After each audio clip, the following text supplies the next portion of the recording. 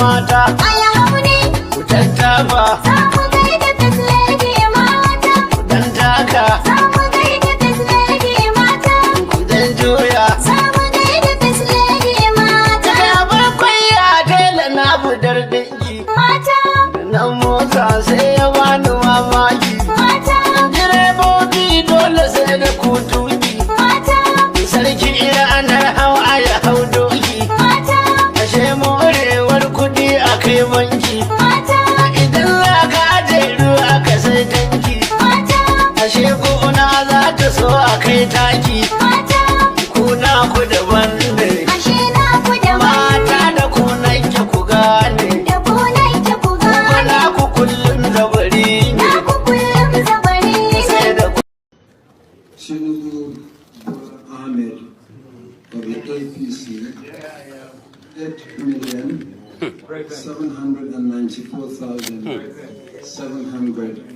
8,794,726. Miyadi Peter Nana Chukudi of Abga, 61,166. Thank you.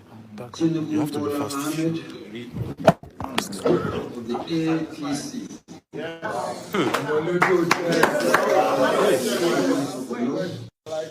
Is hereby declared the winner and is returned.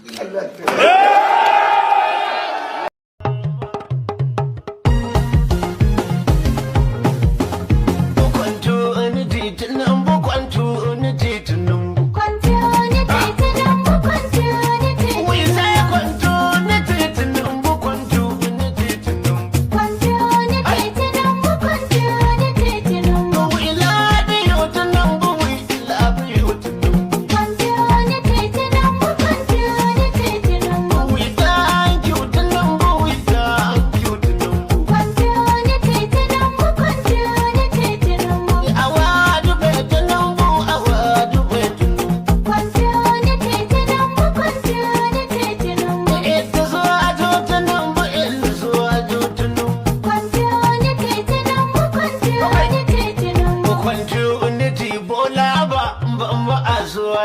Kwanto ni titunan mu, kwanto ni titunan mu. Kwanto ni ti indiyan na ta iriya tunan bu. Kwanto ni titunan mu, kwanto ni titunan mu. Kwanto ni ti malam.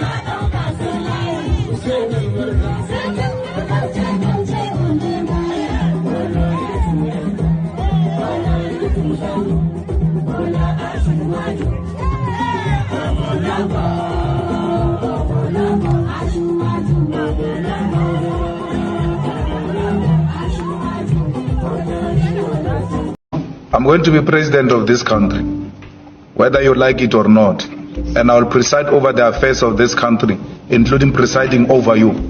I think you must start adjusting to that reality. The sooner you do that, the less chest pains you'll have when that reality comes.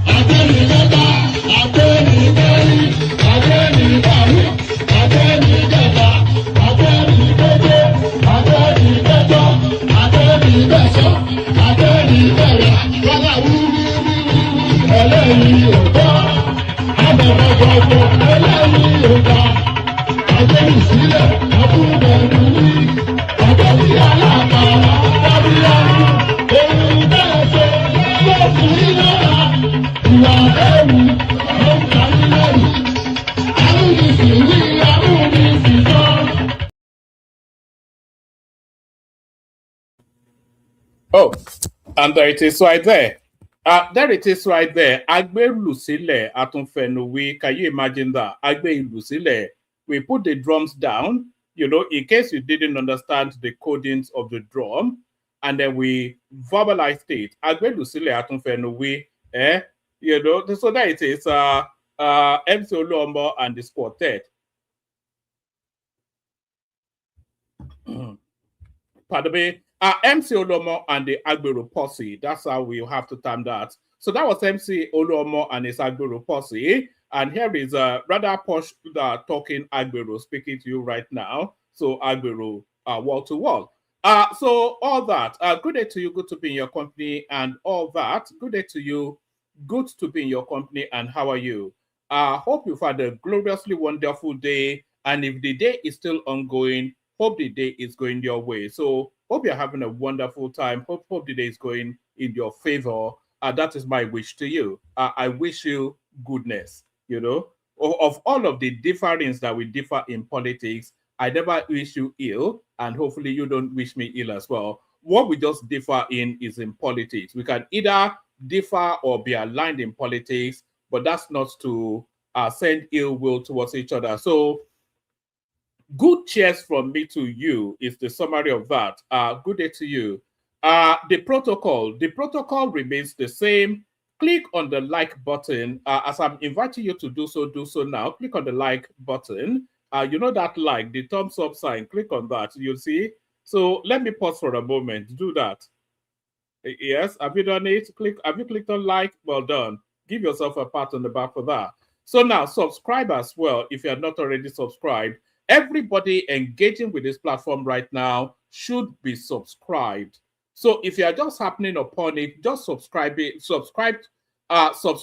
it as a leap of faith anyway, because the platform is in pursuit of 100 new subscribers before the end of this month. So even if you are taking a leap of faith to subscribe, take that leap of faith on the guarantee that you will not regret it as you continue to engage with the platform. So like and subscribe, the short form of that, like and subscribe. That's the meat and drink of everybody that streams. No different here.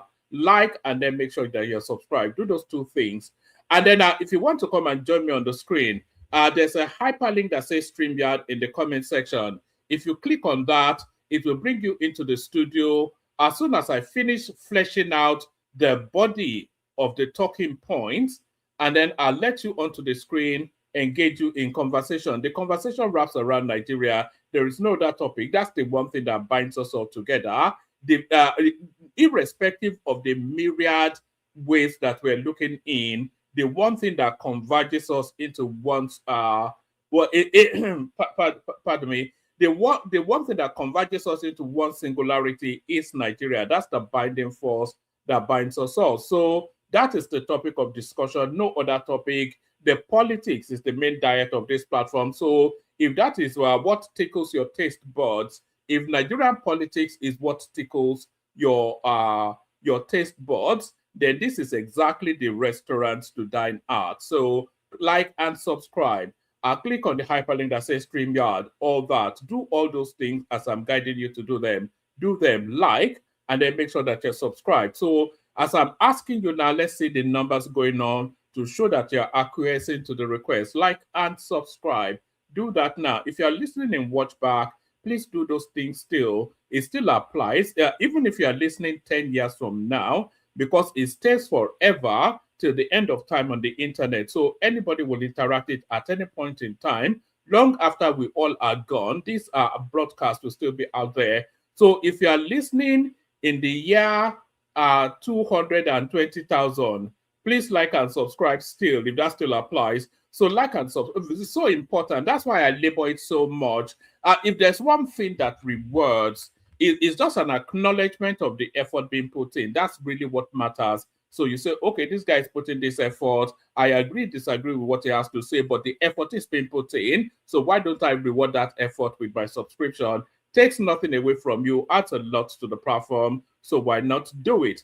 Like and subscribe. Good to see you there, Bishop. Hopefully you pop on at some point. So like and subscribe. And then if you want to donate to the platform, there's a dollar sign at the bottom of the screen. you can use that to super chat towards the stream. Not too many people have been doing that recently. We might well want to restart that habit of super chatting towards the stream. So super chat, there's a cost to all this. So you bear the cost and then I wouldn't have to. So super chat towards the stream. And more importantly, say hello to me in the comment section. Let me know where you're joining us from so I can acknowledge your presence, say hello back. All those two. Oh, so there's a 5 calls to action, like, which are hopefully you have all done. Every single person engaging with me right now, engaging with the sound of my voice, interacting with the platform. Hopefully all of you have clicked on the like button and you are all subscribed. That's the barest minimum you can do. If you want to come and join me, the hyperlink, as I said, share the links in your WhatsApp spaces, all of those spaces. Super chat towards the stream, say hello to me in the comment section. So those are the calls to action that will call you to act on every single time that we come out on stream. So a whole raft of all sorts. I say a whole raft of all sorts. I say a whole raft of all sorts, but there's been a slowing down in the news cycle somewhat. There's not so much of an excitement. There are all manners of goings on. A lot of them are not so heavyweight. The one thing that is worthy of note, the Peter Obi Kwakwanso thing, it seems to be solidifying, and they have now crafted it into somewhat of a movement. You know, they have their own individualized movements. You have the Kwakwansia movement for Kwakwanso, you have the obedient movement for Peter Obi. So that's now collapsed into one unitary movement. Do you know what they call it? They call it the OK movement. So the letter O and the letter K. So O, of course, for the Peter Obi, and then K, of course, for Kwakwanso. So that's how they are going to pursue now the ticket for the ADC first, and then if they succeed in that, subsequently the election. So that's a new dynamism that is playing out within the ADC, and that pressures, of course, because the convergence of those two forces gives Atiku somewhat of a sleepless night. If Atiku can never get a sleepless night, it's almost still guaranteed that he will get the ticket. But that shows you then that Obi is politicking quite hard to secure that ADC ticket. So there's now a convergence that has evolved now, a movement called the OK movement. O being Obi and K being Kwakwanso. So we'll be exploring that, seeing what it means. So we'll be having a look at that, certainly. And then going on in Lagos State as well. You know, we thought we had surrendered the Lagos State APC tickets to Hamzat, but the name of Ambode doesn't seem to want to leave the firmament. So apparently, allegedly, there's a battle now between these two elements to see who emerges as the ADC candidate. So we'll be discussing that as well. The APC, you see, this is the confusion that will carry through to the election. Or hopefully it won't carry through to the voting, because the acronyms of those two parties are just too similar. ADC, APC, only one letter deviates and the letter sits in the middle still. So I hope that doesn't lead to confusion at the ballot. But yeah, so the contention for who becomes the candidate for the APC rather in Lagos State is now a fight out, a duke out between Obafemi Hamzat and Ambode. So is it Akinwumi Ambode? So we'll be having a look at that as well. You know, I've been playing up the Ambode angle, and a lot of people that have more knowledge of the Lagos State politics, they've been laughing at me, but still, that name refuses to leave the space. So the date for the APC primaries has now been fixed. May the 15th, which will be less than a month away. The forms is about 100 million naira. So that excludes everybody and anybody, doesn't it? But then, of course, all these are looters of our commonwealth. I'm sure that wouldn't be beyond their reach. So we'll see how that one plays out. And then any and everything else that goes in between. There's the Very Dark Man saga. There's somebody that did a micro documentary on Atiku to introduce him. So we'll play that in the course of, and then you see just what the space makes of Atiku.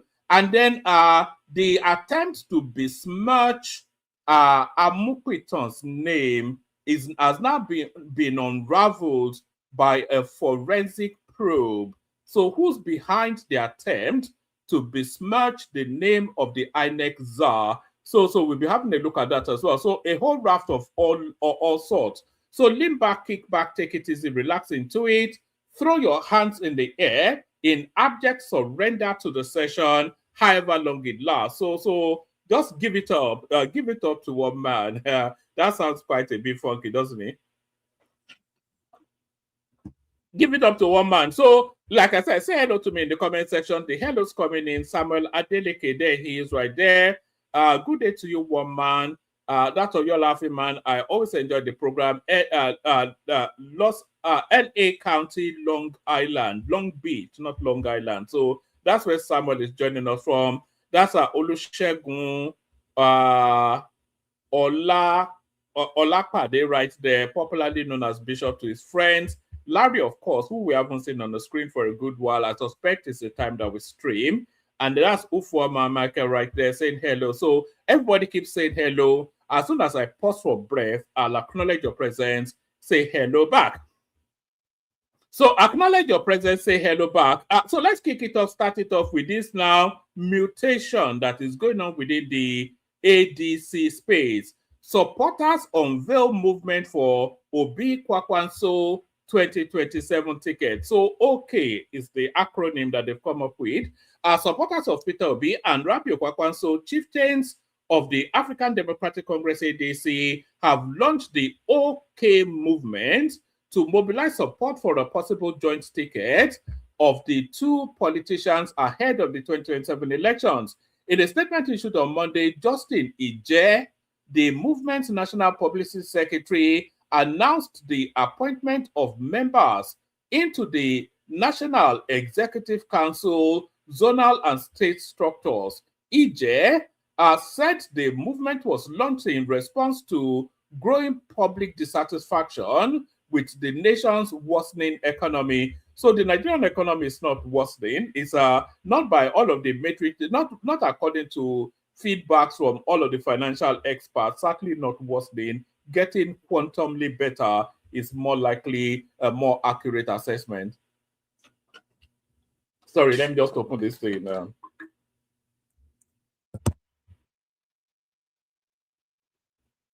There's a bottle showing be a boy in my village, Calabash, Lafima Mommy, so me more it. This one that you can't even drink from a cup anymore. You can't from a bottle anymore. You have to suck through a straw. These are new age times that we live in.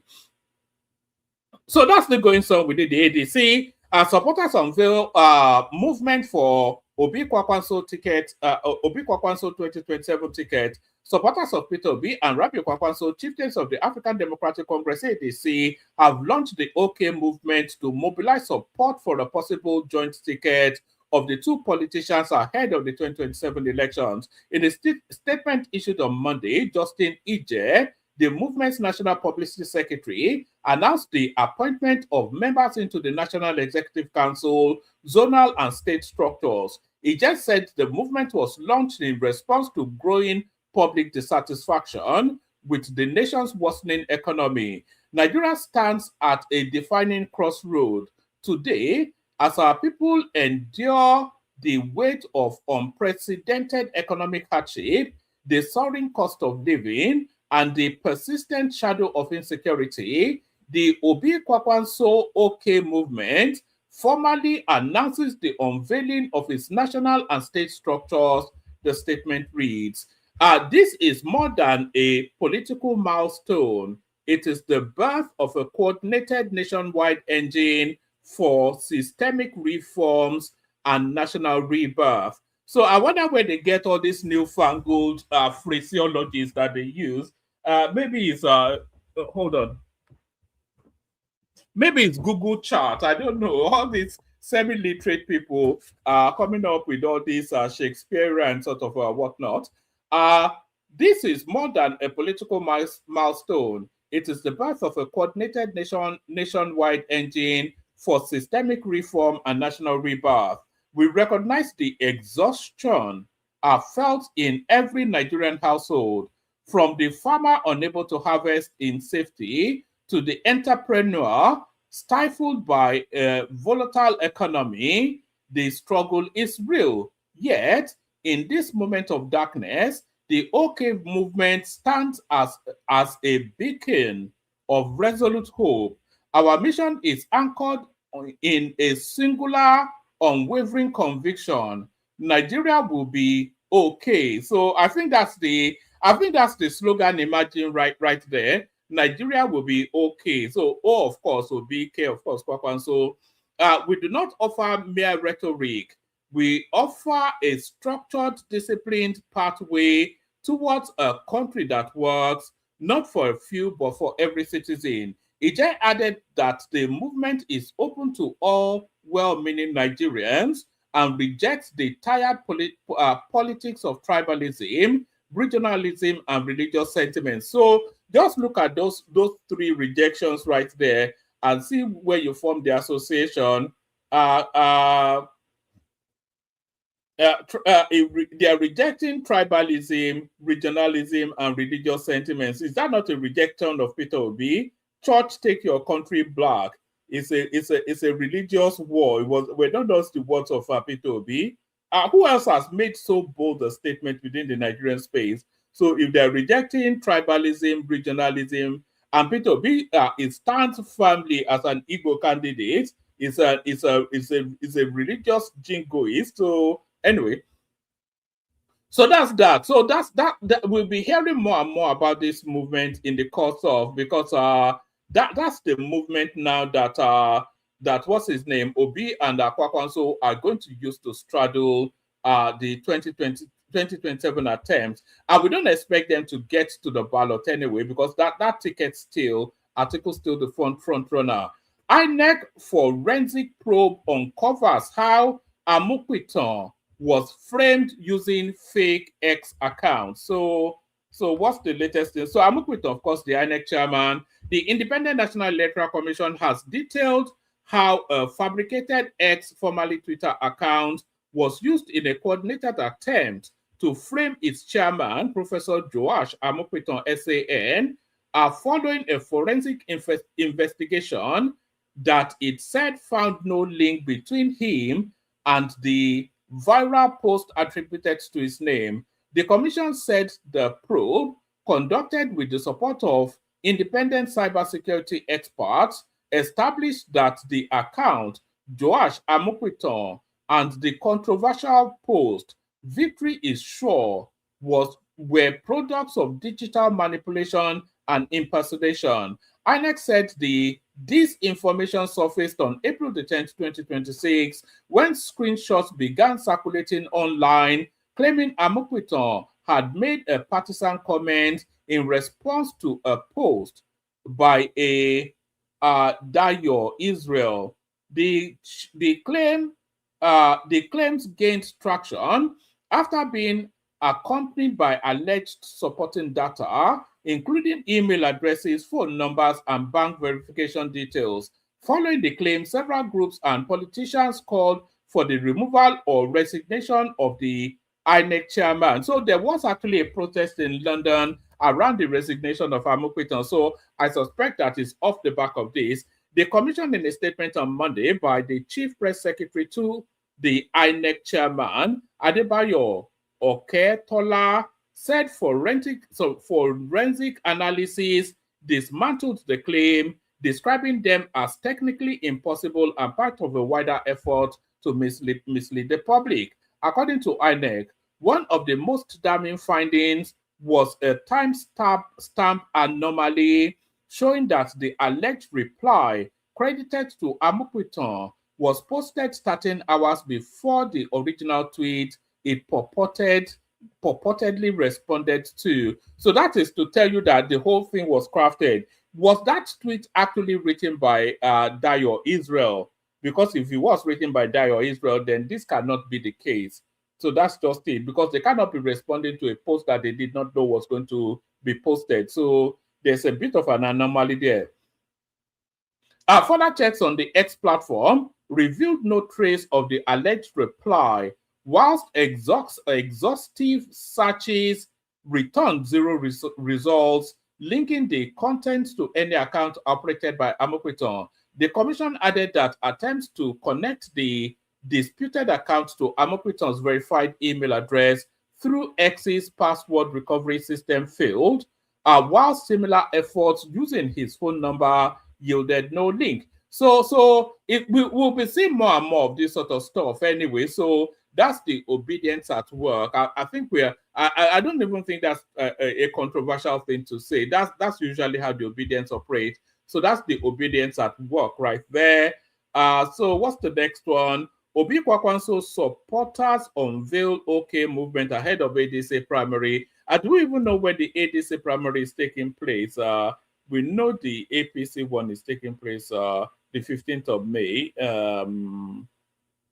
All right. So I'm sure we'll find out soon enough. Right. ADC downplays threats to cohesion as Obi Kwakwanso block emerges ahead of primary. So this may well have caught Atiku off guard somewhat because the biggest loser of this sort of this coming together will be Rotimi Amechi, because he wouldn't have the muscles to fight at both spaces. Supporters of former Anambra State, yes, okay, we read that. However, so I'm skimming through the parts that explain to us that Amechi, not Amechi, Obi and Kwakwanso are forming this convergence, this block. So I'm skipping through that to see what the response is. So we pick it up from here. However, the party's national secretary, Bolaji Abdullahi, downplayed concerns over internal realignments, insisting that such a development poses no threat to party cohesion or its electoral preparation. So it doesn't affect anything at all they're still within the party, but they are converging their interests to thrust against the ticket. So I don't see anything wrong with that. This is politics. That's exactly what they are playing now is politics. The party is not worried. It is not unusual for party members to express their preferences as long as they are not flouting any party rules, he told correspondents. In a statement, the movement's national publicity secretary, Justin Ije, describes the platform as a coalition bringing together members of the obedient movement, Kwakwansia, the New Nigeria People's Party, and the ADC. Addressing journalists, he just said the initiative represents a coordinated political effort ahead of forthcoming contest, drawing its strengths from multiple grassroots networks. Nigeria starts, okay, then it goes on to say what we've already said. So I'm not quite sure if the only person that should be affected is Atiku, and if it's affected, then so what? That's politics. What's playing out is politics. Battle for next Lagos governor narrows to two. Who wears the cap? Is it cap or crown? It's cap that they wear in Lagos, isn't it? You know this Ambode is quite a fat boy, isn't he? Battle for next Lagos governor narrows to two. Who wears the cap? And those are your options. As the battle for the governorship of Lagos, as the battle for the governorship race in Lagos gathers momentum and heats up, potential candidates for the tickets of the political parties. You know, there was something about Doherty in the news cycle today with the PDP saying they somewhat rejected him, or I don't know, maybe he's pushing himself to be the sole candidate in that space. And by the way, Jandor is also speaking to the APC space. So because he's still harboring, you remember Jandor ran against, who did he run against? He ran against Sobolu in the last cycle. He ran for the PDP. So he's now with the APC and he's been making noises too.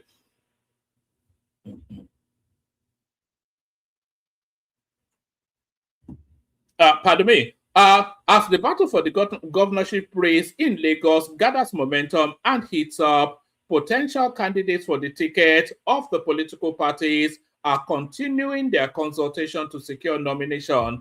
Nigerians have always been very concerned about who governs Lagos, given its position as the commercial nerve center of Nigeria, where virtually all nationalities reside, and particularly now as the home of President Bola Tinubu. Apart from oil in the South-South, Lagos remains the richest state and the place where the largest chunk of Nigeria's revenue is generated, as well as the hub of commercial and of commerce and industry. Lagos is also where over 200 billion naira is generated monthly as internally generated revenue. So I suspect that's a misspell though, because I cannot imagine that Lagos is 200 billion naira in IGR. That's more than the budget of Gombe State for 10 years. You know, I mean, 200 billion naira in a month being generated in Lagos. Where's the impact of that?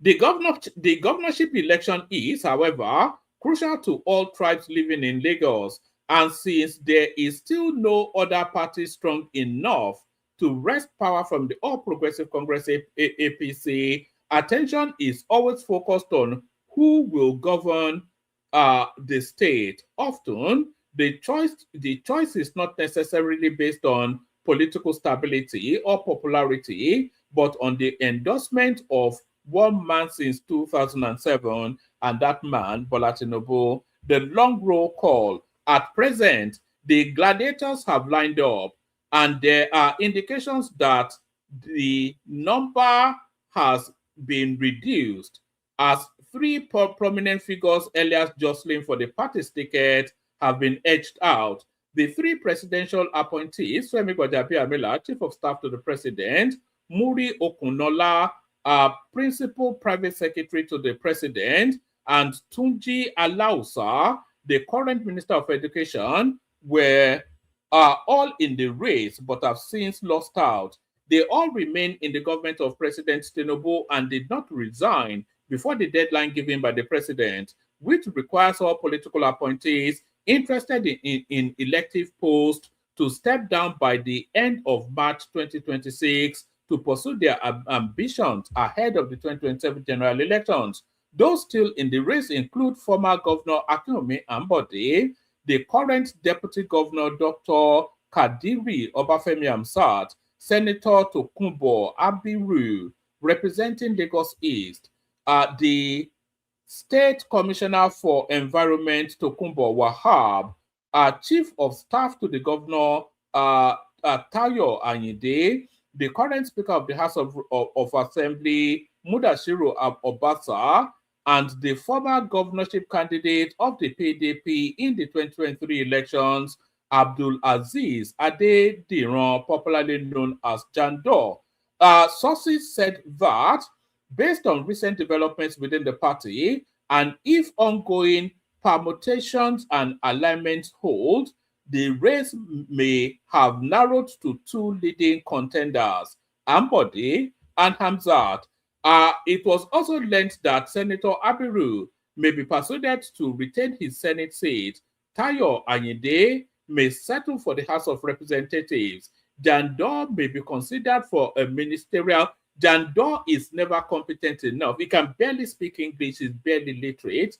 He could never ever be a minister. How can he be considered? Jandor may be considered for a ministerial or board appointment either at the state or federal level if President Tinubu secures a second term. While Obasa may be asked to step down from the governorship race and retain his position as Speaker, which makes him the longest serving Speaker in Lagos and Nigeria. So it's narrowing up. It has narrowed down now to Ambode and Obafemi Hamzat. Ambition meets reality. Although this remains speculations, tradition in Lagos politics suggests that the governorship candidate of the ruling party often emerges unexpectedly, sometimes at the last minute. The choice of leaders and stakeholders is usually closely guarded, and in many cases, a dark horse emerges. So there are no dark horses in play, actually. That's just the thing. There are clear examples, such as former Governor Babatunde Fashola, who before his emergence was the Chief of Staff to Tinubu when he was Governor of Lagos State. Fashola was not amongst the frontrunner at the time. Those widely mentioned include Jimmy Agbaje, Muiz Banire, and Femi Pedro. Tinubu's one-term deputy, amongst others. Before the primary, Tinubu reportedly traveled abroad and asked the contenders to agree on a consensus candidate before his return, but they failed to do so. That paved the way for Fashola to emerge. A similar scenario played out for Ambode and later with the current governor, Babajide Sanwo-Olu, who emerged after Ambode was dropped. Meanwhile, consultations and meetings are ongoing to determine who eventually gets the ticket. In selecting a candidate within the APC, the Governance Advisory Council, GAC, headed by Tajuddin Olusi, plays a key role. It is believed that whoever the council endorses will likely receive Tinubu's approval. Let's just take it to the end. The political calculations, there are claims within the party that the contest has been narrowed to Ambode and Hamzat following a recent meeting between the council stakeholders and Tinubu in Lagos. However, some party members and aspirants insist that no such agreement was reached. It was gathered that the council is divided between Ambode and Hamzat. If they give it to Ambode, that is to tell you they are preparing what's it called, Sheyi, to be the governor from 2031. It was gathered that the council is divided between Ambode and Hamzat. While some members favor Ambode, a majority are set to support Hamzat. Supporters of Ambode argued that, having served only one term and being a Christian, his candidacy would help balance the political equation, considering Tinubu and Fashola governed for 16 years, while Ambode and Sanwo-Olu would account for 12 years. Another group within the party, however, is advocating for a fresh candidate who has not previously held executive power, preferably a core Lagos indigene, citing concerns over non-indigenes governing the state since Tinubu's tenure. Where is Fashola from? Is Fashola not a Lagosian? Is Ambode not a Lagosian? They argue that Ambode has already served as governor, whilst Hamzat is completing 8 years as deputy governor. Opposition to both candidates appear to be growing, particularly against Hamzat, with other stakeholders, including traditional rulers and sections of the APC leadership, reportedly opposing his candidacy. An indigene recently argued that Hamzat should not be considered based on his origin, claiming he hails from Afo Wuwa Shogade in Ogun State, where his late father was a traditional ruler. Despite the criticism, Hamzat remains a strong contender and continues consultations with party leaders and the group. He was born in Lagos, and his late father, Oba Hamzat, served in the Lagos State House of Assembly and later as a commissioner for transportation 1979 to 1983. Dr. Hamzat holds a PhD in engineering, served in various capacities, including Commissioner of Science and Technology under Tinubu and Fashola, special advisor to Fashola, or as Minister of Works and Deputy Governor since 2019. A member of the House of Representatives representing Ikeja Federal Constituency, James Faleke, has publicly endorsed him, urging party members to support his ambition. However, the endorsement has drawn criticism as Faleke reportedly served on the APC screening committee. Dark horse Ambode, who is also favored by some group, may not enjoy full support from the GAC due to disagreements during his tenure, particularly over policies that affected the party's patronage network. Nevertheless, religion has become a significant factor in politics, especially following Tinubu's same-faith ticket, which some argue has strengthened his appeal among certain groups. Despite internal party concerns, Ambode's infrastructural achievements during his tenure are widely acknowledged across the 5 divisions of Lagos. He is also seen as having electoral value, with growing public support from those who commended his performance in office. So that's Ambode right there. I would personally want Ambode to get it because that aligns with my theory that they want Sheyi Tinubu for 20 for 2031. So this now the last readout. APC fixes May the 15th for presidential primary, pegs expression of interest nomination forms at 100 million naira. So that's not excessively excessive, actually, 100 million. The All Progressive Congress APC has scheduled its presidential primary election for May the 15th and the 16th, 2026, as part of preparations for the 2027 general elections. The timetable released by the party via its official X handle and detailed in an official statement signed by its national organizing secretary Suleiman Agungu, outlined key activities. It'd be curious to see how many people actually pick up that nomination of expression of interest form to say they want to run. I suspect Tinubu will return unopposed, but then there will be some rascally maverick mala that will want to push him a little bit. So yes, the timetable released by the party via its official X handle and detailed in an official statement signed by its national secretary outlines key activities. It includes the sale of forms, screening of aspirants, appeals, and primary elections across all elective posts.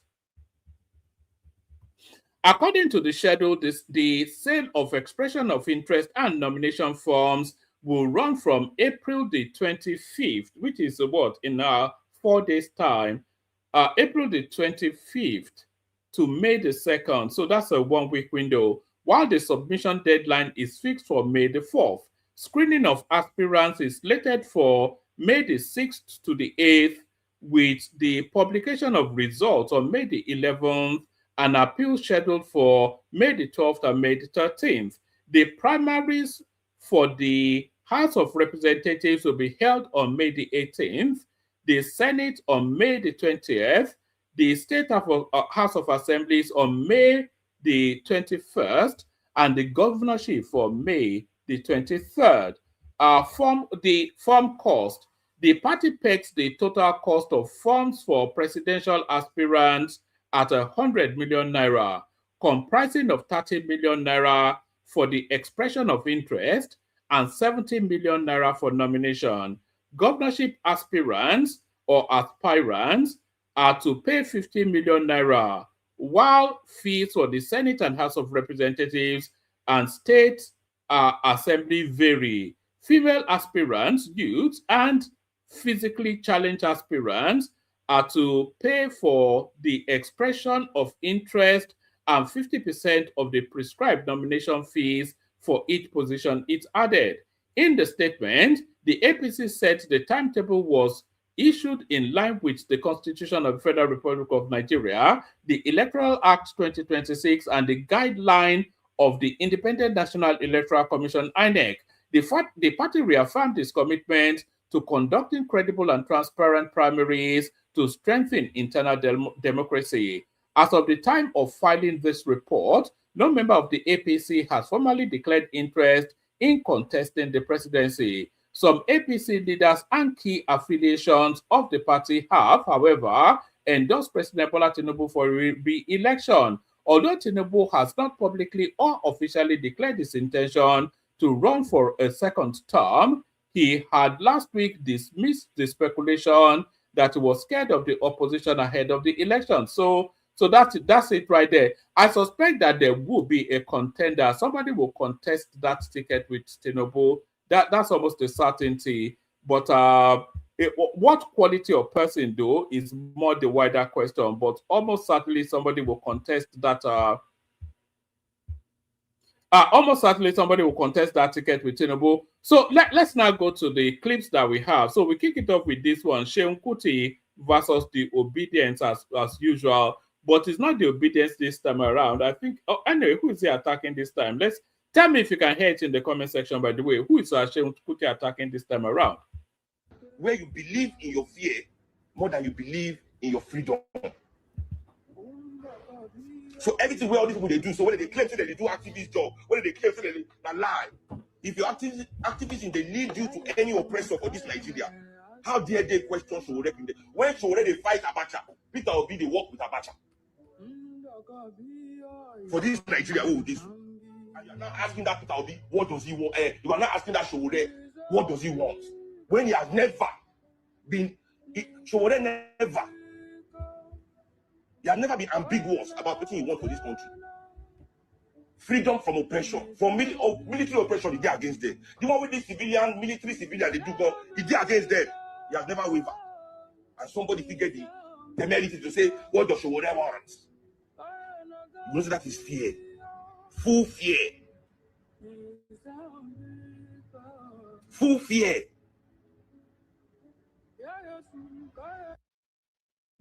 So there it is right there. I think it's actually Sowore versus the very dark man space. That's what's going on at the moment. And I think we are seeing the humbling of that very dark man because a lot of people are turning against him now. So now, Nigeria has a lot of problems. I think we all know that. Nigeria has a lot of problems, a lot of them. And some of the architects of those problems are some of these characters that I've seen here. Akabio, Tinubu, that's Wiki right there. So Nigeria has a lot of problems. But do you know the biggest problem that Nigeria has? Should I tell you the biggest problem that Nigeria has? The biggest problem that Nigeria has is you. We were going to the biggest problem that Nigeria has is you. And when you listen to this, our brother from the north here, you will agree that the biggest problem that the country has is actually you. Listen to what this guy has to say and see if you recognize what is alarming out. Breaking news. I'm just scrolling through the internet and I saw a video of a Nigerian man that came from the United States of America, and he was driving with his international driver license in Nigeria. Now, for example, if I travel to Europe, I have an international driver's license. I can drive with my international driver license in Europe. So one time, the police, the road officials stopped me in Europe, and they asked for my license to drive. And I showed them that international driver's license that permits me to drive for a period of time while I'm in Europe. They didn't even collect it from me. They just saw it, cited, they scanned it, and that is it. And they allow me to go. No too much talk. This guy, the road safety officials stop him, hold on to the license. The guy even show him evidence of the stamp that he came into Nigeria. The road safety organ went to give his other colleagues. They told the guy to follow them to the office. The next thing, the guy followed them to the office. They frustrated the guy in the office. They told the guy to come the next day. The guy came back the next day. When he came back the next day, they told him that Oga is not around. Oga is aware of the case. Oga is not around. That on Monday, that if he should wait till Oga come. Started shouting, talking to him anyhow. One lady was talking anyhow. Then after everything, they now called the Oga. Oga now said they have charged him to court. That charged him to mobile court. That it's till on Monday. And the guy is supposed to leave the country to go back to America. Do you recognize that frustration? Do you recognize that frustration? A lot of you would have done it. If you are traveling abroad, you get yourself an international driver's license if you are intending to drive whilst you're abroad. And then that international driver's license, it permits you to drive within that country for 1 solid year, and then you can exchange it for the driver's license of that country. My brothers do it. Everybody do it. Everybody does it. So it's just a standardized something. This guy now of Nigerian heritage, but an American, he comes to Nigeria, gets that international driver's license that permits him to drive in Nigeria, and then this is what he ended up. So the problem with Nigeria is not Tinubu, it's just the average Nigerian. The average Nigerian is criminal by instinct. That's just the truth. The average Nigerian is criminal by instinct. Yes. To go and resume his work. Asking the guy, can you be a foreigner in your own country? If somebody relocates to another country and have stayed there for a long time, live there. He has the passport, the everything. If he come to Nigeria to come and visit, he is a stranger in his country. If he said no now. You see this thing that these masses are doing. The masses are more wicked than the politician. Sometimes what the government is doing to us, we deserve it.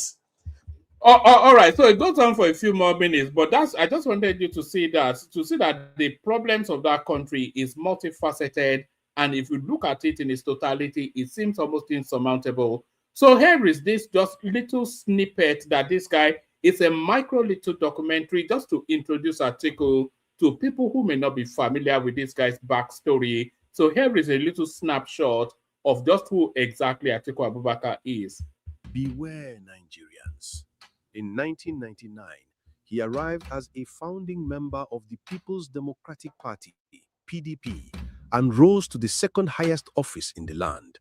In 2006, when he decided that his personal ambition mattered more than party discipline and collective judgment, he did not stay to defend principle or rebuild what he had helped create in the PDP. He walked away.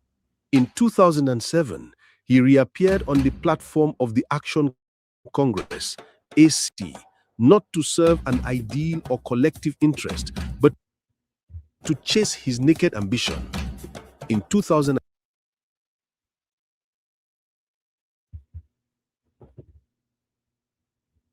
sorry, it seems to be buffering for whatever reason. He returned to the very house he had abandoned and left to crumble, only for others to rebuild, the People's Democratic Party, PDP. In 2011, he sought the PDP presidential ticket. When he failed, he did what he does best.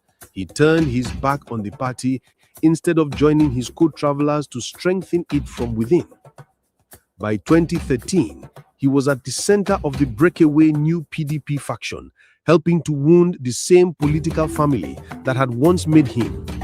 In 2014, he moved again, this time into the All Progressives Congress, APC, helping to upend the old order he once claimed to believe in. In 2017, in a turn that surprised no one but still managed to mock the idea of principle, he abandoned the APC too and returned once again to the PDP. In 2019, he emerged yet again as the PDP's presidential candidate and lost. In 2023, he repeated the same journey, took the same PDP ticket, sold the same promise, and suffered the same defeat. And now, in the aftermath, he has predictably resurfaced around the African Democratic Congress, ADC, as though this endless theater of defection and disruption cannot proceed without his familiar performance. What manner of man appears in every election season draped in a new garment, speaking a new language, bearing a new banner, yet serving only one constant master, himself? He played a huge role in helping the APC defeat the Goodluck Jonathan government, making himself and his resources available as the APC replaced the PDP in 2015. He is not only a serial defector, but he is also a serial betrayer. He betrayed Shehu Musa Yaradua, his former political leader. He betrayed President Olusegun Obasanjo, a man who single-handedly picked him as VP. He then tried to take power from him in 2003. He betrayed Bola Tinubu, who defied many people to pick him as the Action Congress presidential candidate in 2007. He left Asiwaju in the Action Congress after the defeat for another migration to the PDP. Every 4 years, he takes a break from Dubai to stir confusion in a popular political camp back in Nigeria, only to slip away again when his personal agenda runs aground. Every 4 years, he asks Nigerians to trust him one more time. Yet his record is written not in loyalty, not in sacrifice, not in institution building, but in jumping ship the moment he cannot have his way. Nigerians must beware of the man who treats parties like rented rooms and the people like campaign furniture. This is the story of Atiku Abubakar. So that is the story of Atiku Abubakar. I don't think I don't think you need much more. That's just in that little less than 4 minutes soup song. that tells you all you need to know about Atiku. It's the worst element of even for a politician, it's quite a rotten element, and you know politicians are rotten elements anyway.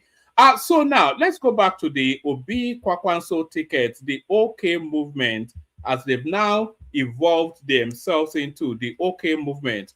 So the OK movement might not be as okay as you may think. You see, they tell you that Peter Obi is bringing 6 million votes to match with Kwakwanso's 1.5 million votes, which makes 7-point-something million votes. But all of that is a lie. It doesn't hold to norms or stats or data. So let's walk through it. Peter Obi doesn't carry 6 million votes. He got 6.1 million votes in the last cycle of elections. A lot of those votes came from a heavily rigged election in the Southeast. A lot of those votes came from the EndSARS movement. A lot of those votes came from the Christian pushback against the Muslim ticket. So a lot of them were special interest votes at that moment. A lot of those votes are not portable and they don't carry over to 2027. So that's that. And then Kwakwanso also, a lot of his votes, they come from within that NNPP structure and the Kwakwansia movement. So the Kwakwansia movement has been balkanized. That's one, because the state governor controls a huge fraction of the Kwakwansia movement. A lot of them stayed within the NNPP, and some of them are still with Kwakwanso. So all of that, I think it got, was it 900,000 votes in Kano State, and then he got a few votes in Jigawa and places like that. So those 900 votes in Kano State, they are not portable to anywhere. Those votes that stay loyal to Kwakwanso, they cannot be more than 400,000, 450 at the most. And this is why I'm saying that there are four political houses in Kano politics. Four. The state governor, who's the most popular current politician, he commands a mass movement. So that's one. And then Abdullahi Ganduje, who was the former two-term governor, he delivered hundreds of thousands of votes to Tinubu in 2023. So that's two. And then so you have the state governor, Abdul Kabir, what's his name? Yusuf. You have the state governor, who is a powerhouse in Kano politics. You have Abdullahi Ganduje, who is a powerhouse in Kano politics. You have Rabiu Kwakwanso, who is perhaps the most powerful person in Kano politics. But then you also have this guy, Shekarau, what is his name? So those are the four powerhouses in Kano politics. Ibrahim, I'm just checking his name again.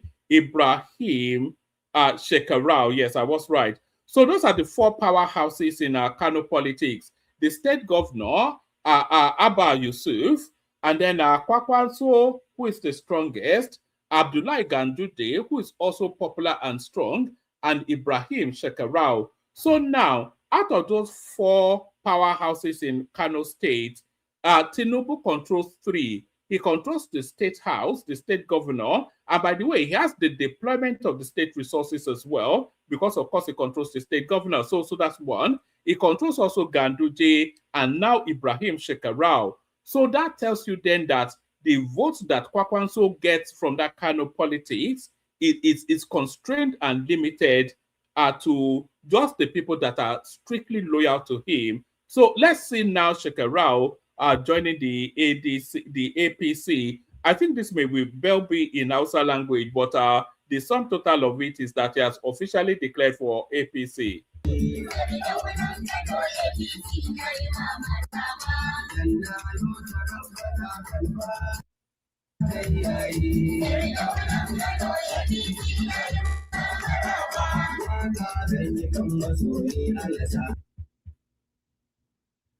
Oh, all right, so that's Ibrahim Shekarau declaring for APC.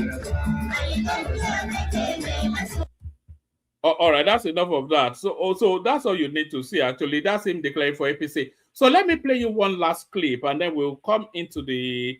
We'll send the link again, see who comes in. Let me share this and then make it wide. So this is an interesting conversation that I came across. This guy pretending to be a neutral observer is inviting somebody to convince him why they should vote for Tinubu. So it's about 4 minutes. So let's just have a listen to this. I need you to sell Tinubu to me. I'm a Nigerian, and I'll be honest with you.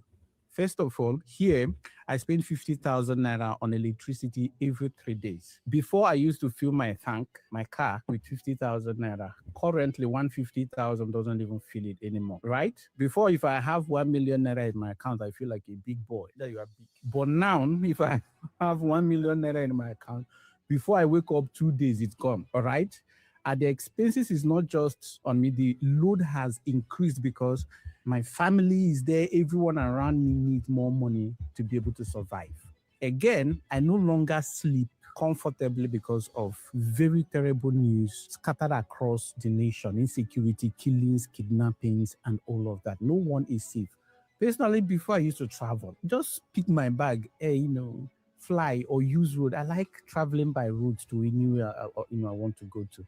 But currently, even as small as I am, if I'm going anywhere, I will need to start looking for security personnel that will be following me around. Right. So in all of these things, they cry. Over 100 million people. 140 million. 140 million living in multidimensional poverty. And we still have people. I'm coming, sir. And we still have people like you who are standing strong behind Tinubu and his administration. So I want you to sell him to me. Convince me why he is the best for Nigerians. Well, thank you very much. Tinubu is not only the best amongst the people vying to be the president. He's the one with the best intention. And thank God we have Tinubu. If not, we might not even have a country.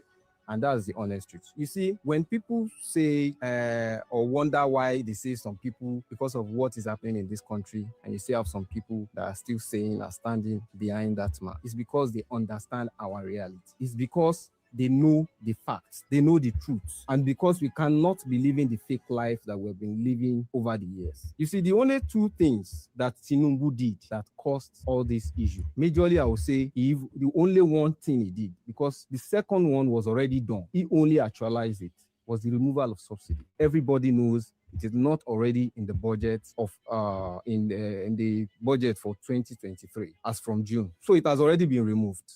And why is because we can no longer be subsidizing, the borrowing to subsidize fuel. You see, I know to some extent people blame Tinubu for a lot of things. For the fact that he was also the one that engineered the enthronement of late President Muhammadu Buhari. But that is strategy. If he had not done that, he wouldn't have become the president. This removal of subsidy is something that should have been gone with a long time ago. Of course, I know President Jonathan attempted it. Well, my brother, we are in a country where all we do, all our income are going into just some few people's pockets in the name of subsidy. Governors can no longer pay salaries. We saw what happened during Buhari's government when Buhari was giving bailouts to governors. The only governors that were able to pay salaries were just Lagos, Port Harcourt, and maybe Akwa Ibom. But yet even Port Harcourt and Akwa Ibom cannot pay pensions or allowances. We are at the crossroad. And yes, Nigerians are not the one responsible for this. Our past leaders. Because what would have happened to all our refineries that are not working, that we have to take our oil out of this country and bring it back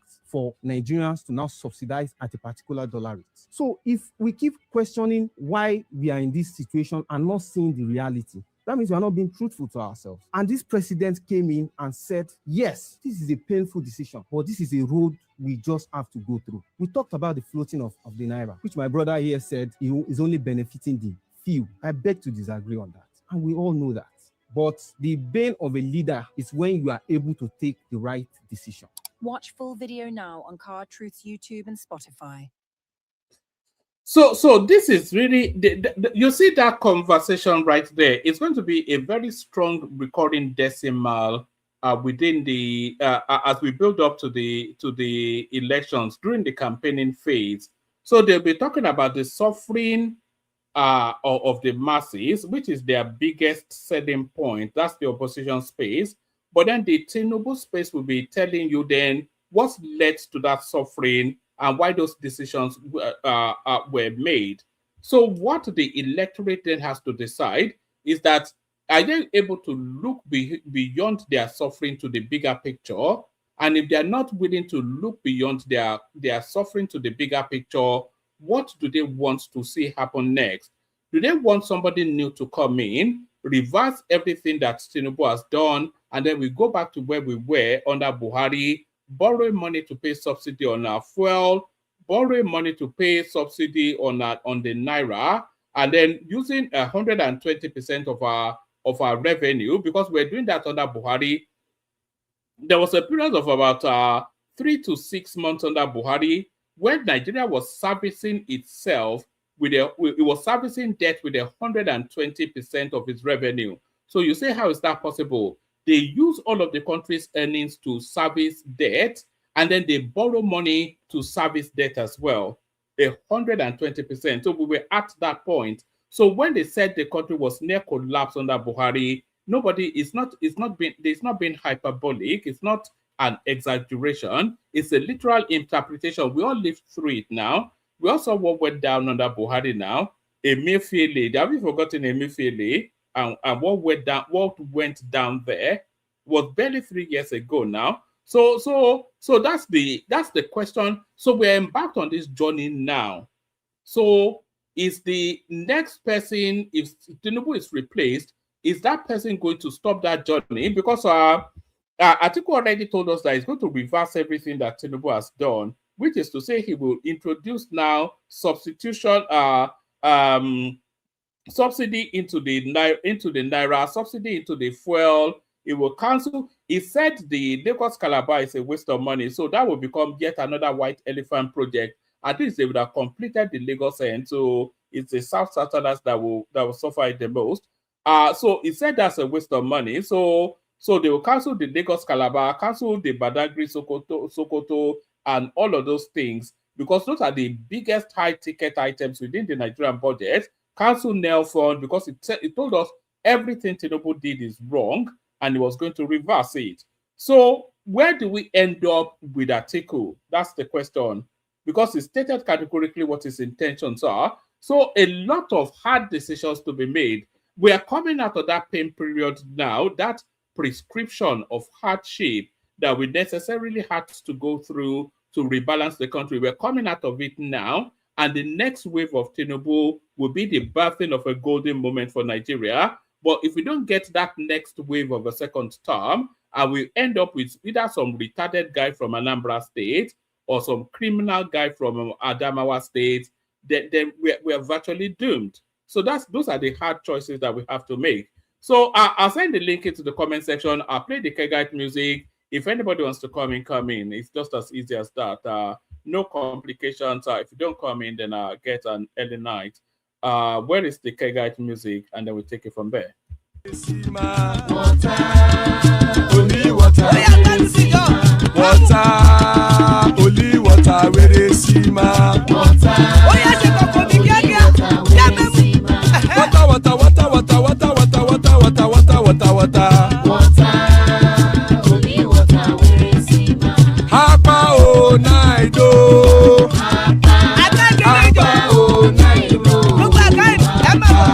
Hapa you don't come oh.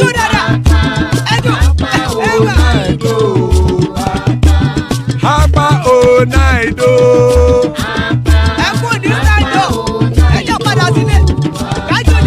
Oro keke elemu ye o.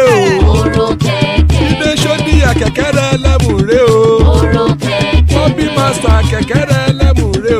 Oro keke. Chifu Waila ti keke elemu re o. Oro keke. Eruku lele elemu de. Eruku lele elemu do. Eruku lele egbe elemu dode o jare o. Eruku Ghana ti dé ẹgbẹ́ ọmọ ẹlẹ́yẹ ẹyẹ o ó dilé o Odúyẹlá ẹyẹ o ó dilé o Petrosonama ẹyẹ o ó dilé o Petrosodunke ẹyẹ rẹ ó dilé o ẹlẹ́kọ̀ ọ̀run mú ìní o.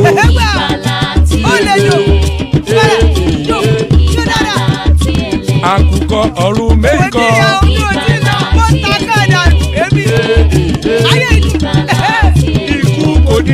àgbéṣe o.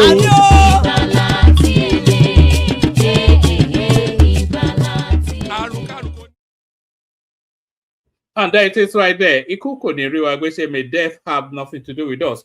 So now, do you guys remember a British rap artist called Mark Morrison? A British rap artist called Mark Morrison. Maybe if I tell you what his greatest hit was, you'll remember him. He sang a song called Return of the Mark. Do you remember that song? Return of the Mark. Da, da, da, Return of the Mark. Do you remember that song? So in the spirit of Return of the Mark, the mighty man returns. King Emeka is with us. There's Mikos right there. And still the return of the Marquess, as Zita joins her as well. So good to have you, lady and gentlemen, gentleman. So I've got Mikos and Zita with us, a real banging panel already. So good to have you both. Anybody else that wants to come up, come up.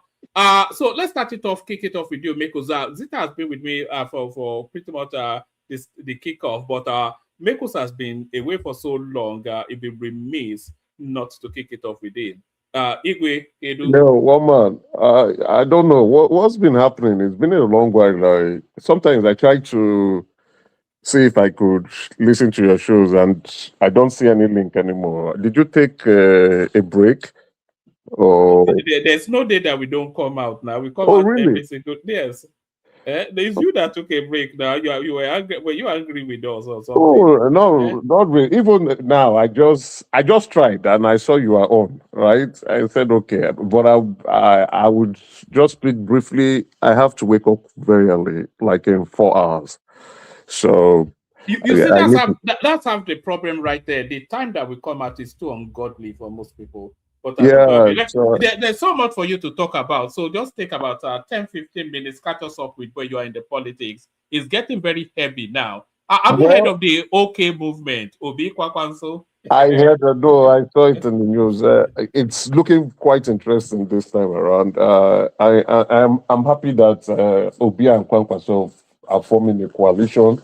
It shows how the race and the political dynamics is going to shape out. I want to see, for me, I have doubts Obi is going to win is going to be the political flag bearer of ADP. A lot of people are saying Atiku should step down, but we all know how Atiku is, right? I listened to the video you played, quite an interesting one. I don't know who sponsored it, if it's the Tinubu camp or those who are within the ADP faction that are trying to ridicule Atiku. We know how Atiku is very good at playing party politics. He comes with a money bag. He knows how to go about with the delegates and the rest. Then again, with the new INEC law, they're all calling for direct primaries now. So I don't know how Atiku is going to, but I still think Atiku is going to win it, regardless of what the outcome is going to look like. And then if Atiku wins with what INEC has put in place, I don't see Obi decamping. He can't decamp. He can't move out again. So what's going to be his fate? Then unfortunately, that ends his political presidential aspiration for this cycle. So maybe in the next cycle, in 2031, he can try again. But with Kwankwaso coming into the mix, Kwankwaso can be able to get a bit of the northern delegates in ADP. But we know that when this new ADP stormed in and took over the political structure of the party, Atiku was the reason why. David Mark was there, they've all sat down and they moved. So they moved because of Atiku. The Lord Obi. You see, again, in my view, Obi operates in a way that continues to gets me a bit what is going on behind the background. Like I keep asking, what are you doing with this set of people? Immediately after the 2027 election, right? And I beg your pardon, 2023 election, Obi was busy doing a post-election campaign. And that was, many of us were laughing at him and saying, why is he going after he lost the election? Why? And after the court gave Tinubu the victory, why is he not going to the north to go and be campaigning? Election is over. So Obi, in my view, politically, is doing things the wrong way. I have to be honest. Some people don't like to hear the truth, but I have to be honest here. What he would have done is, you can see the problem in the Labour Party. Leave that party and go somewhere else or form a political party. Already the youth them were very angry, hungry, and wanted, they were forcing the change. Obi should have capitalized on that. Form a political party, go ahead and get your people to start registering young Nigerians. Start from secondary school and universities. If you had started from 2023, those who were in SS1, they would have been 18 years now and they will vote. He can still go to the north and do the same thing. But when he was not going to the north, I don't know. The people he surrounds himself with, these guys are always deceiving him. Asha, the dancing queen, and then Tanko, and what? They are just giving that man bad advice. Right? These people are not people who are politically sound. What you would have done is, you need a platform to run. Without a platform to run, you cannot. Sorry, Emeka, I don't think it's alignment with Kwakwanso is bad advice. So I think No. I'm not talking about this one. That's why. Okay. I'm not talking about this, Kwankwaso. This one is even exciting me for him, right? Because these are two strong power heads coming together now to fight against Atiku, right? These are two individuals on their own rights who can run as presidential aspirants in any political party in Nigeria, and they will be able to pull a significant amount of votes coming together now. So that's what makes this quite an interesting, going to make the ADP convention quite an interesting one. It will be more interesting than the 2027 election itself. Let's be very honest, right? Because the presidential election for 2027, many of us already know what the outcome is going to look like. But no, hold on, don't move away from that. So, because what you just said there is exactly right. So let's acknowledge that moment. The ADC there will be no primaries in the APC now. Nobody cares about the PDP. The only excitement in politics now is the ADC primaries. That's it. ADP. So that's the only exciting thing at this moment. So and let's be honest, that's the only excitement from this political circle. We already know PDP is dead. They are not going to produce a presidential candidate. It's the person. I don't think they might come with a representative, except they just want to answer present, and that person will not be a political heavyweight. So the only excitement from this political circle is from the ADP, and now that INEC has been able to put in laws in place now where it's not going to be direct primaries, so it's not like an election, sort of. So you have to now, it's not just you getting delegates, as long as you can register more people from your own place, people are encouraged to go and vote. So all eyes will be on the ADP convention to see how the powers, the power tussles between the different factions would muscle out each other and who will become the flag bearer. Now, with Kwankwaso agreeing to deputize for Obi makes it even more interesting and makes it more exciting, in my view. So we are now looking at Atiku, and I don't know who else, but then we have, what's this guy from Port Harcourt, Amechi. I don't know if Amechi is considering stepping down or Amechi is going ahead with his own plans, but Atiku definitely, anybody saying Atiku should step down, that person is drinking Omo detergent. So it's unrealistic. And I don't want any of them to step down. I want them to compete. That's why politics is quite interesting. Let's see who has the more influence. Let's see who has the ability to cajole others to vote for him. Emeka, sorry. As early as yesterday, Peter Obi went to meet Rotimi Amechi, invited him to step down for him, and Rotimi Amechi told him to get lost. But what I suspect is with this alignment of Kwakwanso Obi now, Rotimi Amechi may well ally with Atiku, so you already have a ticket. So whoever wins the primary, that's the ticket. Most likely, but I do not. Atiku does not really even need Amechi. Atiku is a super force. We have to we know this already. So, but Amechi aligning with Atiku is Amechi understanding that he's weak at this point in time and only wants to strengthen himself in getting a deal. Atiku does not need an Amechi. An Amechi needs an Atiku. So Amechi might now be trying to get a deal for himself with the view that if they win the election, maybe he's going to get a good position for himself.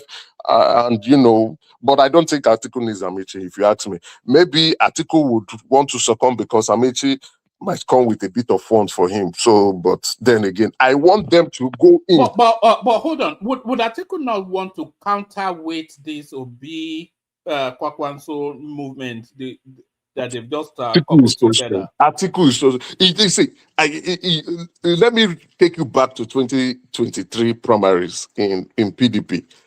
Wike was the party structure. Wike kept that party. Atiku was gavulating, enjoying himself in Dubai, having a great time, not showing any political interest, did not try to keep the party after the 2019 election, was less bothered, was not interested. He was just chilling in Dubai. And when the primaries came, he came. Wike was supposed to win that election. Sure, Wike anticipated Atiku coming in, and what's this guy's name in Sokoto? He wanted to use him to block Atiku from the from the north, the northern delegate, so that whatever vote Atiku is going to get, Tambuwa's delegate vote will dilute that. Then again, he had the southern side coming in. Plus, Wike plotted his map. But what happened? On the day of the primaries, what happened? Some political power, ex-military generals called. They called, and Tambuwa had to step down. And that was the betrayal that made Wike so angry and bitter. It was that defeat that made him so bitter. And then when he now said, okay, people were not consoling him, don't worry, we will give you the VP slot, chill, relax. And he decided to say, okay, let's see how it goes. I've lost this election, even after what I've done for this party. Somebody just came around and just decided to hijack everything. And my friend that I have been sponsoring betrayed me. They say, okay, let's go. Let's see if I will get the VP. Because he has been hearing that the VP slot is going to go to Okowa. So they just confused him. They needed him around. And when he went, the article was still playing him games. Don't worry, I've not decided yet. So that they will delay.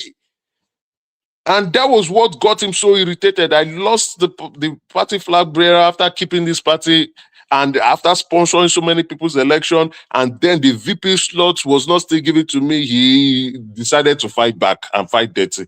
So Atiku knows how to win party primaries. His problem is, because he's not in the center of power and influence, he cannot use state resources and law enforcement officers to rig election.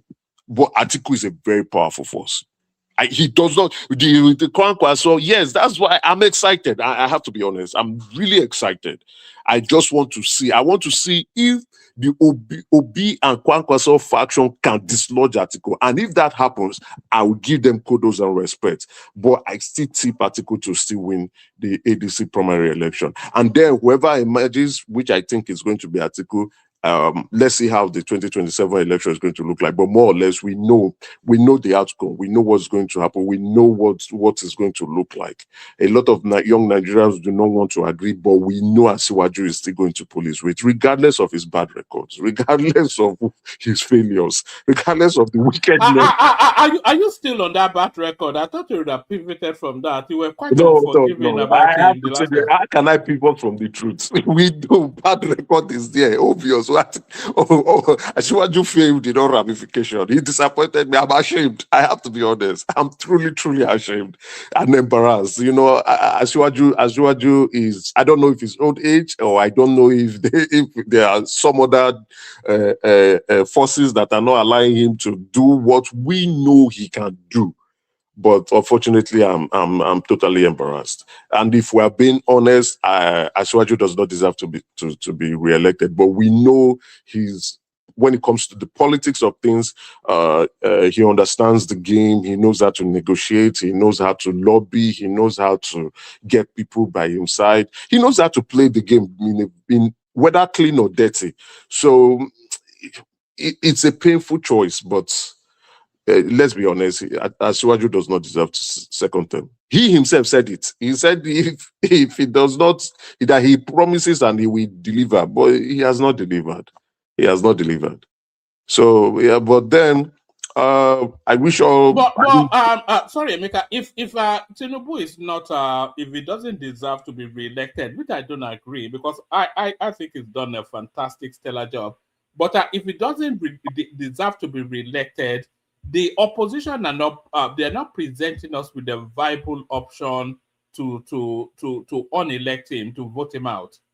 You know, they're not providing us with a viable option now. Come on, you know, you're long enough in Nigerian politics to understand how this game is being played. It's not about the viability of the candidates. It's about the structure around them.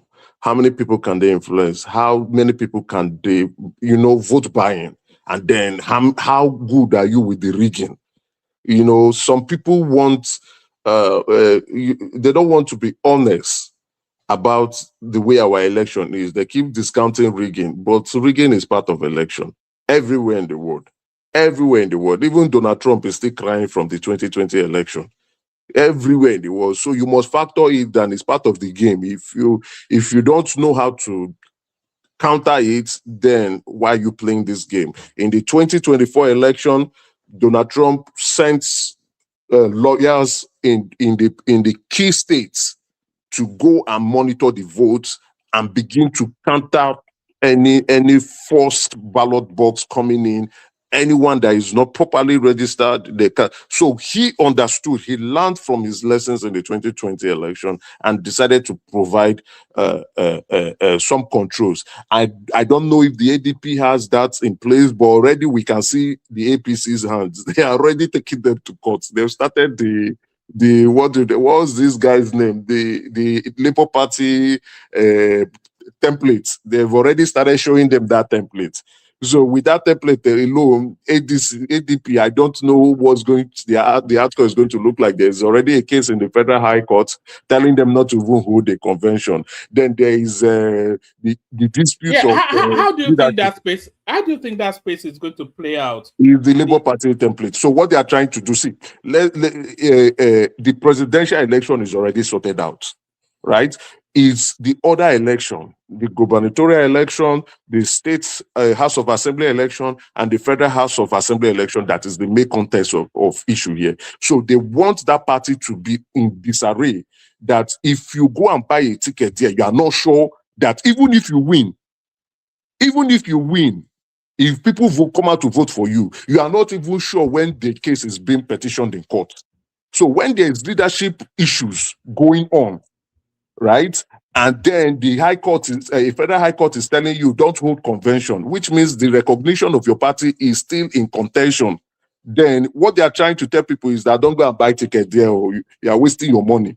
So they are actually people who are viable, credible candidates, people who are aspiring to enter or in politics, are considering to come out so that establish their political aspiration. When they look at political parties, the ADP is not looking. If I am going to politics, I will not go to the ADP because of this issue. I will not go there to waste. Even if you are trying to cajole me to join, I will tell you there's an issue there. Why would I carry? Because to get a senatorial ticket, you are looking upwards from 10 billion naira. 10 billion naira is a significant amount of money. And with your 10 billion, it's not you are sure to even get the tickets of that party. You are coming in to wet the ground and then lobby people who will give you that vote, then minus the amount of money you will bring to campaign again. So why would I get your ticket after spending so much money and then I will not be fighting in court? So what I will do is I will try, if I can't get it in the APC and the PDP is already dead, I will look for one party that is maybe in short, Labour Party. I don't understand them again. I probably will want to go to SDP and go and run and see, okay, I have the clouds. My people know me. I have some money. I have people who can also come behind me. Let's see how we can go and vote, get the vote. If we go there and I see there's rigging, I can go to the court to go and petition, right? The court will look at me and say, okay, let's hear your case. But in this situation, the issue there is party leadership is in contention, and your party is still yet not recognized because you cannot hold a convention at this point in time. So anybody that what they are doing, what is the APC cutouts are doing, is to scare politicians to go and get tickets from the ADP. Is to scare them away. So if you don't get it from APC, you look at other political parties and you see that this place is not a good place. You will not be thinking about ADP. It's a waste of money for you. Until that issue is, I don't think that issue is going to be resolved properly. So it's a waste of money. It's a waste of money. All right. But Let can the me. APC do that in the past? No, Charlie boy, we're not doing that. So let's stay steady.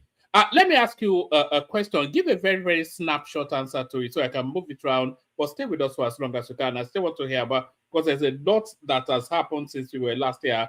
But I'll ask you this question. Give a very brief answer to it, and then we do 5 minutes, whip it round, and then we open it up. Do you think Peter Obi, do you think we've seen Peter Obi's last move in politics before the 2027 elections? Or do you think he and Kwakwanso will port to another party? They can't port anymore. The new INEC law will not allow it. As long as once they contest, they can't port anymore.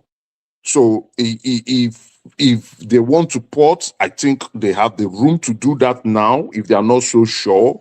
But the moment they contest for an election, or the moment the closing period, I think the new INEC law gives a time period. The porting, they are trying to stop that porting. They can't port anymore. So they have to be very they have to be sure about what they want to do now. I don't think, in my view, I might be wrong. I'm not saying I'm going to be right, but I don't think the both of them, even if you add Amechi together too, Amechi, Obi, and Kwankwaso against Atiku, I don't think they'll be able to dislodge Atiku. Atiku is that good. He's very good with party politics. He's really, really that good and very experienced. You see, in politics, you can't beat experience. You can't beat it.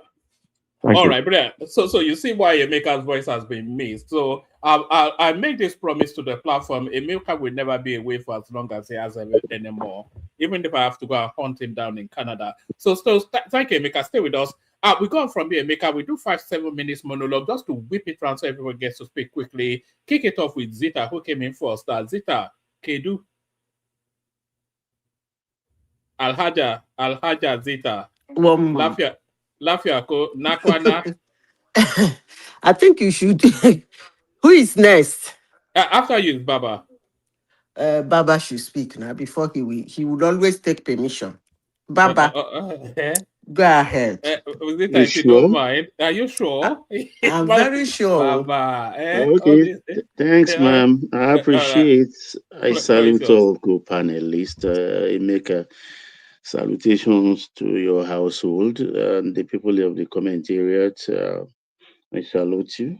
Favorites not there, but I can see Chioma, I can see Ufoma as usual, but Ayo is missing in action, and we've not seen AB for a while. And others, I can't really remember their name. I formally welcome you. And our viewers, you know the needful. Have you done it? You've clicked the like button. Have you subscribed? Please do so if you haven't. It's very important to keep the platform going. One man, we are in a situation, a catch-22 situation for the ADC. And it's very unfortunate. Last Friday, after the Jumat service straight from the Jumat service, Atiku in tow with some Muslim leaders, Islamic leaders of thoughts and others, they trooped to Kwankwasu's house to talk to him.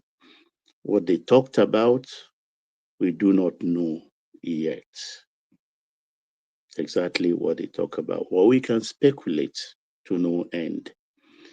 Now, we've not heard from Kwankwaso, but let's believe, for the sake of this discussion, let's do an academic exercise that, because Kwankwaso has not spoken, Kwankwaso is going with OB tickets as engineered by OBJ, Baba OBJ.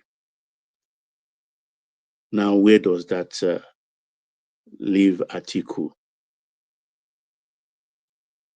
Now, that is one poser. The second poser, these are not foolish politicians. ADC is a frying pan and is getting hotter by the day. I don't think any of them want to fry themselves in that oil in the frying pan. I think they will discard ADC. They will dump ADC. I think Atiku is headed to PRP with Amici in tow to be his VP. Obi and Kwankwaso will go to NDC. Seriaki Dixon NDC. That's where he's going to hitch his wagon. Why I'm saying this? Because of the new electoral laws and INEC regulations. They will not want to risk anything. Like Emeka said, you may even use that platform, that's SPV, to win an election. But is that election guaranteed for you? The win, is it guaranteed for you? Will it be guaranteed in the court of law, in the eyes of the law? I think we have precedences in Rivers, in Zamfara, and elsewhere. So they will not want to take that risk. But then Atiku and Rotimi Amechi in another party, and Obi and Kwankwaso in another party. It's 2023 all over again. It's 2023 all over. If I have to quote Zita, and I like quoting her copiously on this issue, that I think Ashiwaju is using juju on these people. It may sound funny, but these are adults. These are not just ordinary people. They are political leaders. They are our political leaders, all of them. So are they not wearing their gumption, or is their gumption not intact? That to beat a sitting government, you have to be united as one force. You have to submit yourself to the dictates of the party. You have to bury your ambition. Unfortunately, none of them want to. Yeah. Sorry, Baba, I was going to say that. See, the key word is sacrifice, and these people are blinded by their own selfishness. So it's not going to happen. Yeah, they're not willing. They're not willing to do none of that. It's amazing. You understand? The only thing they are using in this evidence article said, "Oh, I will do one term." Tell that to the gods. Obi said, "I will do one term." Tell that to the Marines. You understand? So, but the main factor there is Kwankwaso. I know Kwankwaso is about 2031. He wants to run. And that's the ideal time for him to run, actually. Because whether we like it or not, it will be the time, it will be the turn of this North. To be the turn of the North. So he stands a chance. But if he goes with Obi in 2027 to contest, Atiku will hold a king-size grudge against him. And when I say Atiku, I mean by extension the Hausa Fulanis. Because their calculation will be that, oh, if Kwankwaso has stayed the course and be on the side of Atiku, maybe they will have pushed Ashiwaju out of Aso Rock, and he may be punished in 2031 if he shows up to contest. Is he looking in that direction? Because if we look at the antecedent of the PDP primary of 2022, what Tambuwal did to Nyesom Wike, if we go by that antecedents, generally, the same thing may happen to Obi again. Because we may wake up tomorrow and Kwankwaso will come out in a press conference and say, all this OK movement and we don't have a hand in it. Let's go into a primary proper. Are you now quoting me again that Kwankwaso is an unstable politician? You're quoting me again. you understand? Because I understand the northern fight at the moment.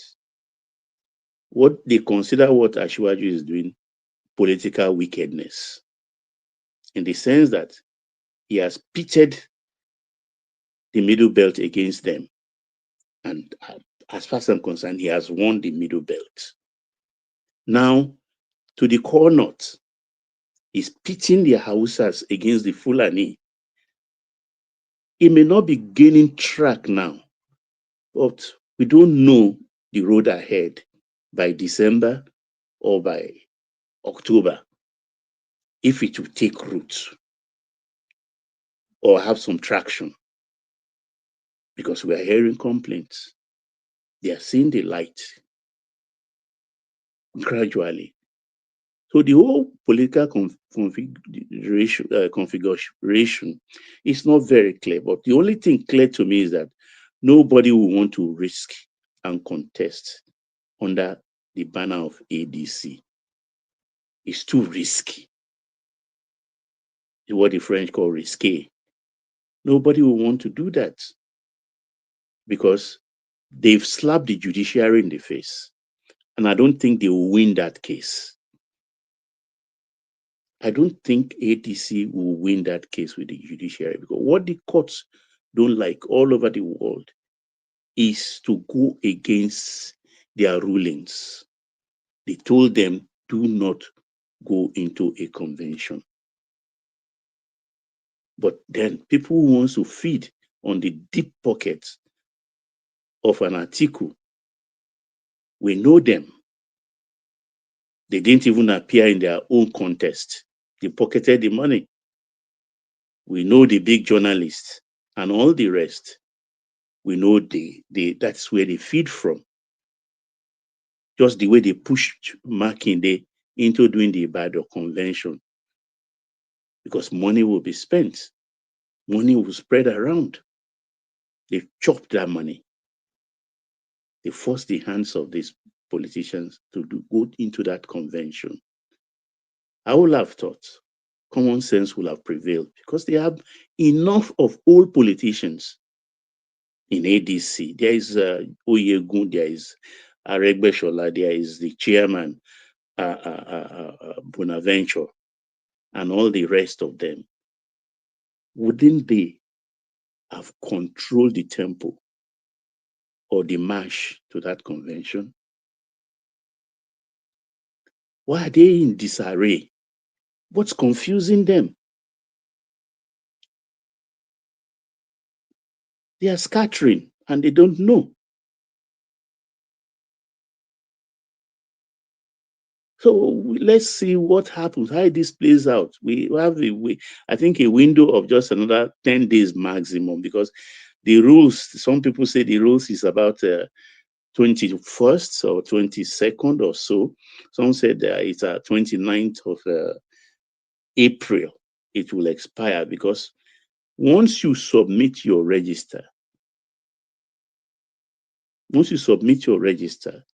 are locked in, not even in the primary. 3 more minutes, Baba. 3 more minutes. Yeah, once you submit your party register, you are locked in. And we hear Bolaji said they have on their registration 3.7 million party members. And I hear from other sources that only just 700 of that are not from the North. So about 3 million votes of party members are from the North. So even with ADC register, was in direct primaries, it's only party members registered, contained in the voters register, that will vote. So with 3 million Northerners against 700 Southerners, figure it out for yourself. I yield one man for others. All right, brilliant, excellent put by Baba. So Zita is up next, and then after Zita we go to Prince Daddy AY, and then whoever comes in next. So we're doing 5-7 minutes monologue. Next person, please. All right, then we're going to Prince Daddy. Prince, you ready for us? Hey, Diddy. All right, Prince is not there. So, Sure. There's Prince. All right, Prince, floor is yours. Yeah. You want me to run you through the headlines? The APC, they set their primaries for the 15th of this month. The tickets are 100 million naira to contest for the presidency. Peter Obi forming an alliance with Kwakwanso, and then they termed it now the OK movement, Obi Kwakwanso movement, which you will want to say maybe an astute sort of politics on their part. And then mischief makers trying to besmirch the reputation of the INEC chairman and all those sort of spaces. So the floor is yours. 5-7 minutes from you, and then we go on to AY. If Zita is still not ready, I'll drop. Choma will bring it home. I've got something early in the morning, so Choma has kindly offered to step in. So thank you, everyone. See you tomorrow. Chi. So that's the running order. All right. Thanks, man. Yeah. I was going to actually ask the new OK movement. Is that a new party? Are they on a new party or still on the ADC party? No, it's just a support structure for Obi Kwankwaso tickets. The O is Obi, K is Kwankwaso, so it's a format. They play on the two names, one a presidential candidate. Yeah, I'm just trying to understand. Are they still, and they are still in the ADC camp, the ADC. Yeah, they are still in party. The ADC camp as we speak. Okay. Yeah. Well, if they break out, I thought they broke out actually. If they break out and go to a different party, I think you said it, Baba. It's gonna be 2022, 23 over again, and it's just gonna make Tinubu stronger. The more big parties that we have that are strong, the better and easier it's gonna be for Tinubu, and that is the bottom line. So yeah, it is what it is. Just like you were saying, Baba. These people, they don't truly want to beat at Tinubu, right? It's not possible you think they are actually working towards that. And that's why it's so comical when some people come and say, "Oh, people like our friend Prestige, like Tinubu is trying to undermine opposition and all this nonsense." I mean, these people have free will to do whatever they want to do, and they keep making unforced errors. It just shows how pathetic they are. So it's if you ever did that and break out, go to the OK ticket goes to a different party, more butter on Tinubu's bread. That's just it. It is what it is. These people, yeah, Atiku, Atiku, every year, every election, season, it runs, right? So it doesn't matter if it's the Southerners or the Northerner. Atiku is always running. Okay, again, it shows how much they respect, that rotation, the unwritten rotation rule, so to speak. They don't, Atiku don't care. Again, it's only the Southerners that care about, is the northern turn or the southern turn. The Northerners, Atiku, they don't care at all. So yeah, I don't know what to make of them. Really, I don't see any path to victory in any combination that they have. I just don't see it. I don't see it. Um, yeah, I think maybe it was Mecca that broke it down earlier. Or it was one man. There are four strong factions in Kanu, right? And Congress is not going to be carrying the 1 million plus vote he had in Kanu plus Jigawa 1.5 or whatever. He's not going to carry it again. There's been multiple fractions in Kanu, and he doesn't have that vote. Nor does Obi have the 6 million votes he had last time. All these numbers don't exist anymore. You just don't.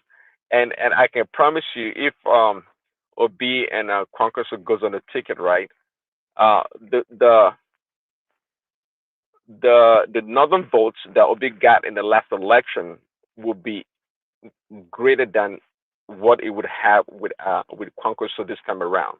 Because keep in mind, the northern votes, there were a lot of Christian northern votes in there. That's still part of northern votes, and which I don't think Obi was going to get this time around. So to me, it's going to be weak tickets. It doesn't make much, Now, and our friend, not a friend, but we call him Atiku. No, Atiku likes to play safe, right? He likes to put his money where it's guaranteed to win.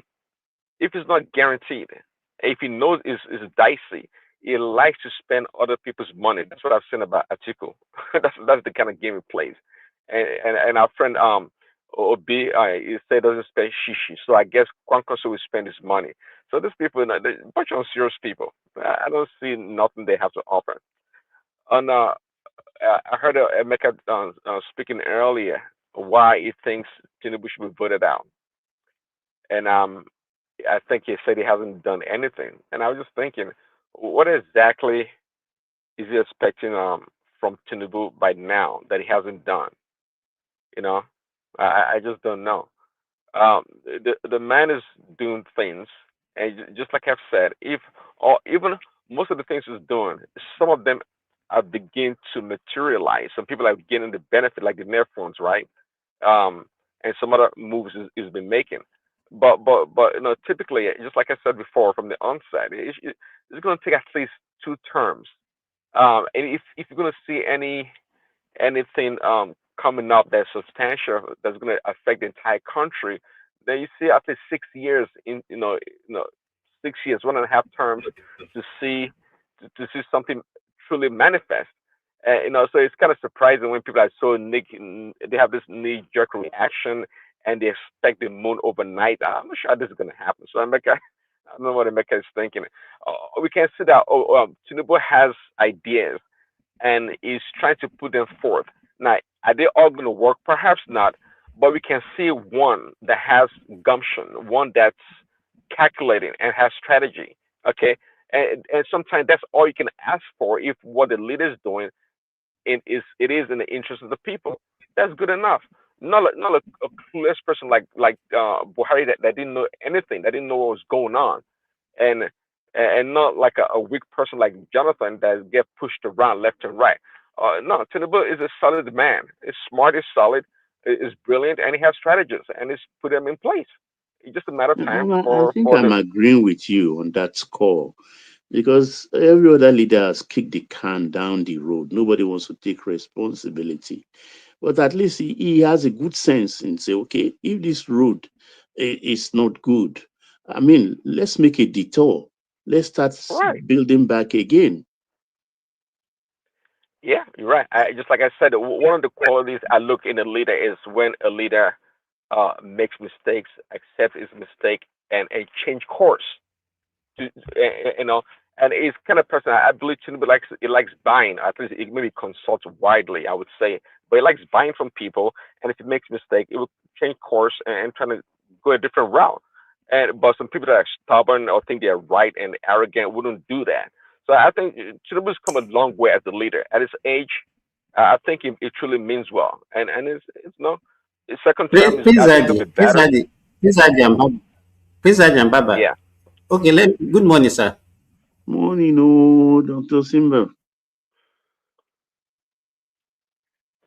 Go ahead, please. We can hear So you. don't let your head swell. What do you say? I didn't hear you. What do you say? I said the sir is for Baba, not for you. Oh.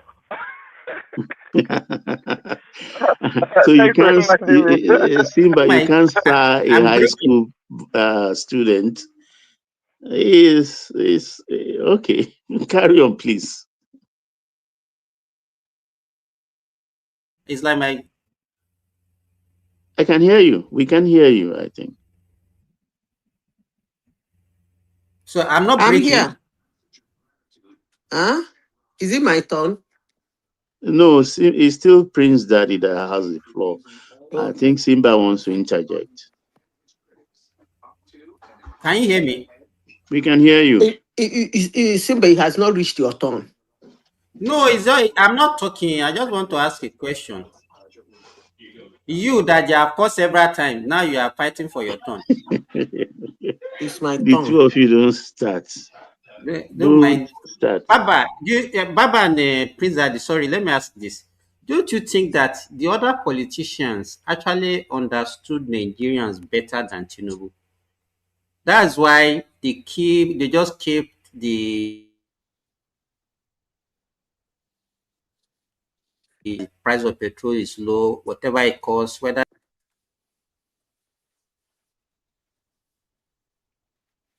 Hello? Can you people hear me? Yeah, I can hear you. Yeah, I can hear you. Simba is I can breaking hear out. It's Prince breaking. Daddy too. But I heard what Simba said. No, they don't understand. They don't just have the balls to do anything. Not because they understand Nigeria. They're lazy people now. They're like, come on, they don't understand Nigeria for nothing. You know, I'm not even going to say they know what to do. It's to them, it's all about playing politics. I'm going to take away the subsidy, this and that. I think it is said who did it before.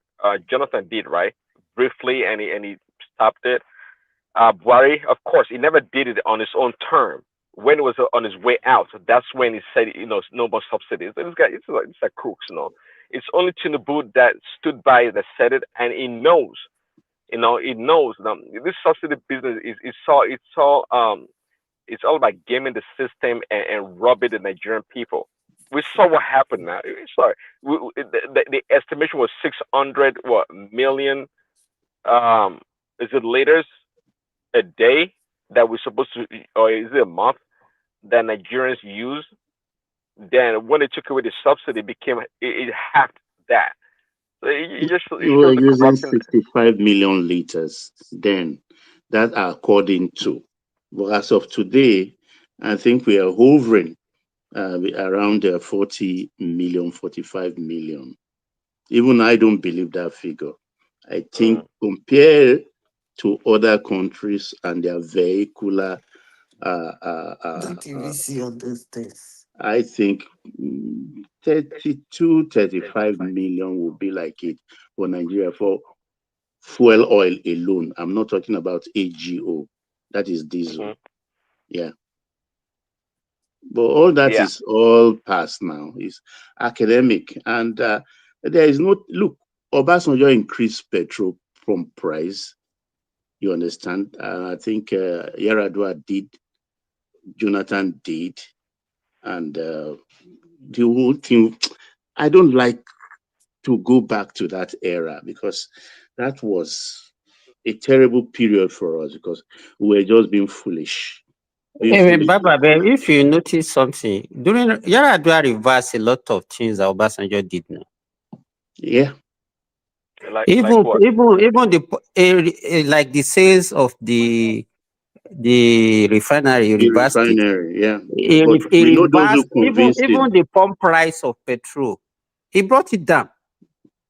We know those who deceived him anyway, but No, it's not about. Let me tell you. You know, all these things that we used to talk about, the talakawa, for the people.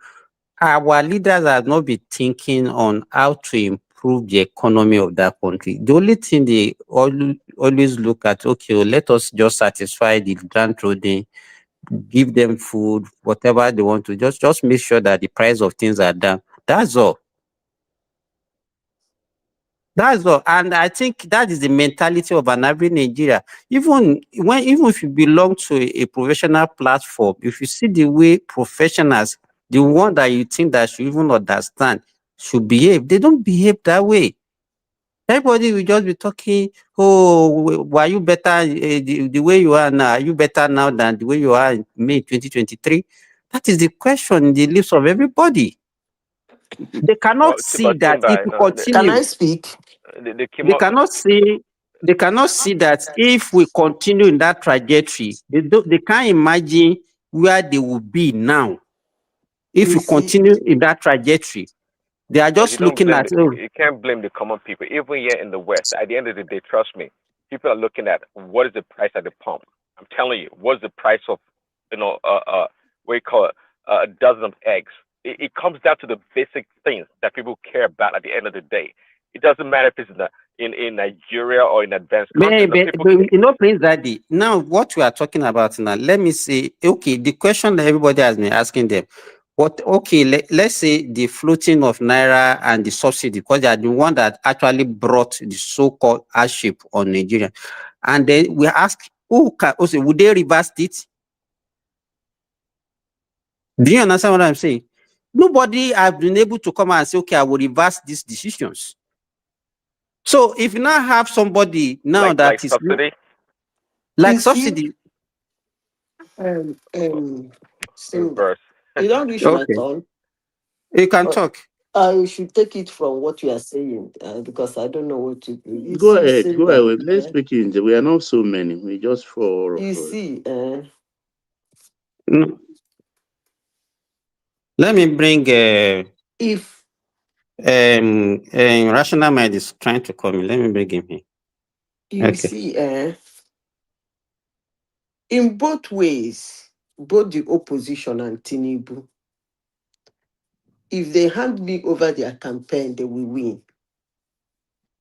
Because two of them have a lot to hit on each other. Do you know why I'm saying that? It's the same people. There is no new face. They've been running that country since God knows when. So in as much as they want to point finger at Tinubu, if Tinubu looking oncely, he will run all of them straight. You will still have something to tell Nigerians that they did wrong and it's not working. And the fact that is even why he came in to make it work. Honestly, sincerely speaking, if you look at these same people, let me not say before 1999, let's start from 1999. Who is making that noise? Disgusting. Let's start from 1999. Can you people hear me? We can Hello? hear you. We can Okay. hear you. Go ahead. You know this thing, I don't know what is wrong with it. So from 1999, the story has been on hunger and things, cost of living. Okay? Anybody who come, this one will be shouting cost of living, this one will be shouting cost of living. Nigerians will go to the pool. The next set will come, cost of living, sort of living. I can assure you that by 2031, maybe probably, don't get me wrong, you know, I talk a lot of gibberish. By 2021, maybe a pump price of fuel in Nigeria might be 2,000 naira per liter. And somebody is going to campaign on that. And by the time he probably win and get in, maybe probably immediately 3 months into his his administration, it might be 2,300. You see, one point Nigerians refuse to understand, for those who are even interested on who is doing what on who. As long as I'm concerned, these people are a bunch of old gags that have been eating this country blue, black, and purple. I don't even care if any of them win. If that's the only people Nigeria can present, then I don't care who wins, because they are no good, honestly. That being said, that doesn't mean that if you cannot overrun an administration. Said the administration never did anything, never did. It might not meet your expectation, but they usually do something. One or two things here and there they will do, but the things they did not do are more than the things they did. Now, the problem Tinubu had is his first statement the day he was sworn in. I don't know who advised him to do that. That thing shattered Nigerian economy, announcing that he has removed the subsidy, even when he know that the subsidy has already been removed. I don't know why he said that. I don't know why he wanted to own it. If I were him, I wouldn't own such a thing. And that thing gave the market a heavy shock, because businessmen and women, hello, can you people hear me? Hello? Yeah, go ahead. We can hear you. Businessmen and women are very dubious. They always look for an avenue to make more profit. Already, business is all about making profit. So if you try to give them a window to make profit, they will grab it with your two hands and two legs. So that is what actually accelerated this cost of living everybody is screaming at. They forget that Buhari made things actually worse 3 months before he leave office by burning Naira. That's a despicable thing that man did. He collected everybody's money and set it ablaze and seized the money from circulation. So many people died because of that. That is another trigger for cost of living. But nobody is taking that into the look, Baba. Let all of them go there and go. Say you said this will be Kwankwanzo, right? And the Atiku, vice president is going to be Amechi, right? I think so. Then who else is contesting? Showore we take Showore we take Gumi. AAC, he's AAC. Showore we pick Gumi now to become his vice. Check Gumi. Then who else? Where is the other that young rich man? Adewale SDP. He will pick since he's from Edo State. He will pick No, it's Ekiti or Oshun, I can't remember. No. This guy. What's he? He's from Ondo. Adewale is from Ondo. Who? SDP guy. The SDP guy. No, I'm not talking about Prince. I'm talking about the other rich guy. What's his name? Ibion, the Edo State guy. Now, is he not from Edo State or Delta State? He's a young chap, too dark.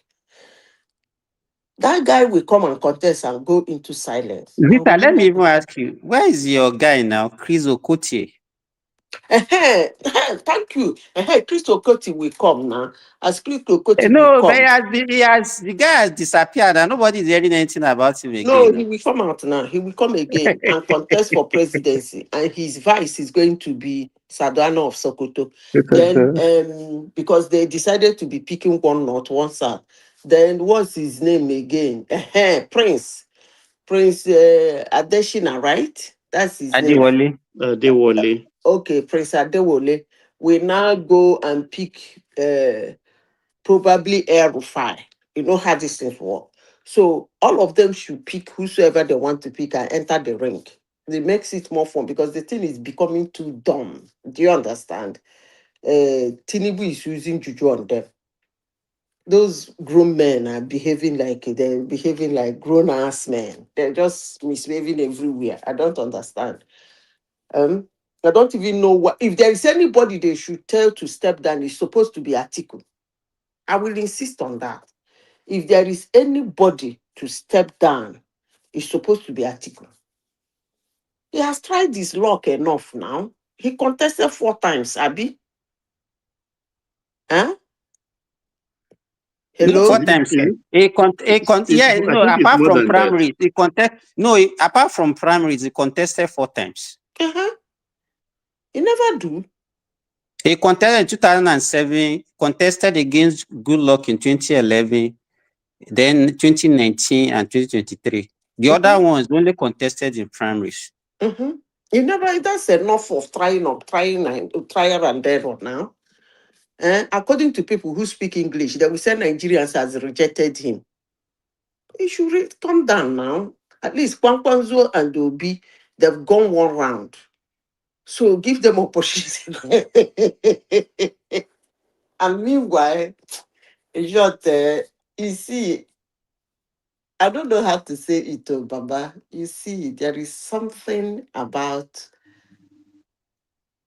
Black people that is not in depth. Honestly, sincerely speaking, I will say it. You might not like me, but there is something about us that is not in depth. I will admit, we are shallow, very shallow. And even our mind is shallow. And we are very emotional people, ridiculously emotional. One man that left office, how many years? When did Tinubu leave office? 2007. 2007. 2007 to 2000 and... wow. He left 2007 to 16 years before 2017 he is how came many back years? again. 16 years he left to come back He, as the president. and he came back, hit the ground once as a president and won. And Atiku still have the guts to challenge him again.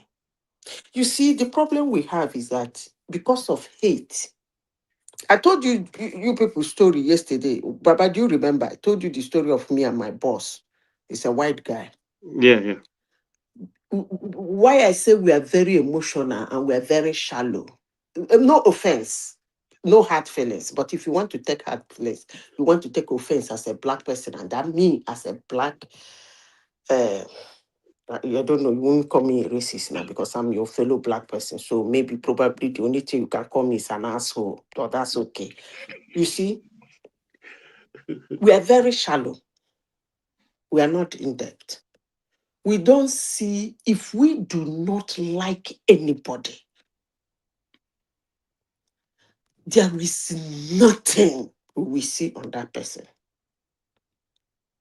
Anytime you see that person, you whine and whine and whine and whine. And that's why we are the way we are. We lose our important people. We neglect people who know. We ridicule them. We use our hand to wave them off because we are shallow. That guy left office 16 years ago, came back, ridiculed, mocked, condescendingly, shamed.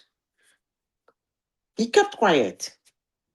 According to the people who call him a criminal, he criminally, according to you people, because as at that time, Baba, remember in 2023, this man is not in charge of INEC. No, it wasn't a Fulani man. He was not in charge of INEC. The president of his party was not supporting him. The chairman too. The chairman was not supporting him.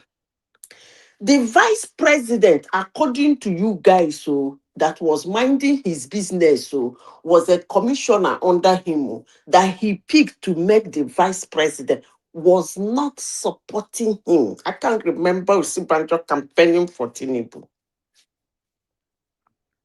Even no good Fayemi. I keep calling that guy no good because I get irritated when somebody speaks so well, looks so well, but do nothing. That's not the problem I have with Jonathan. And more especially when you come out as somebody who is learned. I don't mind Fayoshe. If Fayoshe misbehave, I wouldn't care because that one I'm batting. I know saying na so it be. Do nothing Fayemi them. I'm Shola them. But even his state governor, Showolu, everybody was against him. They didn't want him there. Maybe because of what they know about him or what they think he is or whatever, they just don't want him. He doesn't only, in fact, at a point when he won, there is something I noticed about INEC that nobody noticed. It was as if INEC was dragging their leg to announce the result. In fact, the whole Nigeria, the whole world know the result, who won the election before INEC announced it. He did that. And other politicians in Nigeria, including their supporters, they pick that action and they shred it and drop it in the dustbin. You don't win that way. If you are too shallow and you are not in depth, you don't win that way. Nobody wins that way. It's only when you are in depth you can see potentials. Somebody's try, the way the person where the waka, when you know how person the waka, you go know where you go take something, hit in leg and get in. But if you continue rambling and bumbling, I've said this again, he will lose you people. If you like, say I'm supporting him, oh, God knows I don't know the heck he is. But I am for one, somebody who recognizes potentials, actions, and inactions, deliverables, because of the kind of people I worked with and I'm still working with. All those shallow-mindedness and pettiness and the innuendos is not, doesn't deliver anything. They want that action, they want to see it. They want results. You cannot, politicians in Nigeria are nonsense, that all of them are criminals, that thieves, they've been stealing our money. So telling me that somebody is coming, is not going to steal our money, when don't insult me by saying that. You are insulting my person by telling me that a politician is going into to become hold a seat in Nigeria, is not going to steal money. They are thieves, they steal our money. So that one is by the way. Are they criminals? Yes, that is by the way. Can we look at the wagging hands, how they manipulate to get to where they are going? They look at it as an opposition and find a way to knock him down. Baba, do you have another topic? What can I remember out of everything? I think that's about the main one. I can't really remember. But rational mind is waiting in the wings. So unless you want to talk about Lagos State. Which Lagos? You see, let me say this about that Lagos. Is it my turn to talk, or she's just talking? Well, see, I've been here for what's the time? I'll be here for 2 hours. I've not spoken. I gave everybody time to speak now. No, I'm asking.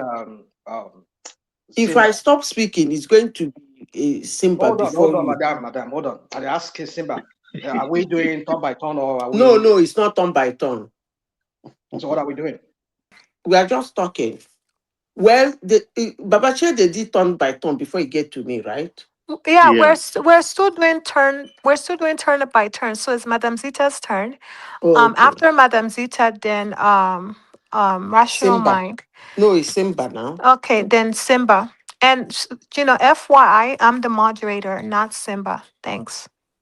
Okay, you said it's Lagos State.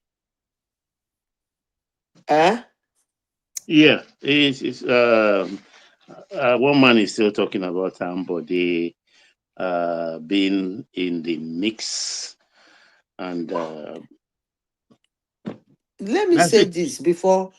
I had Ambode, I had Jamela, I had one other name. I had 4 names. Let me say this.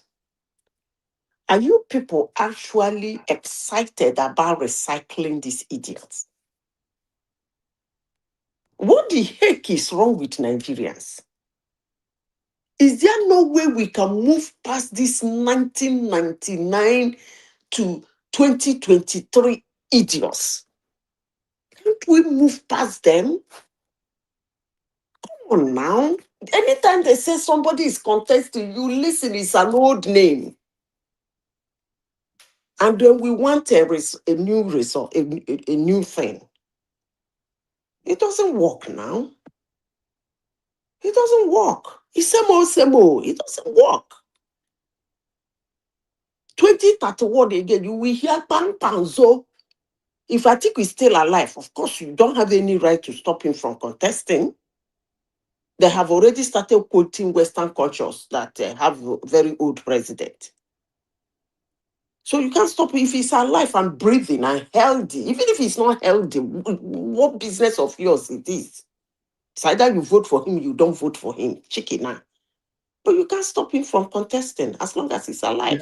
I think if Atiku lost in 2027, he will contest again in 2027. Is that not what you said in He will 2020? contest. Baba, what he even do, because he believes that he's more superior than any other candidate from the north. He said he has been saying it. Yes, so he will contest. His only death, or maybe he is incapacitated. That's what will prevent from contesting. Yes. Because even 2031, he will feel he have the best chance so far. He will tell you that, but you people say it's the time of the North. Who is the North? He will claim it's him. Even if he's 100 years old. He just want to be there. So is that what we'll be doing the rest of our lives?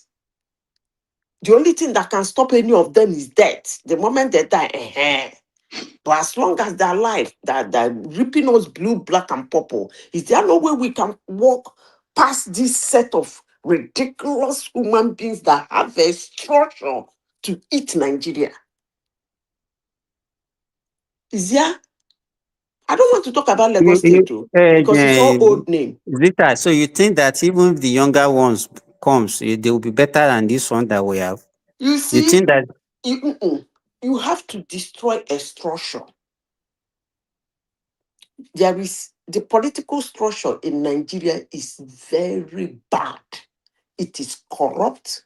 It is terrible. It is destroying Nigeria. And that political structure started in 1999.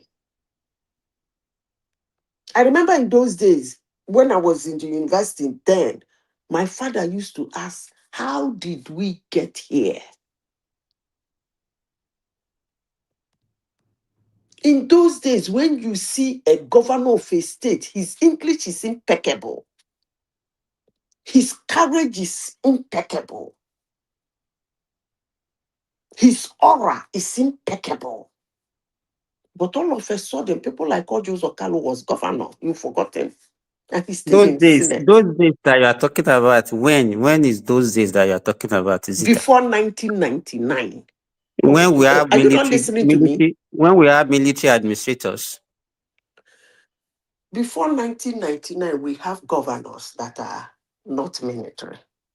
We have councillors. You are talking about, Excuse me. you are Before talking about 1999, Second Nigeria has Republic. had a lot of democracy.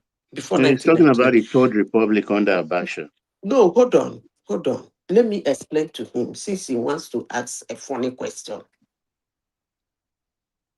Before 1999, that those people were being cooled on and taken over does not mean we did not have an election and somebody did not assume a position. And that does not mean we did not know the caliber of people who contested for that election and assumed that position. So I hope I have made myself clear. But for Lagos State, now. Amzat is costing whom anyway? Before 1999, Nigerians used to contest, go into election. Somebody has to contest. They win it. The only thing is that when they rule for like 2 days, 3 days, Q will come and take them out. And those who were possible. I don't even know what you are talking about. How many democracy do we have during the military regime that you are saying we have a lot of governors? What do you mean? Which So one? how Which many one are states you do? talking? Excuse me. What do you mean by I said we have a lot of governors. Is the only No, one you don't governor have that a lot was, of governors before excuse me, 1999. is the I was only one talking. governor that was ruling Nigeria before 1999? I made reference. The only time we have governors, civilian governor, was Second Republic between 1979 and 1983, and the aborted Third Republic of Babangida. That's all. And then So you are saying that they will excuse come and me, spend 2 days and go. excuse No, me. if you are saying things that are Oh, oh, please. good. Can you Continue, listen to continue. me? Ike Nwachukwu, when he was governor of Imo State, who was the local government chairman? Ike Nwachukwu is a military person now. So Hold what are you on, I talking about? ask you a simple question. Listen to me, before I say something. I would like somebody to understand me. Let me repeat what I said before you ask that question. I said, the caliber of people, elected positions that were ruling us before 1999, whether they rule for 3 days, whether they rule for 4 days, whether they rule for 1 year, whether they rule for 6 months, the important thing is that there was a time in Nigeria before 1999 that Nigerians went to the pool, voted for some people, they entered office. Now the question is, what caliber of humans were there? That was the era of Otedola in Lagos, Baba, Olunloyo in please. Oyo State. Baba, please. What I'm asking, No, I'm that's the name of saying, the governors I'm what giving you. caliber of humans were there? And I made a comment. I said their composure was impeccable. Their English was impeccable. Their courage was impeccable. They were not touts. Those people then were not touts. And maybe probably because they were not touts, that's why the military was a free run for the military to chase them out. That decent elite Nigerians, the moment the military do, hey, please, they get out. Until 1999. And if any of you don't know the story of how they came in 1999, when they decided to do another election, those elite were tired. Those impeccable, those well-spoken, well-learned, they said, is it for me to come out now, contest, tomorrow they will come again and chase us out? And that was how people like Ojo Zokalu become a governor of a state. And that's how Fayoshe become a governor of a state. That's what I'm talking about. I hope I have made myself clear. Next person, please. Yes, so thank you, Madam Zita. So, Mr. Rational Mind, welcome. I'm so glad to have you here. You're an honorable guest. Not guest, panelist. Yeah, is it my turn, right? Yes, sir. It's been a while, Chioma. Quick one. Adema, Olotede. Kwekwani or Kwekwani. Well, I don't know. I mean, that's all I can say. You said it correctly, Rational Mind. Well, anything more than that, I cannot go beyond that. So before they start calling me an Igbo person here again, right? They always call you Igbo. Anyways, yeah. So thanks, Joma, for giving me the time to talk. I listened to one man when I was reading out his topics for today. I wanted to come catch one man himself and see if I can even attack him on some of the things he was saying, but it's okay. It's not here. So I don't know if you want to give me some of the things that we had. He has lined up for today. Are you there, Choma? It's just about Yes. the ADC, neither here nor there politicking. Kwankwaso will be and Mechi and Atiku intrigues, political intrigues. Well, I think it's getting messy. This ADC thing is getting a little bit, really, really messy, and I suspect the Supreme Court ruling it's not going to be in their favor. They will pull up whatever tricks they have from their crooked laws that they have in that country. We can see with the Supreme Court reversing itself on many cases from previous cases that has been adjudicated by the Supreme Court. And suddenly they are reversing themselves on some of those cases. So nothing new here. I won't be surprised if the Supreme Court reverses itself on the previous earlier judgment that any party matters should be dealt with within the party, and the party should not bring it to whatever court. I know they can always reverse because this is Tinubu and his minions in power. They control the judiciary, and we've seen the conflicting judgments that have been coming out from different courts, and not even the one that they gave that was too ambiguous that you can't even pinpoint exactly what the judge meant when he says whatever Latin word he used.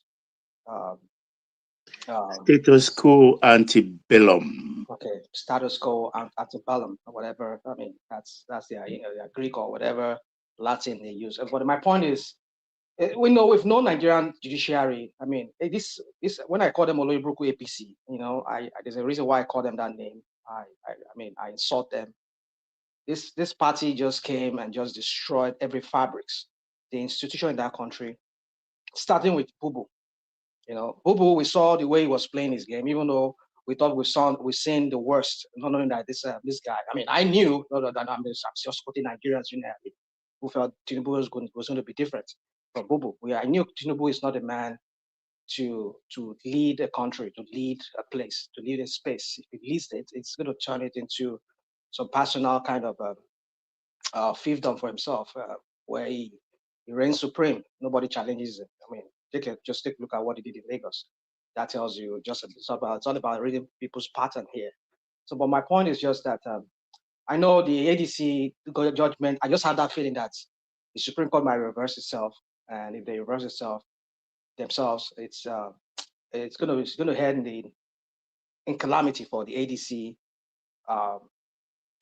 coalition that they were saying. But I think I suspect what's his name? Peter Obi has him and Kokonso. They had some things they're going to pull out of their own sleeves too. Maybe I don't know. Maybe they've already started moving to some other party. But I was just listening to somebody today. Although I've heard Shore himself said it before, and maybe it was just being sarcastic. I don't know, because something about Shore these days is I don't even know where the guy even stand. The guy is just anywhere and any press in it that criticizes him. That doesn't. I mean, in fact, I begin to like to concur with people who say Shore could be a despot himself. Yeah, I'm beginning to see that it could be. It's one of those people who probably, when you disagree with him, he made a comment on one of his appearance somewhere that if people are not with us, they are against us. Well, of course, when people are not with you, they're against you. But the way it sounded, he has this vibe. He exudes this how do I call it? Vibe, kind of like he has this snobbish, condescending look on people who probably doesn't go with him or who doesn't see eye on eye with him. But let me just go to what he said. There was one gathering he said, tell Peter Obi to call him and I'll tell him what to do. So people misread that to mean maybe probably he wants to give Peter Obi the AAC ticket. I think that's basically, I think that's the only sure party that I think Peter Obi could contest on with no problems. If you really want to cooperate with him, if really he wasn't speaking sarcastically when he said, tell Obi to call me and I'll tell him what to do. Maybe that's, if he's not being sarcastic with that, maybe that'll be a viable option for him. I don't know what his ego, his pride, being Peter Obi now, maybe he might not have the pride. Maybe people around him might say, well, who's your head? Go don't talk to that guy. That guy's a small boy, whatever. So, but I think Peter Obi being the kind of person he is, from what we know him to be, a very humble person, from what we see publicly, should reach out to him. I would suggest, because NDC, there's a problem with NDC. If you listen to what this PDP man who worked under Jonathan, I think it was a spokesperson, or he worked in the office of the vice president, something Farouk, is that Umar Farouk? I think he said something about the judgment that brought NDC to be on that ballot, because there were so many parties that were also registering to be registered, but for some reason, INEC did not register them. And I think INEC kind of won the whole case. I don't know, however, they just messed up the whole case, and none of those parties are going to get any registration, at least in this election. But Siriake Dixon went and got some kind of injunction from some lower court. I mean, well, not lower, well, some kind of, it's not a federal court, it's a state court in Kogi. So that's what I heard. And suddenly, Siriake, according to Siriake, I read his press release some weeks ago when he released that press release, said the issue, the contention between them and INEC was that their logo was an issue, because INEC said, "Oh, it looks like the broom, the witch looking broom of APC," and they said, "No, it's just a two fingers, like that's our own logo." And then they said, "No, it looks the same." So I think it's one of those gimmicks that INEC was trying to use so as not to register them like the other parties. I think they went to court in Kogi State. They said they got a court ruling that says yes, they should be registered, but that court is a state court. So according to Umar, he said, when it comes to INEC, a state court cannot give a ruling, and INEC should obey. But they were surprised why did INEC obey this. So could it be another game, another scheme by, that's my own reading now. This could be another scheme. If Peter Obi moved to NDC, if trust Tinubu and his people and his especially this idiot from Rivers State, what's his name, Wike can always go pull whatever team from, he controls. At least he has given all the judges homes. He has given them an everlasting home where they will live forever. Abi, when they live forever, we'll see. So he has given them where to stay. So I don't think that can be a problem. Don't say that. Don't. You see. You know why? No, wait now. If initially INEC did not want to register the party, and eventually they registered the party, I don't think there's any problem with that. Even whether it is court ruling or not. Forget it. We know. I mean, okay. When the ruling from is it one of what court, a high court ruling from Oyo State, the Makinde faction, when they got their own state high court ruling, why did INEC not obey it? Why is that? No, wait now. That one is a different case. When two federal high court has already said they cannot. Let's not reason this way. You people like reason. No, wait now. Okay, you just want to be talking. You don't want people to. Continue. Go, I'm listening. Go on. I'm listening. I'm just. What I'm saying. What the example you are giving is totally different. It's not different. It's not different. It's the same case. Okay, go ahead. If you say it's not different. It's not different because they went to court to get a ruling that recognized us. The same thing is what NDC was doing, recognize us as a political party. So it's only a federal court of law. So how would somebody, what will now be the case if the person wants to say now? INEC had already obeyed. Wait now. INEC had already obeyed the court and they've already registered the party. So somebody will now go to a federal high court and say no, they cannot register them. Is that what? Like Tinubu, forget it. You don't know anything. I mean, not to say you don't know anything. I'm sorry, but that's what I meant. I mean, you're underestimating Tinubu and his criminals like himself. Forget it. I don't go by all these things because I know Tinubu and his people, they set landmine. So for me, I would advise Peter Obi to reach out to. Or if really this guy wasn't being sarcastic when he said that, if really what he meant was what he meant, reach out to him and talk to him. If you can use AAC. So you think Showore can give him the platform? I don't know, but that one is not possible now. So he will relinquish his own ambition for Obi. I wish. Well, don't say so. I mean, this is politics.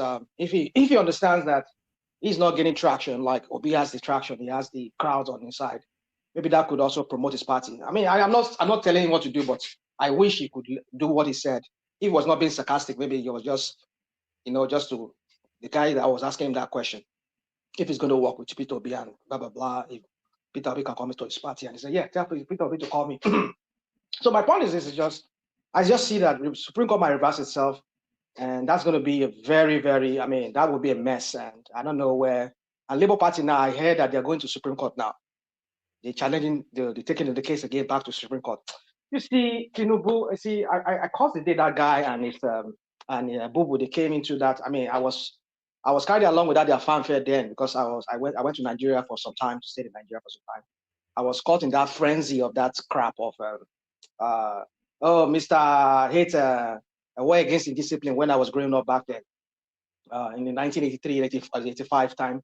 when this guy came in and him and the Diagon, I was having those nostalgia of that time that, oh, this guy he brought discipline to the society. That was why I was like, oh yeah, I was caught in that frenzy. Not only that, I was also joining people to usher in what will bring destruction to that country. I mean, just look at that country. We're only talking about a pocket of places of insecurity in that country. Now, insecurity is everywhere. Before I joined you guys, I was looking at some guys online who were showing pictures of Nigerians that were kidnapped by these bandits, and they were collecting money from them. Their families were calling them and they were raising money for them. I was like, what is going on in this country? And some of these people, if you look at where they were chained down, let me not go into some gory description here, how these people were maltreated. But it's just, I just look at it. I mean, what are we doing? Where's the social contract? That one just sit down, you just want to be I mean, you are there sitting down like one kind of thing I don't even understand. And all you can say is they are trying to scare you for who? I mean, like, you see, when I come here and lambast this guy and some of his people come here and attack me like as if not as if if you say I hate him, that's your problem. But my point is this: I've seen this guy, I've read him. He's not a human. He's not a better person. Not a better person. Because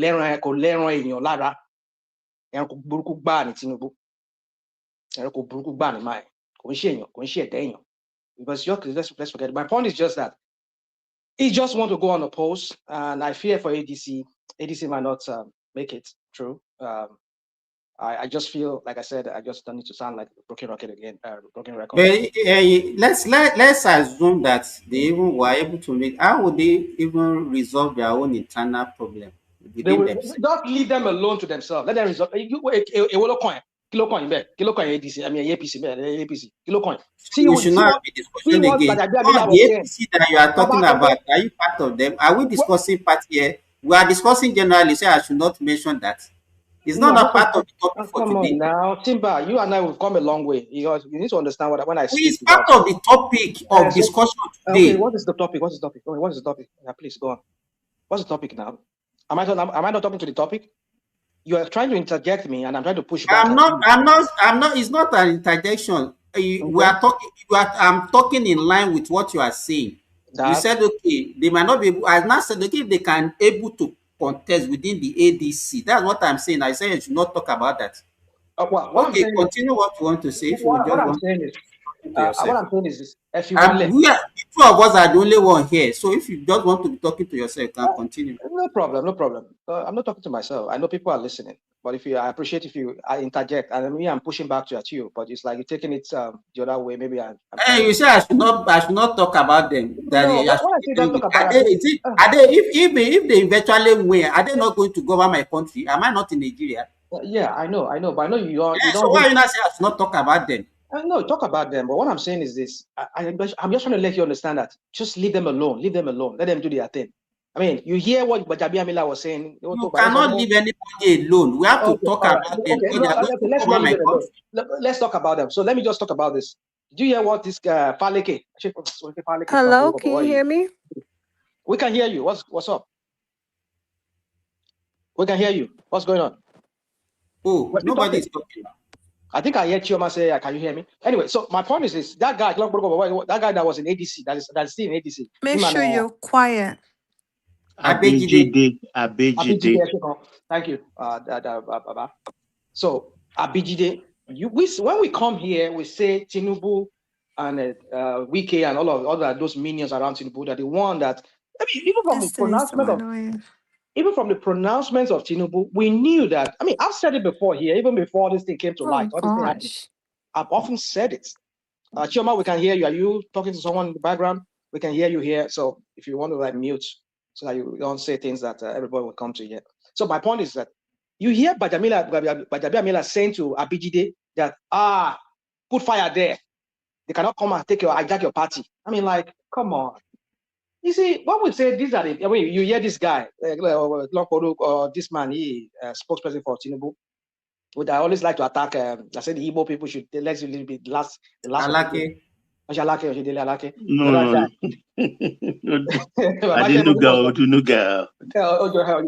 Odonuga. So when you see those kind of people, we know where the politics is going. We know that Tinubu, I just said it before, Baba. Before Tinubu became a candidate, when I've been seeing, when he made that pronouncement in Aso Rock that I'm a kingmaker took him, because when he made that pronouncement, I said, Nigeria to one chance. If this guy ever become your president, you guys should kiss Nigeria goodbye. He go replicate what he did in Lagos. He go silence opposition. And that's what it's all playing out. I'm not a soothsayer, but I can read pattern here. But my point is this, is that we know that these are the people behind it. But when we come here, we say, you people will push back at us, say, bring your evidence. That now we're giving you one evidence now, a very sure one. Somebody close to Tinubu, who is in fact is his chief of staff, who was telling Abijide that is in ADC, that put fire among them. I mean, we hear what Tinubu himself said when he was giving, he said he was going to send Akpabio. He was going to send Akpabio to them. Akpabio to go and, should go and scatter them. So we know all these things. These are the evidence that it's staring at you in the face, that Tinubu is the one orchestrating this thing. Maybe not going directly, but he go through his lieutenants, his minions, those idiots around him. But my point is this: is that it spells doom for our democracy. If some of you are cheering that, yeah, master strategy, no, that is idiocracy. How can you allow your system to be, because this guy ever come back in 2027, you people can kiss your freedom, kiss everything about our country goodbye.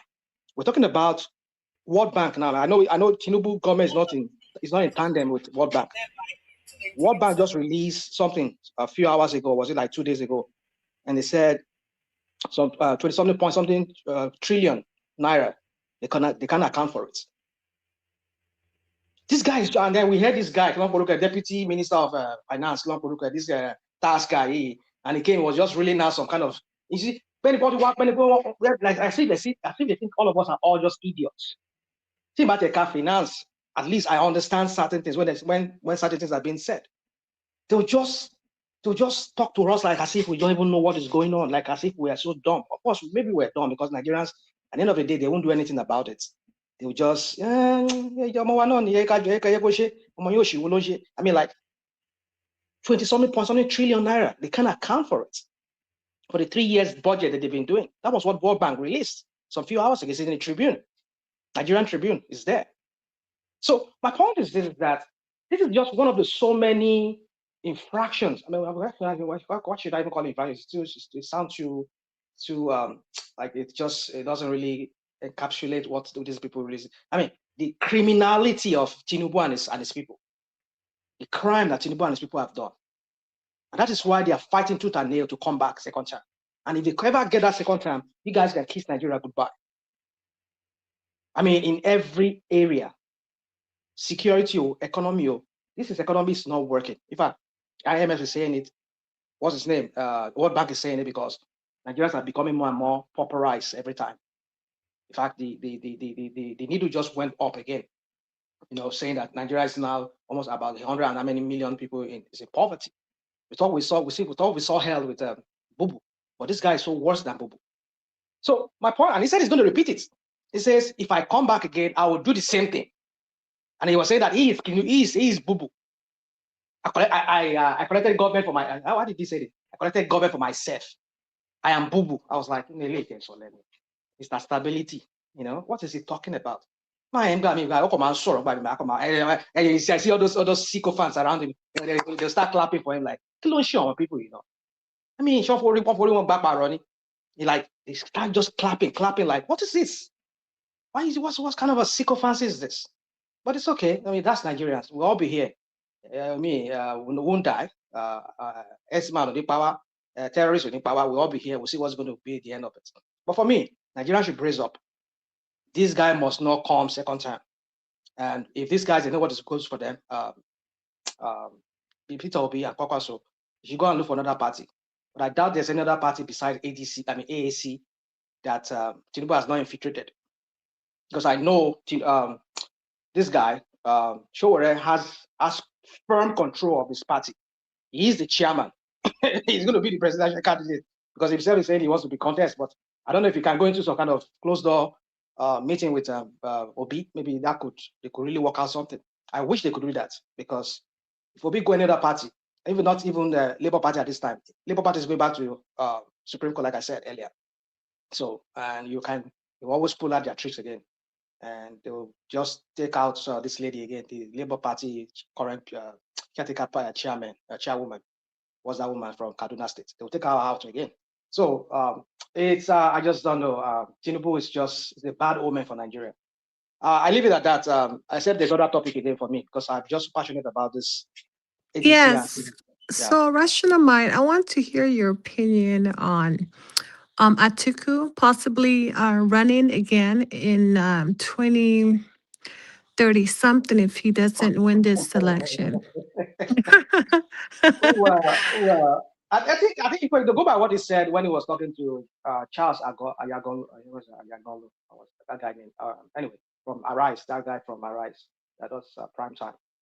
I mean, he said, I think Charles kind of forced him to say certain things like to admit that he's not going to run. Maybe this is going to be his last time.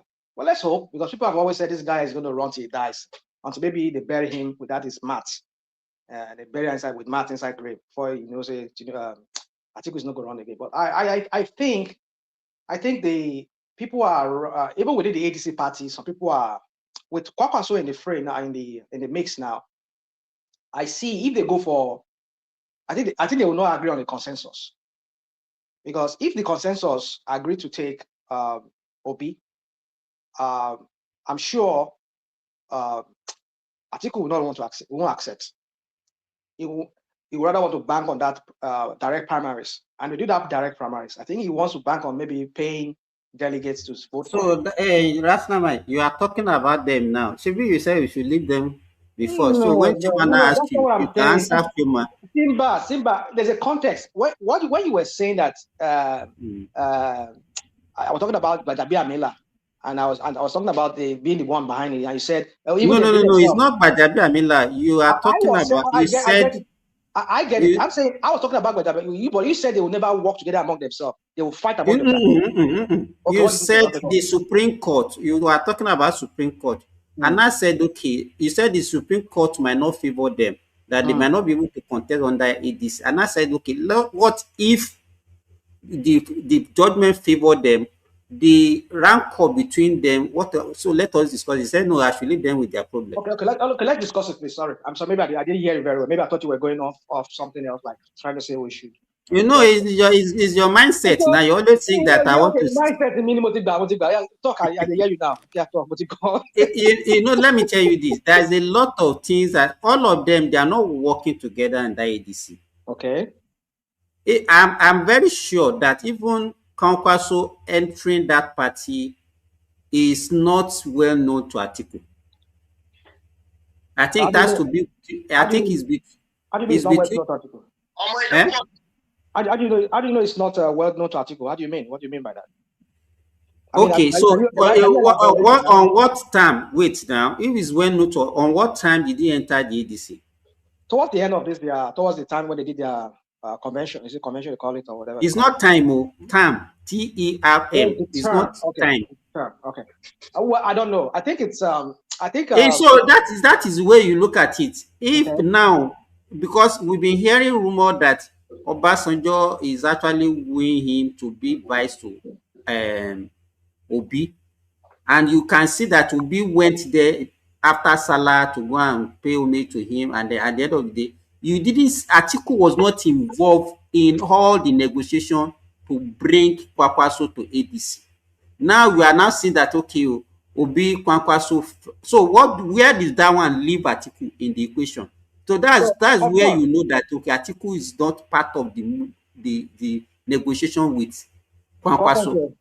Well, maybe I think there was Atiku visited Kwakwaso. Because Obi cannot have his own negotiation. Atiku will have a different negotiation. No. Listen, Simba. Everybody's politicking in that party. I've heard many people here, the Agbado people here, say so many things that ADC is a structure that was put in place by Atiku, and it looks like it because David Mark, Aregbeshola, all of them, Dino, all of them, they are all just like they're all Atiku boys. So it looks like Atiku put those machinery so as to hijack the whole thing. Now, and I agree with the Agbado. I hate to say I agree with that, but I hate it. But maybe I will agree with them on that. But Obi coming into it knew that it's either he's going to end up, maybe they offer him the vice presidential slot, or maybe they just want to sideline him entirely so that they will take over his obedience platform from there. Maybe that's what the plan is. But Obi felt like, no, I have to also put my own machinery in place. Now, what is the machinery? Like you said, maybe Obasanjo came into the whole thing too. Say, okay, you know what? You work with Kwankwaso. I'll talk to Kwankwaso. Kwankwaso will bring his base, because mind you, Kwankwaso in the last APC, not last APC, I mean in 2015, that they did the what do you call it? 2014. 2014 rather. Kwankwaso came second in the APC. So Kwankwaso also has some spread within the north, at least some states in northwest.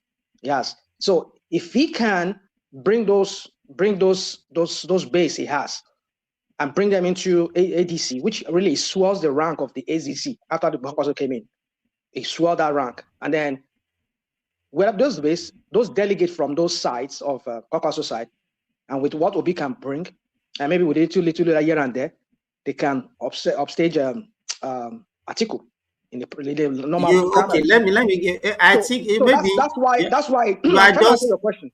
Wait now. That's not mine. Everybody's politicking, Simba. Wait now. Okay, let's look at it. Let's look at it. Okay. Because if you listen at the interview with Charles, he said they will try consensus. If consensus did not work, they will go for direct primary. The same statements, I've read that one from Amici also. Now let us even look at the direct primary. They are doing party registration now. If you look at the North has like 70% registration of the total number of people that register under ADC.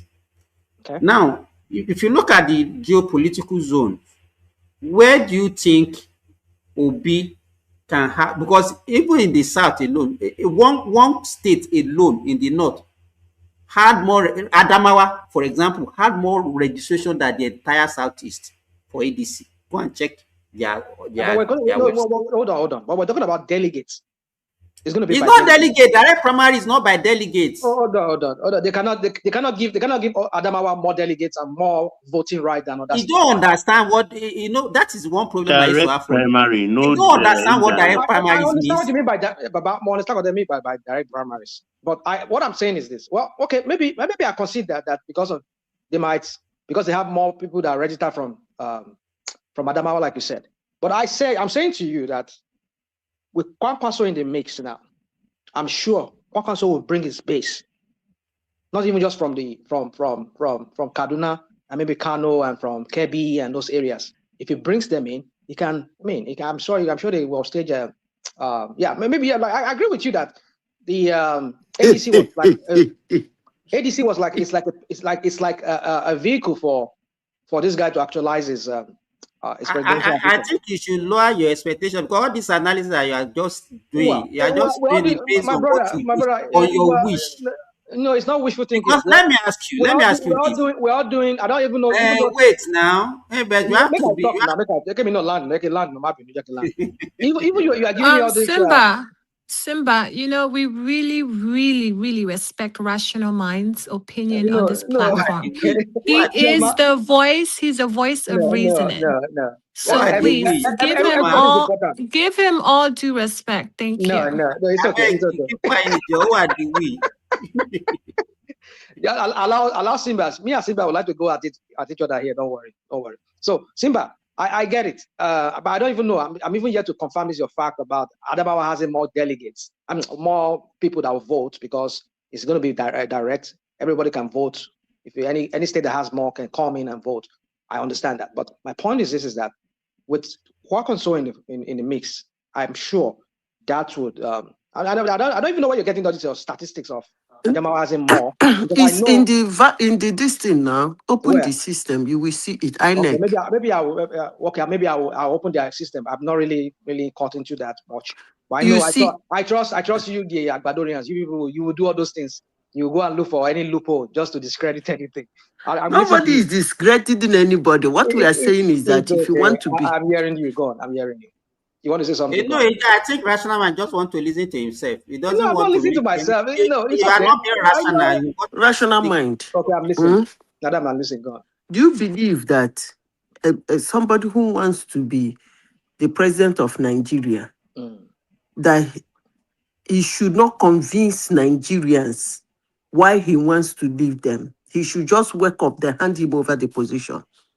No, I don't believe that. I believe he should Thank contest. you. He should Now, contest. let me Yeah. come back to what you are saying about registration. If you look at the ADC registration portal, you will find out that people in the South, they did not register in ADC.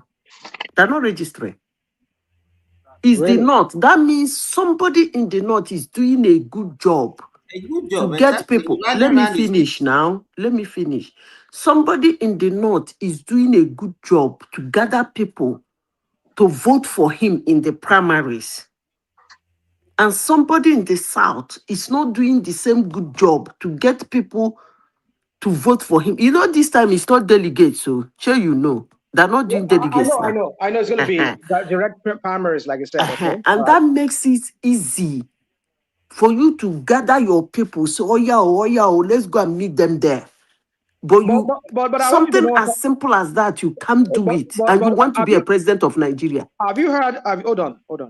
If you know, the very day they did their paparazzi of not this last one, the first time when they handed over to David Mark and Rauf Aregbesola, when everybody was there, even the so-called Gombe, Rafi or Bala, whatever they call him, was there. Everybody was there. If you remember, Elisha Abo, the former the Dido senator that went to a sex store to go get. Yeah, anyway, so we know that guy now, right? Now, him and Benani, mind you, they were also part of the ADC. Now they don't decamp, go to, at least that's what I heard from a few hours ago. Was it yesterday or 2 days ago? I heard that they decamped to NDC. Now, even within the ADC in Adamawa, is factionalized now, fractionalized and factionalized. Both. So the Binani now don't move. So probably, very likely, some of those delegates that were supposed to, some of those people that will vote in direct primaries. So I don't think Atiku has a total Party be control. NDC again. You don't go kill me for this mumu politicians. Syriac, this new party where the only party that I Tinubu, heard they use jazz on them. Well, maybe that's what it is. They asked me where they sit down for cow skin, malu skin. What they Hello, do there. guys. Yeah, we can hear you.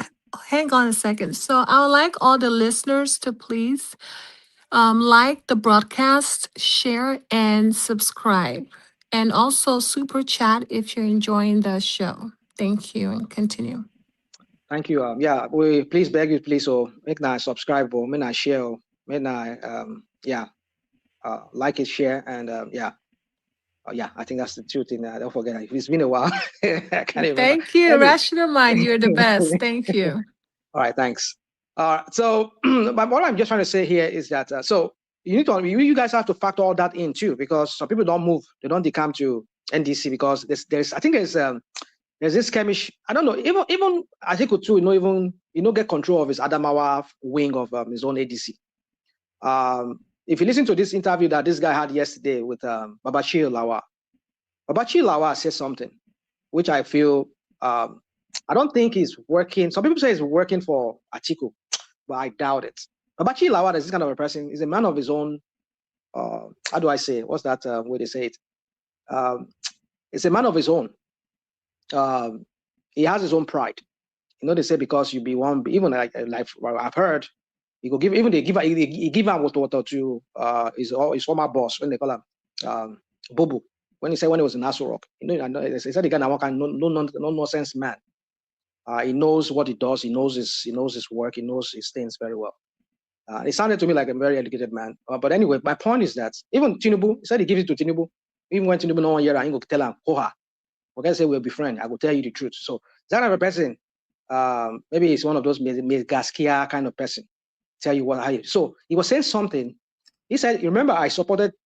Mind you, he's the national deputy chairman. I think from North, but he's from Adamawa State. He said, remember I supported, he was saying to that to Shion Okibaloye, was it 2 days ago? He said, remember I supported PO, Peter Obi was my candidate. This time around, I have my candidate. I won't say anything because I don't want to start hitting up something. So I feel we might be putting all this conjecture around like, oh yeah, they have more delegates, I mean, more people from Adamawa, but you need to factor all these things I just said in. Adamawa right now is fractionalized and factionalized. Binani, that was second in place in the last election, that almost even when she was in APC, and she almost even colored the whole thing. You know, say they had to wait. I think Bubu before Bubu then had to come into the matter, and they had to say no, you cannot skim this guy out of his. He won the election. Let this guy go back. I don't know whatever the magic they did there. But my point is that Binani has a very high. He has high chances in Adamawa in the next election. I don't think. Since this guy, the incumbent, is not going to contest anymore, she has more, maybe because now she's no longer in APC. I don't know, maybe that will be a factor too, but I know naturally some people like that lady in Adamawa State. So, but I don't know if that's going to pull anything in moving to NDC now. I don't know how to, but my point is this, you need to factor that in. So if he don't move his own base from that ADC that were formally registered, that tells you that maybe, yeah, it's no longer that full might that they had before. Abotu don't move. And Babachi, I think Babachi has his own candidate. I don't think it's Atiku. So you need to factor all of this in. I'm just giving all of you guys that are coming here and saying that, yeah, I mean, I agree with you. Yeah, maybe they have more people to vote from there. But you need to factor all of this in. I think for me, my reading of this whole thing is that Atiku, no matter how he try, he will get more. He will get people that will vote for him. But I think with Kwankwaso in and all these factors that are playing behind the scene, I think he won't be able to. He won't make it. He won't make it. That's my own reading. But I'll be surprised if he pulls it through. I will be surprised. But yeah, I will never say never with Atiku. I know the guy is a good, just like the one that is in Aso Rock. They know how to play their more politics. When it comes to real governance, they don't. So where do you put Amici in this equation? Amici nobody. Somebody when he hold down his own state. When I come on Wiki there was giving him up for River State there. This is an election. This is an election within the party. It's not party. Okay, hold on. Okay, let me take your mind. Let me take your mind back to what happened in 2022, 2022, when Wike masterminded the chaos within APC in River State. Where was Amechi? Where was Amechi? Amechi was a federal minister. The House, one of the super minister. The same thing that this idiot that is doing now, Wike is doing because he has the protection of the president.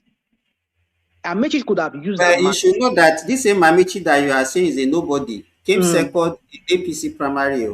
How many delegates? No, he came second. Of course, we know he came second. But how many delegates? No, make. How many people? You can make yourself happy by just putting everything. Wait. Okay. You can make yourself happy by saying, okay, the thing with favor will be no problem. You can make yourself happy. how can you relegate Atiku just because you want to win? I'm not relegating. No. Atiku is a committee. You are happy. You can make yourself happy. That's what you are doing. I'm not making myself happy. I'm giving you the analysis as it is. It's not analysis. You are not analyzing anything. Okay, but let me ask you. Are you aware that Binani has moved? Wait now. You are talking about Binani only in Adamawa State now. We are talking about the whole Nigeria. You gave me an example of I just gave you wait now. I just gave you that example. You understand about the registration. Okay. You can imagine 22,000 people, say 11,000 people registering in the south in each state. It doesn't, and you have 100 and something, 200 and something, 300 and something people registering in state in the north. Wait, now let me ask you. the people in ADC in the southwest, in the middle belt, who do you think they will vote for? Who has that structure? Who has those people that can woo people for him to even get that vote? Do you think Obi has those structures Okay, to so get let the me. southwestern delegates and other? You think when we say certain things, you say no, we're just under no, Dano Aramidu. I'm telling you politics as it is, as I'm saying right now. I'm not saying anything can change tomorrow in a few hours from now, but my point is I'm giving you what it is. Now, take your mind back to 2022, 2023, before the election. 3 people tweeting in a room. That was what they said. This guy that was his vice presidential candidate to Atiku could not even win Delta State. Cross River State. Other South State. Okay, let's just say I think he won Cross River, he won Delta, he won Edo. It is those are 3 states that I'm sure I can remember very well he won. But this was, in fact, who won Edo? I'm saying no. What's his name? Obi won Edo. Obi won Edo, yes. Yeah, he won Edo. So my point is this: is that this is somebody who never thought, even your Lagos, your Mr. Stability in Aso Rock there, his ward there, ni Mivatin ni what they had. Party election is different from general election. No, you just dance around. Hold on. I'm giving you an example of that. That we never knew that people were going to vote for him. You know, rational mind. Just let us save our energy. Everything that we are talking about is within a month. We'll see. Very soon. And then we'll come back here. All this your analysis, you come and take it again. You take it back. It's very hard. You know, most of the time I've always been like almost like 60%. I'm always right. 60-70% of the time I'm always right. It's very rare. You find anything that I've said on this platform that you find it that it's not, at least, even though it doesn't happen exactly this, but you will see at least a part of it will come to pass just the way I said it. It's not like I agree with you. I've noticed that too. You're absolutely correct. I'm not saying I see a crystal ball, but I sit down, I read the politics, I read the whole thing before I say certain things the way I say it. But let's just do that. I might be wrong this time around, but I'm just saying that. But my point is this. I'm just saying is that, yes, I know people did not register, maybe from the South, like you said. But I know that where this guy is playing politics now is the North. He knows he has the South under lockdown when it comes to presidential election. They're going to vote for him. Do you see the latest news? I hope it's not fake news. I saw it a few hours ago that they said even the Monday Okpebolo ward, people are decamping from PDP and APC to ADC. I didn't make it up. Go and Google it. In Okpebolo, I saw it. Rational mind. Hold on now. Okay. I heard what you are saying. Now you don't want to get a feedback. Okay. All right. I'm listening. You know, that people decamping 2 days before even those ones that decamping they do to ADC. There are so many people that also decamp from other party to APC 2 days before that. You know, people, you can't say anything that can make you happy. That's what you are doing. I'm making myself happy. No problem. But my point is this: the general point I'm trying to make here is this: is that yes, maybe Southerners not registered much, but what I think is this: if the South did not register much, then it means Amechi and this guy, they will share the 50-50, maybe 50-50. But I know where Peter Obi is banking on is the North.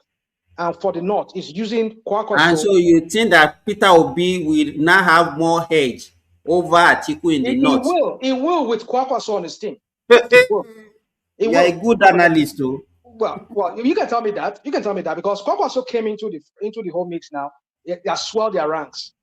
Because what was ADC before? I know ADC was something, but let me ask you this. The last election, the last election in the North. The last election, when you are saying the Kwankwaso, because Kwankwaso will defeat Atiku in the North, the last election, what happened in the North? Generally in the North?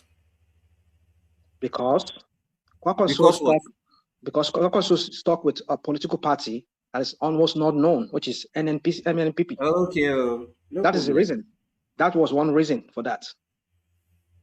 And then Kwankwaso, it's okay. I mean, I agree with you. Certain things you said, I agree with you, but most times you have to look at the whole thing in totality for you to understand the context of everything. But I'll just give you the context. My point is this: that I just know that maybe the South will not give him much votes. Even let me tell you, with the likes of Aregbesola and every other people in that ADC in the Southwest, they are not likely to vote for Obi. Well, maybe likely they may likely to vote for Obi. Maybe they are going to work for what's it called? They are going to work for Atiku because he's the one that has the money to pay to get those people. Party members, let me tell you, party members. Wait now, party members are different from random people that just vote for I get you. But let me ask you a question. Èwo ló wá ká gbogbo yín lára náà? Kí ló ń ká gbogbo yín lára ẹ̀yin alágbàdo yìí? Kí ló ń ká yín lára náà? Ṣé problem yìí? I mean, is it your problem? Is that what you are going to say now? Is that where you are going now? You want to go? Ẹ̀yin lẹ mú fẹ́ǹsìkì fún ẹ torí fọ́.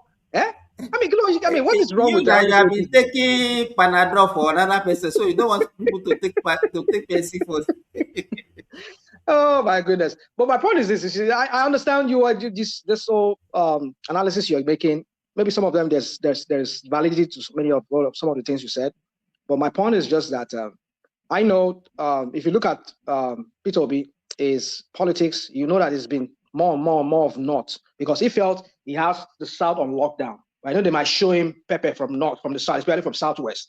With this Aregbesola, I never even thought about until you just mentioned it now, just down on me like, whoa, wow, it's true, yeah. Aregbesola could not. I feel with this guy in Lagos, the Lagos delegates probably they might get. Rational, you know what they have been doing? Let me tell you. They've been trying to seize the structures of that party ADC from state to state, from state to even to the local government level. You understand? Okay. In as much as you might wish Obi that Obi wins, let me tell you, these people, they are most of the people in ADC. Who do you think they follow to that ADC? It's not Obi. It's Atiku. Well, no, don't. It's Atiku. I hold on. The first set of people that went in there, they were for Atiku. The first set, but the ones that were coming later, which I think were now swelled out ranks. The ranks. I mean, the people that they have there are now maybe they're not really people that are calling the shots. People that calls the shots, they are more Atiku people. But the people that will eventually vote, since it's direct primaries, are going to be, people from different wards that will be sent that will go and vote the direct primaries. So if Peter Obi can reach out to some of those ward leaders, tell them to vote for him, I think they will do that. But I know let me tell you, most people do politics in Nigeria. Most people that are we are not talking about masses though, that are those ones that has voters card that just vote during the election. We are talking about people that are actually practicing. I know, I get you. Mio. I'm not illiterate to not understand what you're talking about. I'm talking about people that are registered in that party, that are card-carrying members of that party, that will want to come and vote in that. They are there for money. Well, we'll see. I know they're there for money. Everybody's there for money, but then that will be their own problem. Then if they voted, but I just know that. Yeah, I know that is why everybody's pleading. People are pleading and begging this guy to step down. I mean, step down, Atiku. But yeah, this is democracy. Why not everybody fight for your name? But I know Obi is not ready to spend, and I don't know why people continue having problem with that. You LAPC people. I don't know why people have problem with that. Somebody's not going to spend. What is the ADC here? We are talking about ADC. You are swinging to APC again. Yeah, I'm swinging to APC because you people are the people taking fancy for somebody else's edict. If he's not going to spend money, I think we're going to spend money. Let him spend money. No problem. We'll see how he's going to pan out. But for me, we're just talking about all this thing, but I feel the Supreme Court is going to reverse itself on this case. They're going to give Bala, they will look for one loophole to give it back to Bala. They will reverse themselves. I know. Because if Bala says, oh, I did not sign that paperwork, that I did not sign that thing, that wasn't my me that signed it, or they coerced me, or it was a different thing they said they were going to do, and they were doing so different. So if that one happen, rational mind, that means all of them, they are going to split in different directions. Well, very likely they might split. Because now the Atiku camp now, they are already having discussion with PRP, and as you said, the Obi people are already speaking with NDC. Now, well. So I would. So doing now, the opposition are already getting splitted. Tinubu has succeeded in the wrong progress. Sáàrin wọn nìyẹn, báwo ló ṣe máa sọ? Kí lórúkọ ṣìgìdì tó máa ní wọ́n rán sí àárín wọn. Anyway, ó ṣáà ti rán tó rán sí wọn láàrin, kó má gbọ́ tara wọn, kó má lura wọn ní àbí. At least it's coming to pass for him, right? Because that's what he is. That guy is just, it's not a human being, that guy. I mean, when I come here, I talk with disdain for that guy. Not because I really hate him like that. I just hate his politics. I hate what he stands for. And it's just so disgusting to me that sometimes I have to talk about that guy sometimes. But yeah, hey, we have to talk about it because he's the president. I wish that guy would just go away and just vanish. Never see him again. Because as long as that guy is alive, like Lagos will never, Southwest. I listened to somebody today, and when that person, I think, who was that person? Somebody said that thing today, and I was like, whoa, I never thought about that. They said, was it, I think was that Umara, somebody said that. Anyway, I can't remember who that person was. Maybe it was this guy, Babachi. He said something like, you know, he was talking about those sycophants around him in the white, I'm not saying the white, I say in the Aso Rock there. He said, none of them can really talk to him because maybe he was saying, well, let me not go into all those, let me not digress. My point is this, is that he said something, said, we in Southwest wants to look at Tinubu in the eyes. When he said that, I was like, wow, that's profound.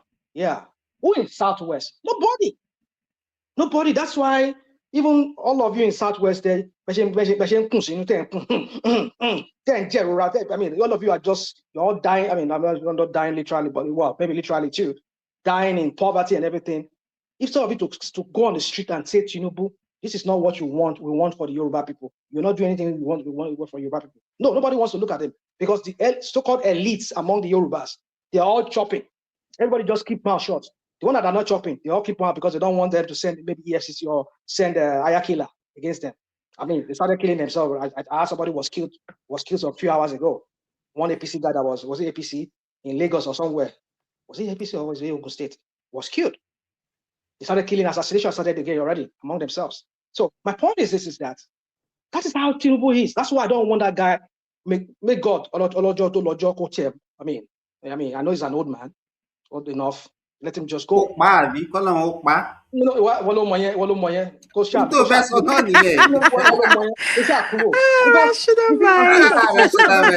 May God forgive you. By your mouth? Oh my goodness, you're so bold, you know. Rational mind. Sorry, this is rational mind. Go on. Are you hearing me? It's Joel of Nashville. Joel. Oh, I'm sorry. Yeah. I thought it was the other guy. Go on. I'm sorry. I know. The other guy was. Yeah, go on. Simba. I know. No, not Simba. Just go on. I know the guy. He meant Ganu. Trust me. As I'm here, Ganu can never enter the stage when I'm a moderator. Never. Okay. All right, go on, Joel. So this is the thing. What you just said right now is it really hits. It really hits home because when you look at the Southwest, the respect the Southwest has is gone, and it's just based on a plate of porridge. It's unfortunate, and when I look at the Southwest entirely, like very soon we will start comparing the North with the Southwest, because when you talk about people that have been in power for that long and the people that are second, you should also look at yourself and say, I've been in power for this amount of time. How has that benefited my place? The respect, Tinubu have made a mess of the education that people know the Southwest for. Can you imagine? Yeah. The stance this just we're talking about now. We're talking about what's the call again? What's that word that they use? Something antebellum, right? The word that they used in whatever crap they call it. Yeah, in the case of ADC. Yeah. Right. So you see, like He's making a mess of even the education those sons, those judges acquired. So it does not matter if you think that we're talking about the ADC or you're talking about the obedience. I think the average Southwesterner should have an introspection. Think. It does not end today. This life would not end today. What is going to be the future? How would the entire Nigeria talk to the Southwest after Tinubu? You don't want to see that. It is same thing they're telling. The same thing they're telling people of the North when they're talking about Atiku. In fact, even Baba Ahmed said it. How can you experience a Buhari and you want to come back to come and do what? If they not did so well when they led and they're making this case now, right? It won't be a hard sell. But people are asking, the one that you have, what have you done with it? Charles Anagolo is a great journalist. But there was a question he didn't ask Atiku when Atiku made that statement that since 1999, that the South has been a power for how long? 80 years and the North 10 years. Did Nigeria start in 1999? That's the question he would have put to that man. Did Nigeria start in 1999? Before 1999, who has been in power more than every other region? It's the North. What have they done with that power? You have been in power for over 45 years, and you are about the poorest region, not only in Nigeria, but in Africa. What is the problem? Something is not adding up. So for those of you who still sees everything Tinubu does today, he has made a mess about of everything.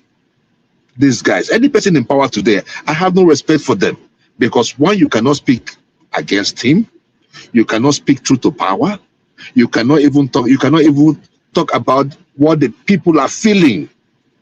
It's like you guys they've closed their heart to reality. Sometimes I ask myself, where are these guys from?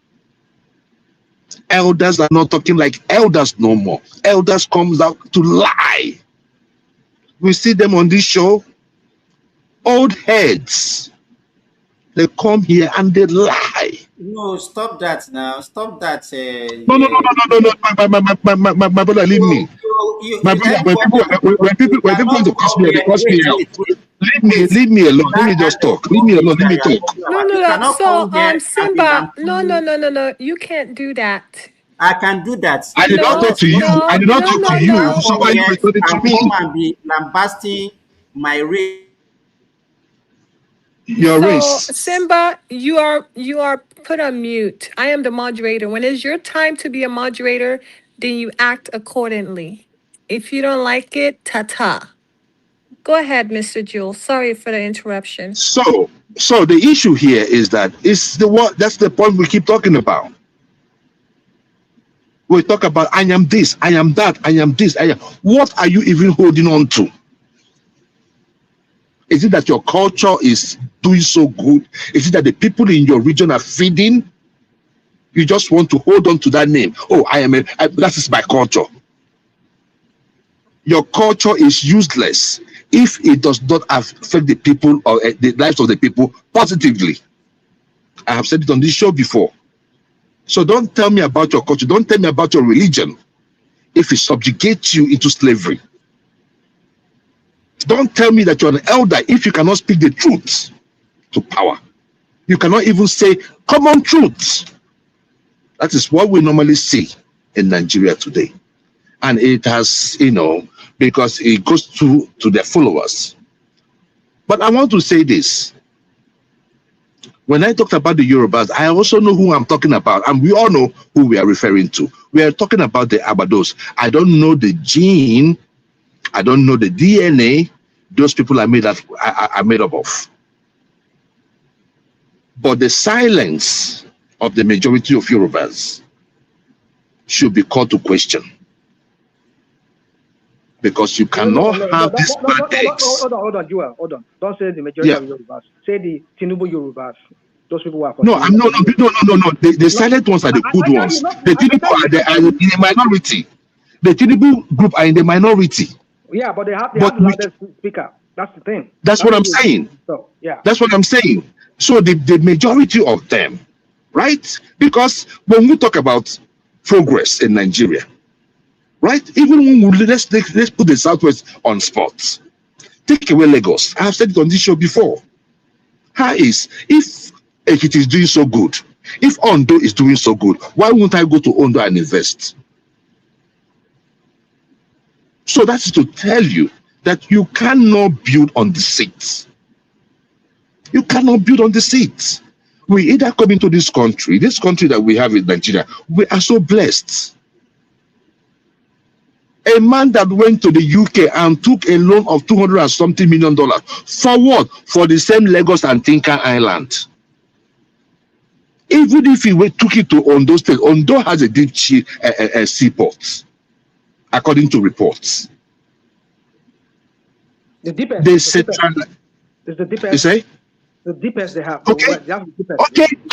So now they will tell you, oh, do you know that the ship cannot go? Tell that ship that said that they don't going to go to other parts of Nigeria to go back to their country. They should operate. I don't know, when it comes to Nigeria, our own is different. In the United States, you have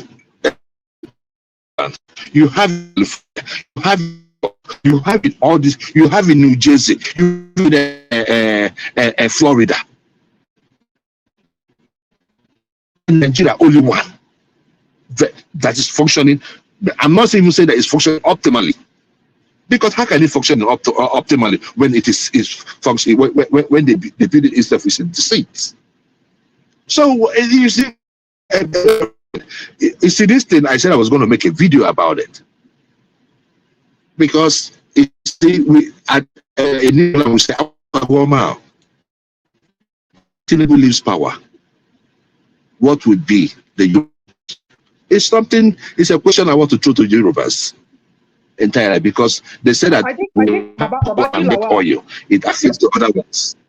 Babachi Lawa yesterday asked that question too. I think was it Babachi? Somebody asked that question. He said it's so disappointed in Tinubu. You think of Tinubu because of all the paparazzi and everything they said about him that he did in Lagos.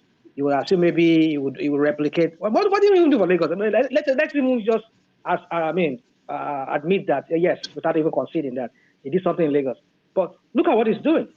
So if any Yoruba people now come next time, like people like myself now that always like to talk crap about the northern elites, that they just impoverize their people. Look at Southwest. Southwest now is a shadow of itself in education, in every aspect. All they just want to do is everything. All they want to do is just to make money, and create some kind of white elephant project and pretend like there's something going on, but there's no substance to it. There's no substance. I mean, everybody's scared of being kidnapped. If you're not scared about kidnapping, all you're worried about is how to make the day, how to eat, and people just don't do things right anymore in the Southwest. You know, not as if Southwest was ever an El Dorado itself, but my point is just that it's a shadow of itself. People no longer talk of education anymore. Education is no longer a thing anymore in Southwest. And this guy, all he just thinks about is create a BRT, create a blue line, but how does it translate to the people? Are your people skilled? Are your people educated? Do they have skills that can match other people from other developing nations or developed nations? No. All they care about is just, and you wonder. You continue promoting this poser in Aso Rock, who doesn't care. All he cares about is how to award contract to his minions. Like Shagori now, like you mentioned earlier, Shagori has almost $1 billion pounds money that they borrowed from the United Kingdom that they want to use to renovate the two seaports. I mean, you just want, and we're talking about 27 point something trillion naira that was missing, that the World Bank declared that is missing now. It was declared missing, that they can't account for those money. for the past 3 years or 2 years now. They've been just financing some kind of strange budget. You don't even know, some of the budget are not even financed. Some of the programs in the budget were not financed. But the money, where the money, where did money go to? So you beg a lot of questions that this guy is incapable. It's just inept. Well, can I say something? You know, my thing is, I'm not even bothered with Tinubu. The reason why, because I have no expectation, in sense that, you know, he's 100 years old. You know, he's achieved. He has achieved a great deal in Lagos. We have to give him a little credit for that, right? So he just wants to answer president, and that's fine. So I don't really have a problem. I can never hate Tinubu because I feel like he felt like he deserved it since he's an elder statesman. He's 100 years old, you know? right. But it's these people, the people that were fighting for Yoruba nation, like that No, those are that charlatans. one. Those are charlatans. No, they're no longer fighting for Don't Yoruba mind them. nation. Don't mind them. Don't mind them. It's, you know, I mean, myself, I'm just so. When I look back, I was so stupid to have maybe by along bought into that crap back then. Not as if I wish Yoruba people would go on their own. But my point is, I mean, apparently Tinubu was the one behind it because the so-called fighter of the Yoruba nation, Igboho himself. Now where is he now? He's in the Tinubu's camp, and he's even threatening any other person not to come to Southwest and campaign. You know, I mean, can you imagine that? It's like rational mind. Rational mind. It's like we went back to the days of Adedibu. Exactly, that Amala You know, politics now. it's like you know, and you see it manifested. Look at the Edo State governor. Look at the tout we have in Anambra State. You know, look at the tout we have in Anambra State. My governor. Yeah, you understand what I'm saying? You see all these guys, it's like, let me tell you something, see, one man. The reason why the Igbo man has not been in power is not because of Nigeria. You understand what I'm saying? It is because of those elites. Obi only broke out. Obi only said, you know what, I'm going to do it regardless. I'm going to tell Nigerians what I have done in the past. And let them tell they're not going to vote for me because I'm Igbo man. Even if I'm the best, I'm the best candidate on the fray. But saludo them, all these guys, all these things you see them talking about, right? Is for VPO in 2031. They started. They do not think about the people. It's not only in Yoruba land. Unfortunately, the only reason why I'm talking about Yoruba land is that because you guys were able to get into power, into the presidency. It's not that we have good leaders in the Southeast. The ones we have in the Southeast are worst. In fact, I would say they're the worst in Nigeria. They're the worst in Nigeria. But, you see, we need to change these guys, rational mind. That's the point I'm trying to make you understand. We need to change. So what do you make of Alex Oti, that is saying that everybody should vote for, I think there was a billboard, I saw a billboard. Okay, nobody down for State. But I had said, Oti said everybody should vote. They should vote for Tinubu. So what do you make of that? It's not a billboard where he says they should vote for Tinubu. No, I mean, I'm looking at, I was thinking of something else. That was in Osun State. Oyetola. You are not, but anyways, but let me just tell you this, right? I have my reservations about Oti, right? Oti, you know, this short man syndrome, you know, Oti is a good administrator, but you know, this short man sometimes, I'm not trying to be, you know, not trying to stereotype anything, but it's something about these short folks and, you know, acting like tortoise.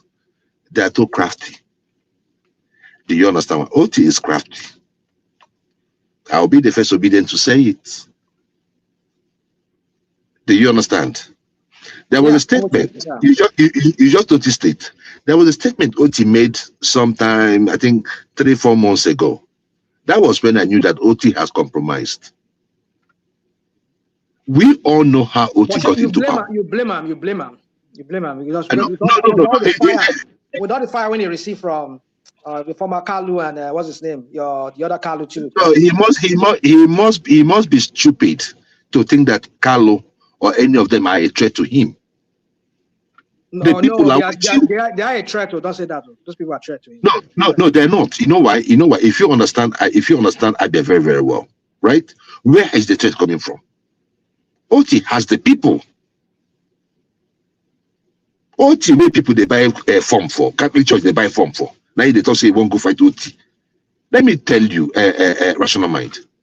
If Oti comes out on that day of election, you will see how Abia State is.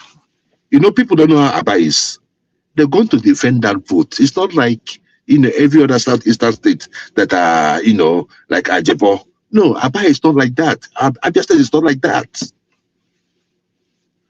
Oti is going to win. It doesn't. It's not the in fact, what you should be talking about now is if both Carlos can retain their seats, because now the people are coming for their seats.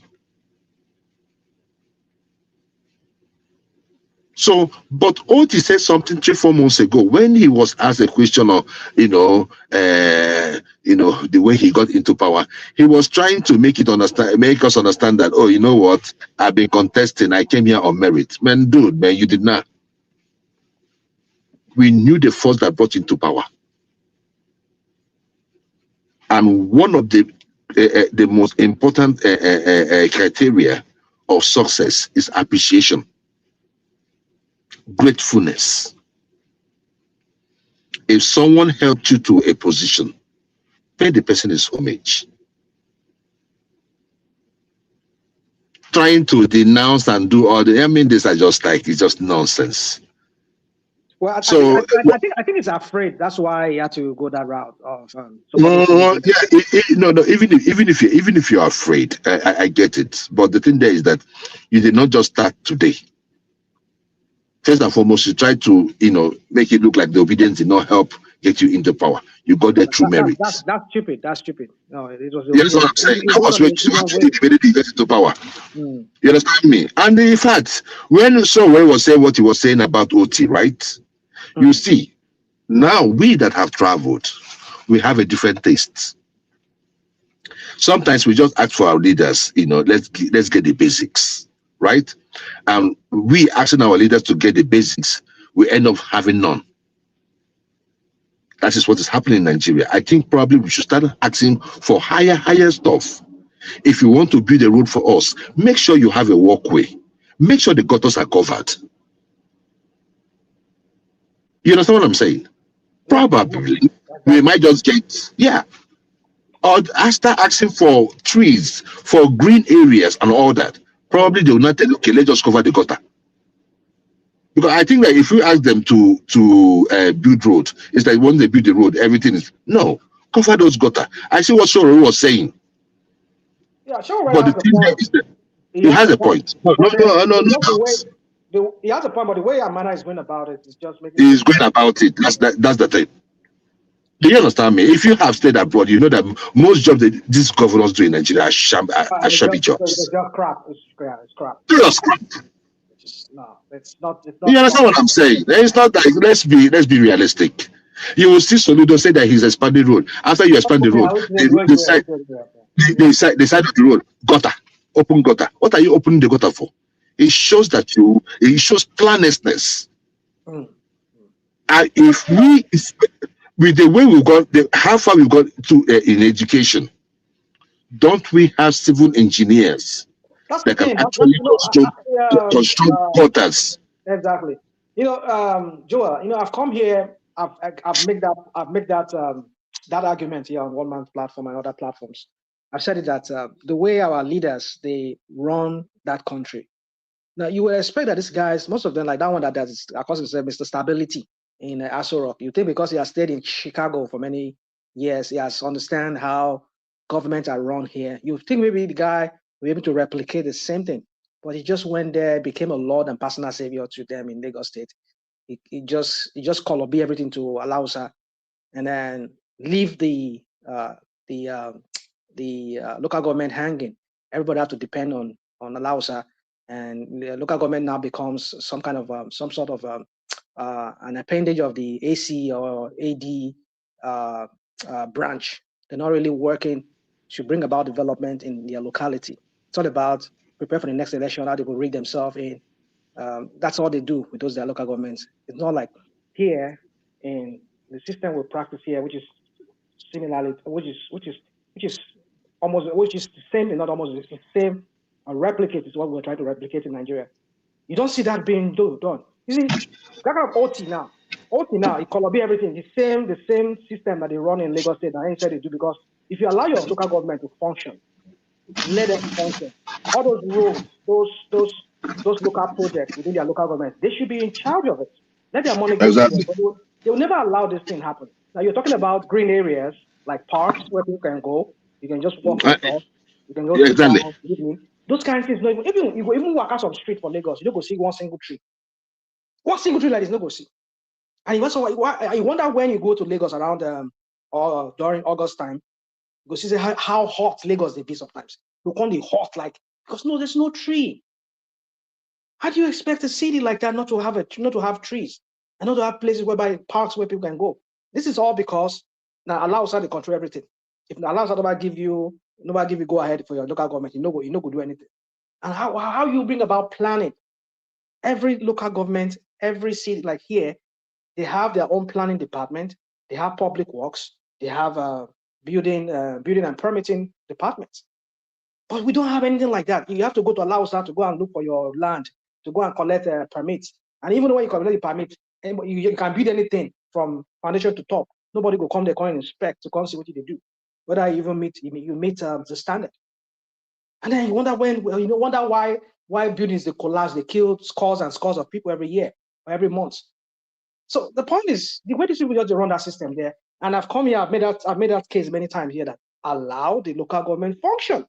Before you know it, after I said I'm here, I mean, within 2 months, they run go Supreme Court, go collect what they call them, go collect injunction. Say local government, and he said they make no like saying he won't really make local government work. To this very day now, local government no they work. Osun State will be in state where he come from, Mr. Stability. That's Osun State. They say they send direct money where they meant for local government to, they go into APC chairmen direct into their bank accounts. You don't hear that kind of thing before. Make a chairman or city managers, or as we call them here, or mayors here. Maybe they collect directly money from the state. How does that even make sense? Yeah, but the thing there is that rational mind. Yeah. You know what they do when they give them money enough to maybe pay salaries and all that. Every other money is not accounted for because they don't even have enough for capital projects. Exactly. Yeah. So whatever money that is remaining, they pocket the money. So it's a free for all. Exactly. Yeah. And you got to prepare for the next election. Exactly. So prepare for the next election. That's the thing. Yeah, it's one of our mayor, I mean local government chairman there for ECO. I don't know. I think it was under Tinubu, last year of Tinubu, second to last year of Tinubu. Okay. In the guy he was at the time he was complaining among friends in the neighborhood that the land behind he didn't know when they sold the land behind his office. Just imagine. Land will be Lagos Island local government. We're supposed to be said local government chairman. So as a local government chairman, you don't have control over the land. Just imagine. So you see, when people, that's why I said, and I make the case, say, if God not take that guy from us, Nigeria, Lagos no go, especially Yoruba land, we no go ever get peace for that place. Because like I was saying earlier before you came in, this guy, people they are afraid of him because they know his pedigree. They know that this guy can snuff life out of you if you call any of his boys. If you just say you want to look at it now. That idiot from Dakeke there, what they call him Igbo. Now you don't talk to his talk now. And he threaten people, make people not carry Tinubu, not carry Atiku Abubakar in Yoruba as they talk. Not carry Obi Oshikon where he in Yoruba. That's what he said. And your Tinubu can go to the north, can go to southeast to go and campaign, with no other people, other candidates. You see, when we say people like that, Tinubu breeds people like that, or MC Olueron, the other one that they call Olueron, and some other Sego, there's a guy they call Sego in Lagos Island there. All those breeds of Alaye touts them that are ready to kill for him. So when you have people like that, where they promote things like that, how do you expect a society where the other kids that are growing up, how do you think they want to go to school to go on? Because when they see people like Sego, like what they call them, MC Olueron and all those kind of people, when they see all of them, they don't go to school, they don't even really speak correct English. But these guys, they control millions, they control houses. Billions. I want these kids to go school to go learn.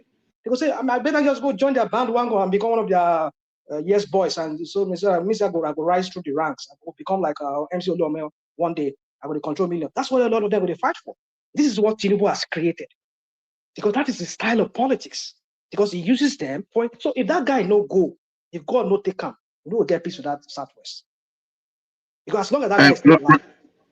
Rational mind. Even in Lagos today, if you're driving a flashy car, have you seen videos of how Alaye chase after you?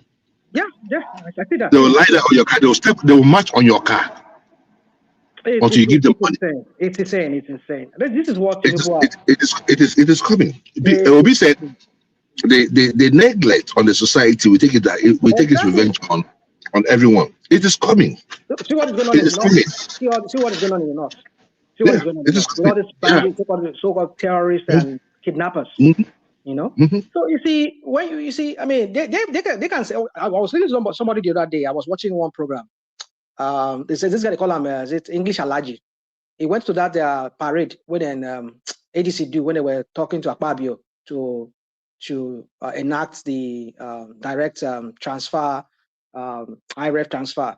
So he was talking and then he said something that was really caught my attention. Now around there you see, oh my goodness, see armored cars, armored personnel carriers, all these police and military. Then I just sat down and he was saying something like see all these people you see, like they protect Akpabio and all these minions. You can't send them to go to Kwara State.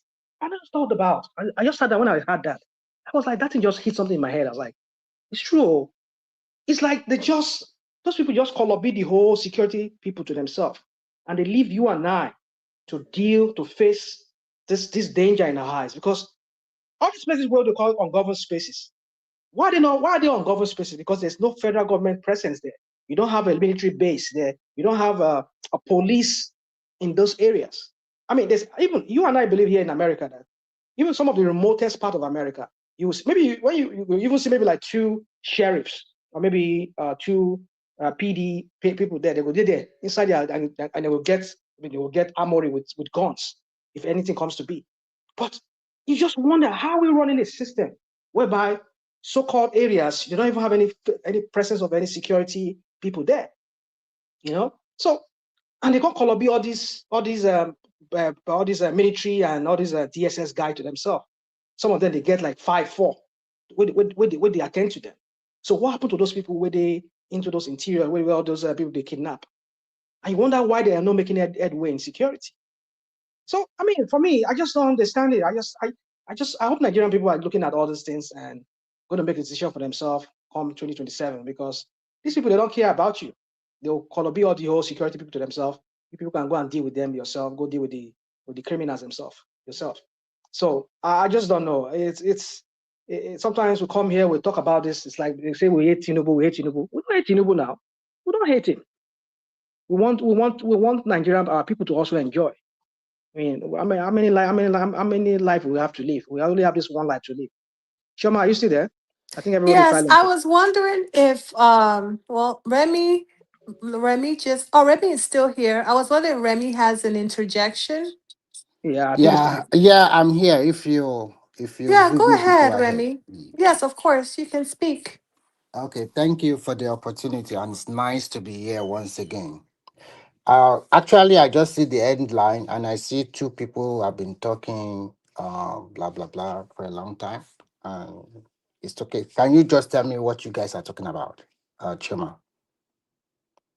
We're talking about how, Tinubu has not been really impressive as a president to be running, and how, ADC, Amechi is going to step down.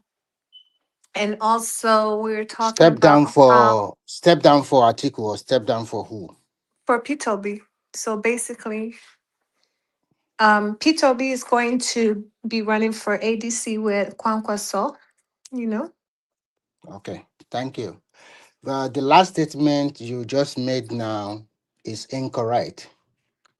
And I don't know where you get your own fact that Amish is going to step down for Obi. That is totally incorrect. And if I must tell you the truth, that ADC still remain the property of Atiku. If court did not say otherwise, is going to be the presidential candidate of that party. For Obi, he might move out of the party and form another, and maybe join another party. It's possible if he still want to contest the election.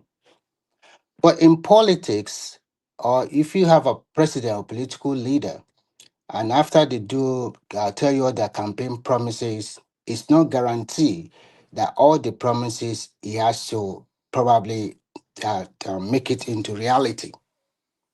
But if you say that the president Tinubu have not done anything, it's not impressive. That's the blatant lie.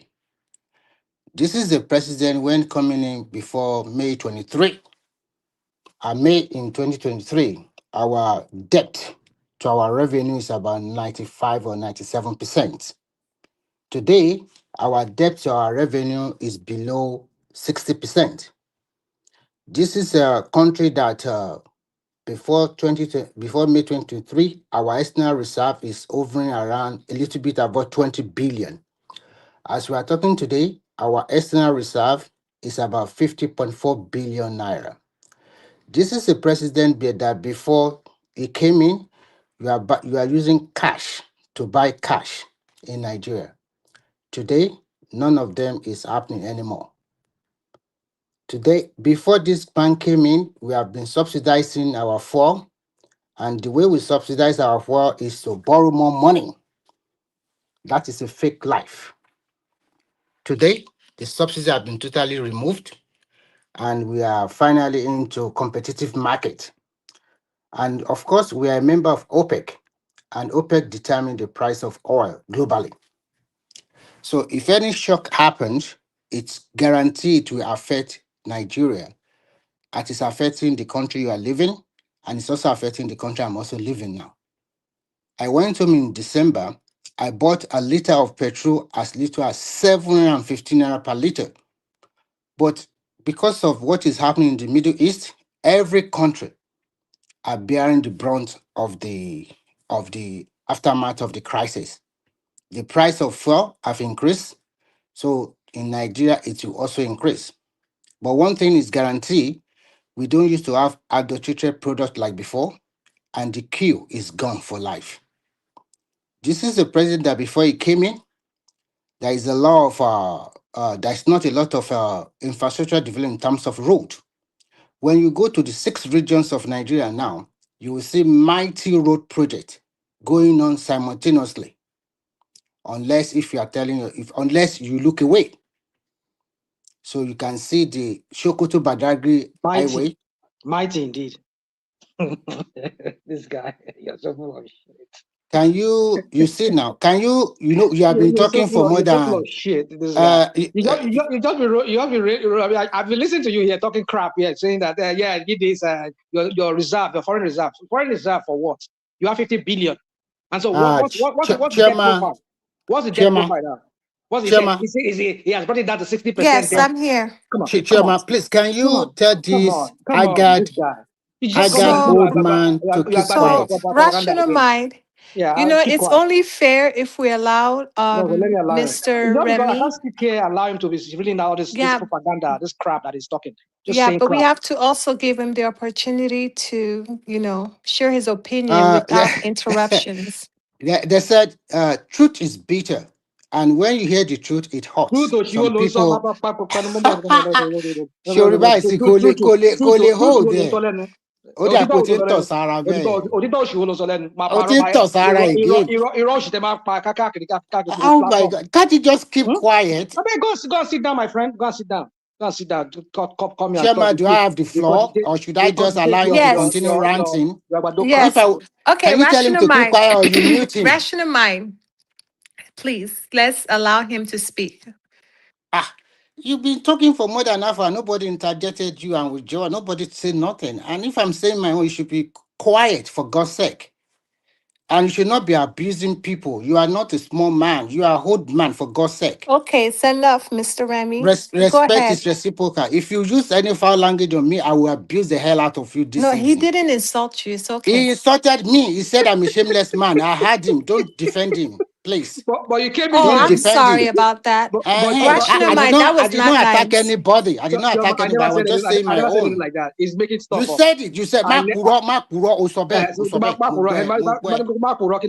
I wish at this time, I can I'll be speak out of it, Yoruba. and then you just I would just step out. Leave that I alone. wish I can speak Yoruba to understand what he was I saying. I'm said don't lie. sorry, That's what I okay? said. I said don't lie. No, why are you telling me sorry? I can tell you. I can This tell you guy's what a he liar. said in English, Chairman. I think yeah, okay, better. You just I think some people are already out.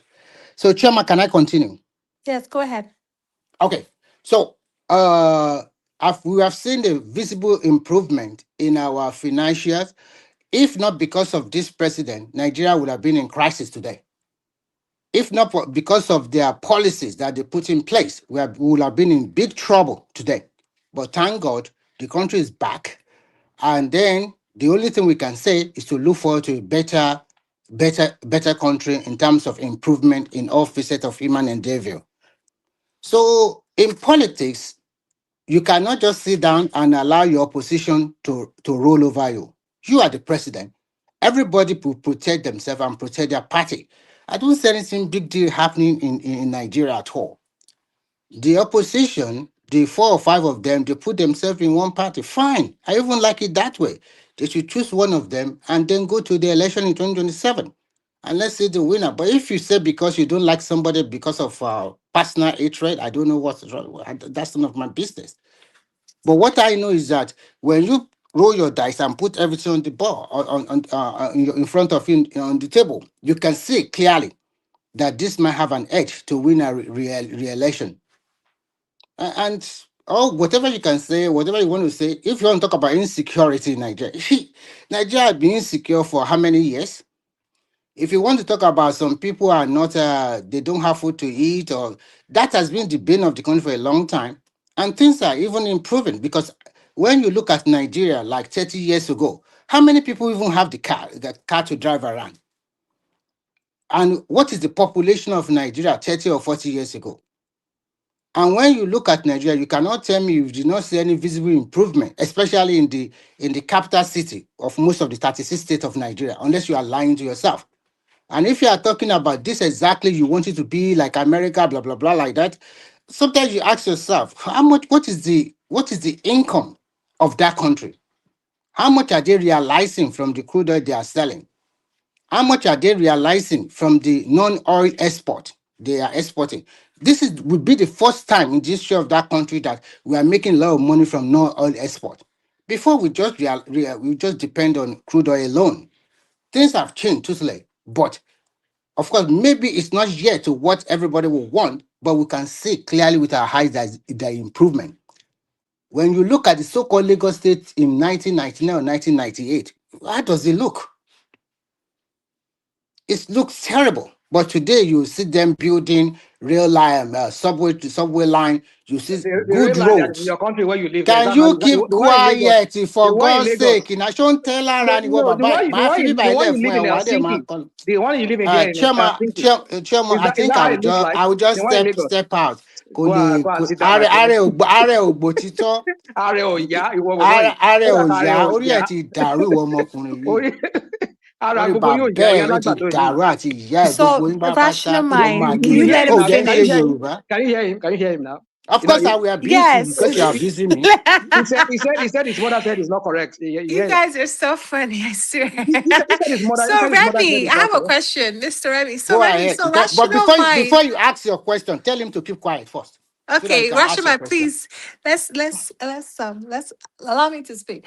So Remy, so rational mind is the only man that can that can really rile you up, huh? No. To be frank with you, I think most time he's just doing like a little baby, accusing and ranting and crying. I did not abuse him. I was just making my own submission, and you Oh, you kept know, on abuse it. The interjecting. first thing you Hey, said can when you you came keep in here. quiet? Shut up, my friend. Rational mind, it's Hold on, hold okay. on. The first thing this guy said when he came in here, you know what he said? He said they were just blabbing, they were just doing blah blah blah blah blah. That was what this idiot said when he first came in here. It's So, oh, I've been okay. listening to You all are the an blah blah blah. Rational Babel mind, idiot. it's okay. It's okay. So Babel, you let's idiot. allow Mr. Remy to complete his submission Okay. without interruption.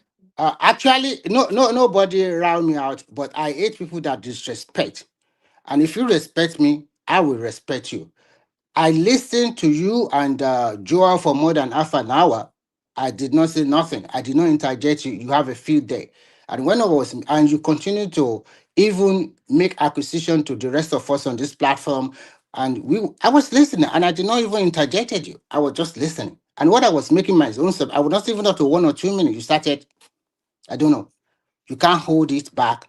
And to me, I just think a lot of people, including even myself, that we make noise on the internet, we don't have any power to do nothing because we are not going to vote in Nigeria. The people that is going to vote in Nigeria, they know who is their preferred choice. And to me, I think the election have been fair enough the way they are doing it nowadays. And if you have your own polling agent all around the country, and you get your your agent signed it from EC80, there's no trouble. There's biometric. They check you and certify that you can go ahead to vote. So in conclusion, I think the other people in the ADC especially, they are just jokers. And I see this man winning a landslide election in 2027. Thank you, Chima.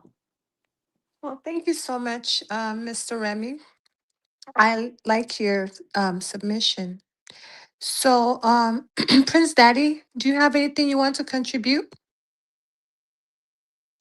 Okay, he's probably sleeping.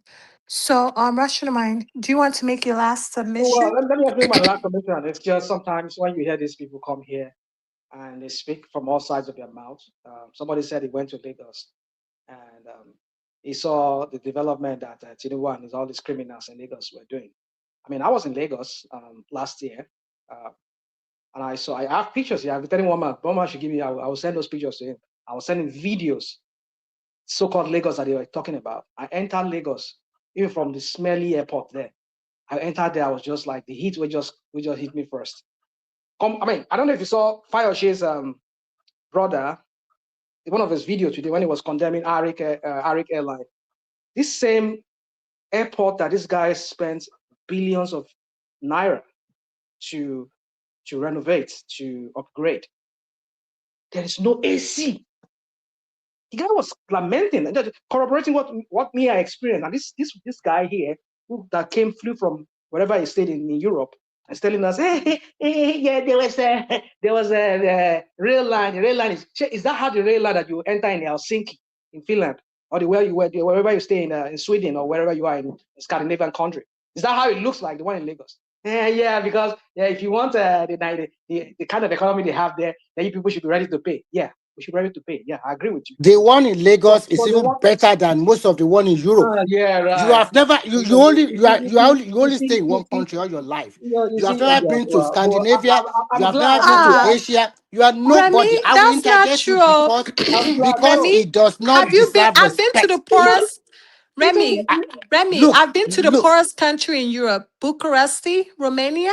Their Mhm. airport is very decent. Don't We are explain not anything to talking this about. guy.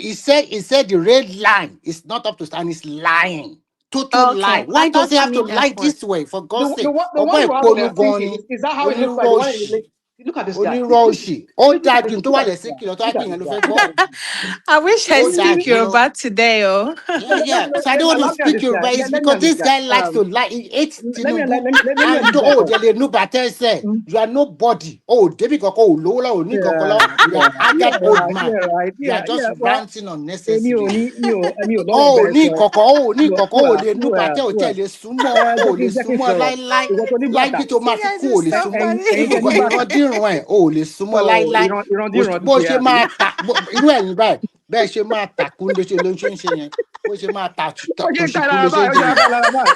Ó ṣe ń wàá ta lára báyìí. tòṣìkú ni wàá tòṣìkú You see this guy? You wàá see this ta guy? òṣìkú nílé ayé ẹ wàá ta òṣìkú Can you hear this idiot? Can you hear this idiot? Bàbá Oh àti my gbogbo goodness. ìdúnjú ẹ̀ ní idiot. Can you hear this Ìwọ idiot? idiot agadman yìí tó yẹ kó ti ìwọ tó jẹ kó ti lọ rántí tí ó yẹ kí Snow Alaska kó ti You bẹ́rí ẹ sound mọ́lẹ̀ like síbẹ̀. you should be in Nollywood. You No, can curse. allow me and this idiot talk. Let me and you No, face ourselves. ìwọ ni idiot Let tó us bá face each stop other. láti máa sọ pé ìwọ bàbá ẹ̀ ní idiot màá máa fún ẹ ní èsì padà. Ìwọ ni idiot. Àràbẹ̀, let's just end the show and let people go and relax. Bàbá ẹ̀ ní idiot. Bàbá ẹ̀ ò ní I idiot said àti these ìwọ people. àtàwọn mi àti Well, sure, family ẹ̀ ní idiot. these people, they're not hard to know. By their fruits, you shall know them. You know, they will come here. They will come here and they will start talking like, Tinubu did this. They are jagudas. They are weary. These people, they are all weary. All this APC them. Especially this guy they call him and that Ghanaian and this. I mean, we have many of them here that comes here. This guy's a weary. The way they will just come. In fact, you are just messing up. In fact, to be frank, you are terrible human being. Us, oh, he has brought You down are the terrible. We are just discussing What the heck are you talking about, Mumu? Everything I've said. Debunk it. Should you have a brain. I'm debunking it now. Okay. Let's make it a conversation. Explain to me. Let's make it a conversation. I ask a question, you answer it. I ask a question, you answer it. Then later we now reverse it. You ask a question, I answer it. Okay, Okay. Now, can you tell me what is the debt to revenue ratio of Nigeria before May 23 in 2023? Debt to revenue ratio. You tell us. I don't know. So you don't know. So I will not tell you. You go and check it later. I've already I've said it before. This when I was making my. Come on. Let me ask your own question. Ask your own question now. I'm not going to ask you any question. Okay. I will answer the second. I will ask you the second question. I will ask you the second question. I'm not going to poke you also all your. So you see, you don't know nothing, and then you'll be here ranting. Let me ask you another question. Can I ask you another question? I'm not going to answer your question. Let me just say something. You're not here to ask me questions. I want to poke holes to all you said. You are not poking holes because you are just abusing. Okay, I hear you. Let me talk. Just let me talk. Now, this guy came here. He's talking about, Tinubu brought down the debt to 60%. I don't know the crap he's talking about. This how many trillion ways and means that this idiot left for us? Buhari, this idiot, the one in Mr. Stability in the Aso Rock, he said that he has paid it off. No, they did not pay it off. But they gave us and then you people did not factor that in. No. Probably you didn't factor that into what you are, all the crap you are, all the statistics that you are coming here and you are throwing around. That's why I'm not going to go by your statistics or whatever debt or whatever profile you're giving me. I'm not going to go by that because that is what manufactured by Tinubu and his people. I'm not going to go by that until I see the real debt to whatever profile they really have. Now that's one. Now they've been borrowing. This guy removed fuel subsidy. Buhari, when Buhari was there, with all the shenanigans they did or whatever the arbitrage they did on the dollar, whatever, sales of the foreign currency and whatever. Still, this guy still maintain our debts very low. But this guy removed the what's it called? He removed the subsidy. Yet they are still borrowing, and they are borrowing at an alarming rate. Now, a few hours ago, World Bank released a figure, 2.something trillion money. They can't account for that. And you're telling us that he increased the foreign Okay. You let me also talk. Let's make a conversation. Let's make a conversation so that you don't take too long time talking. We're going to make okay. Answer that first. I mean, if you want to answer that, okay. Let me answer that one. Let me answer what you just said. You said they were unable to make an account for the money the World Banks talk about. But if you follow the I will advise you to go to the Ministry of Finance website of Nigeria. Yeah, right. And relax yourself now. I didn't interject you when you were making your own. I said, yeah, right. I mean, okay. So I said you should. Oh my God. Okay, just calm down. Calm down. No, calm down. I'm not irate. Okay, I'm listening continue. to you. When you finish, after you, I will talk. Continue. Dude, I'm not here for your games. If you want to talk, and then continue talking now. After you stop, I will say my own. After I stop. I mean, why am I stopping? What are you, this guy talking? Continue after you. I'm not Okay? talking. I'm not continue. You are the one talking. You say you want to talk, and I'm saying. Then you should be quiet. Then don't give me that quiet. Don't give me that thing. You're not to tell me what. Okay, Rational Man. Rational Man. Do you want to respond? No, I'm not responding. I'm just okay. Let him talk. Let him talk. You want to talk? I'm not responding to anything. I'm just go ahead. Just speaking out loud here. Okay. So according to the Ministry of Finance, they said there is no money missing. These are money deducted from the local government states that they have been owing, and there is records for it. And if you go to the Ministry of Finance website, you will see the way everything is there. So sometimes, because the World Bank, maybe they were unable to see this kind of document and everything, immediately the World Bank raised that question or that assertion, maybe yesterday or the day before yesterday. The same day, the federal government came out and said that all those monies were done deduction from state and local government, because you know that some of these state and local government, they have a lot of debt on their necks, whether local debt or international debt. So it's simple deductions. Okay, can I say something? Can I say something? You see, here again, we go with this, Agbado numbers and statistics. Without insults, please. No, come on. Chairman, have I said anything that is insultive here? No, not yet. I'm not going to do that. I'm not going to go that low. When they go low, we don't go low. We go high, right? Exactly. Yeah, so we don't do that because we know that they are gutter people, so we don't like to go into gutter with them. So anyway, let me just go. So anyway, my point is that, you see, these people, they come here, they just brandish all these figures. I mean, I heard when this deputy finance minister was that guy, that tax guy, was coming and just defending all the crap he was defending. That's what they do. That's what they do. With Boo Boo, we saw when Boo Boo was there. We didn't know there was a ways and means that they never paid for. And they were just falsifying figures. At the end of the day, when this one got in there, started opening that manyash and telling us, oh yeah, they did the ways that means. They borrowed this money, they cannot account for all this money. This guy, former CBN governor, do so many things, shenanigans, but they were doctoring it. And back then, I remember Edo State governor was saying that they were printing money without to back it up. And it was like, I remember Emefiele come and say, where is the evidence for that? That's what they do. These guys, they will just come and because they know we cannot go into the file and see everything, but they will come and throw numbers and throw out whatever for us. That's what they're doing. Because if all this thing they are talking about, then how do you explain what people have been talking? At least there was a senator, an APC senator, who brought it up that they've been running 3 budgets concurrently without anything to show for all the projects. 3 budgets, 2014, 2025, and this year. So where did all this money go? But when you ask them, they will always give you something to okay, back can I say my own? No, hold on. I'm not done. So when you put all these things together side by side, you see, it doesn't just, with the reality on ground, it doesn't just make sense. But yet again, when you ask them, they will give you some kind of made up stuff that you can't even question, because you can't go there and see the real book itself to see how they really make it. But they will tell you and you believe it. But when they leave there, we should find out how this thing. All these people now, all of them, I mean, the Buhari people then that were supporting Buhari, where are they today? All of them that anyone to war, but then they are not here to defend it anymore. But, okay, so, can I come in now? Budgets are estimates of revenue and expenditure. These are proposed money to be made. These are not money you already made. These are just estimates. And when you make your own budget, even if you are running your own corporation or your private company, it does not give you guarantee that all whatever you lay out there, you are going to make it for that year. If you are not going to, because if the revenue you expected, you did not get it, there's tendency for you to realign. And as a government, which is a going concern, if you make your budget and unfortunately you are short of revenue, or maybe you make more revenue, that is why sometimes you see the presidency sending a document to the House asking for an extraordinary expedition. I mean, asking for more money to do particular certain things at a particular certain time. So if they are running, if we are saying we do not see what they are using the money on, I think we have just been economical with the truth.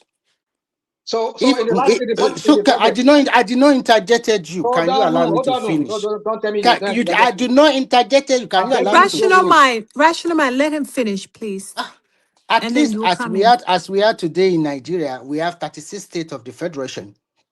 According to what we can see by ourselves, none of them is borrowing money to pay salary anymore. In fact, some states are even giving additional money on top of the minimum wage.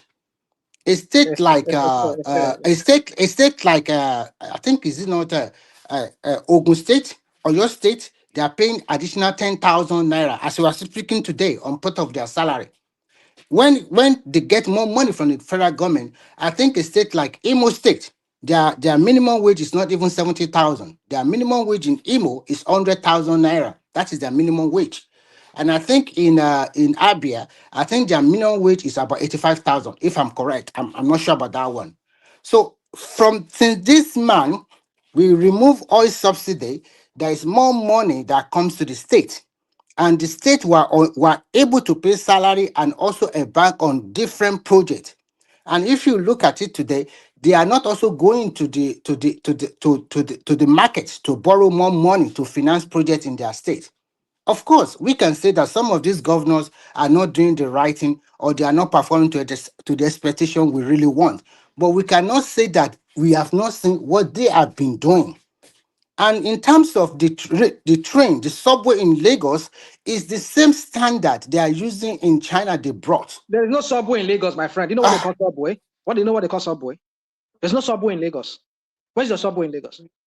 You people you'll be throwing name all around like as if So relax yourself. Relax yourself. Anybody that hears you say subway now, we think really we have subway. I still have the floor. Don't give me that. You still have the floor. I know.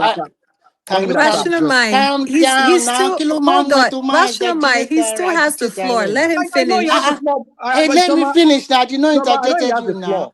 But it's just Hey, you know interjected. Let me finish. And when after you can say around like as if some of us are just okay. Let's hear the word he's throwing around. Give him some minutes. Even if I say subway can be in different form. Can be light rail, and the subway you are going to tell us that maybe it's underground. So if it's underground, it can also be light rail that you can see with your eyes. The speed, whether it's underground or top of the ground, can be the same thing. There's no big difference.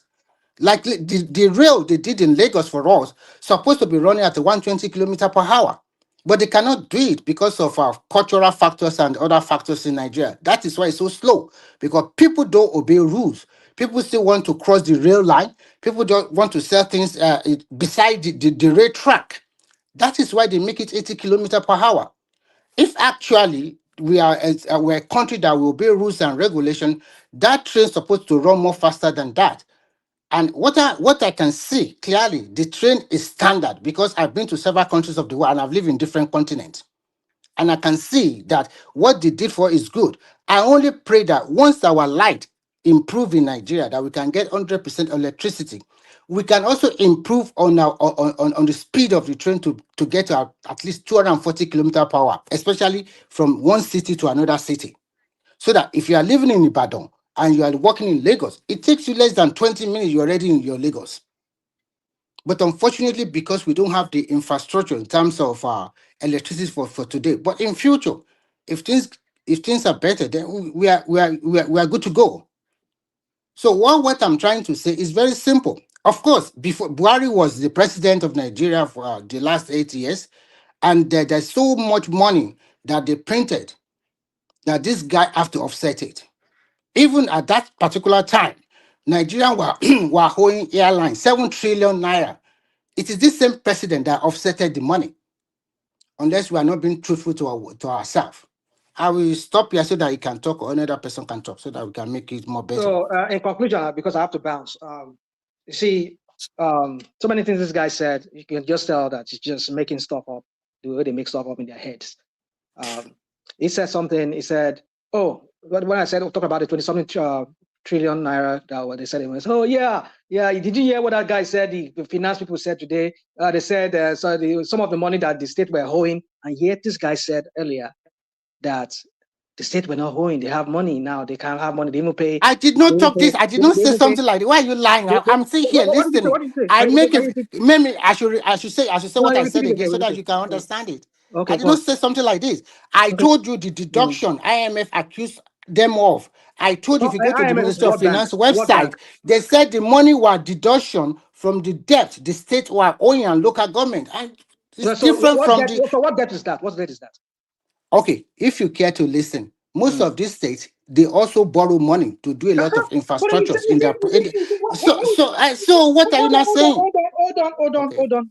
Remy, we're going to talk as if we know you and I were like cat Okay. and mouse. I'm listening. You Ask your and I were like question. cat and mouse, but we're going to talk Ask about your this. question. I'm going to Ask your conclude with this question. before I leave. You just said they were hoeing, they had to deduct, but yet Tinubu is giving them money. Okay, So why it's can't they use that money? different. It's So what are we different talking from. about here? Yeah, go on. Okay, let me clarify it for you. When we say a country or business is going concern, if you are owing debt, it's not the debt you incur this year. It might be debt you have incurred in the past years, in which you have to service. And then now, if they give them allocation, they have to deduct those money they are servicing as part of the debt they are servicing. There's a state in the northern part of Nigeria. I could not remember this state. It's only state in Nigeria that is not owing money. But all other states, they are owing a lot of money. They have got borrowed from the international market.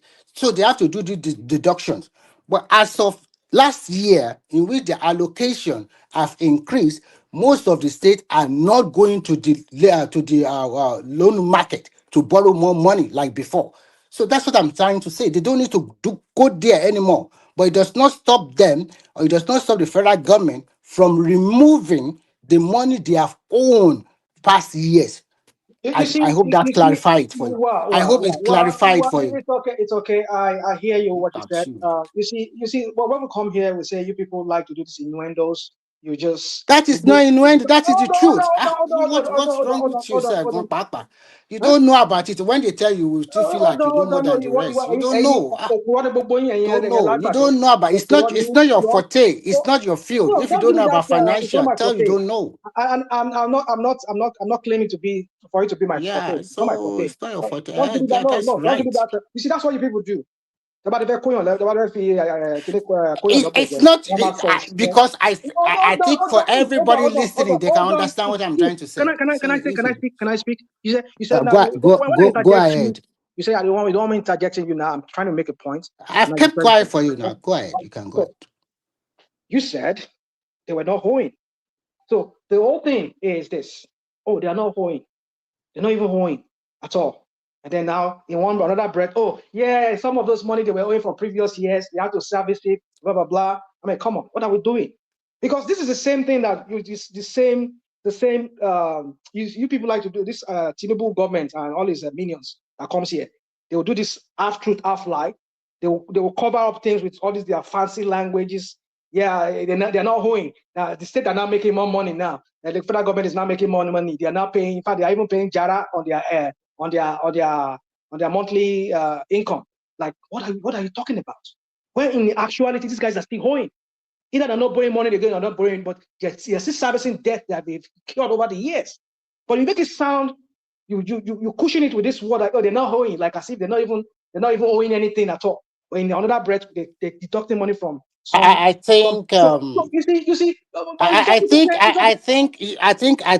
think that side is not your forte, and you don't give me know that about big it. bullshit of I think you don't. Okay, let me ask you a question. Let me ask you this question. Have you ever secured a loan or overdraft from a bank in America? Don't give me that. I've never secured a loan. You see, this is what no. I'm asking you a simple question. I'm asking you a simple.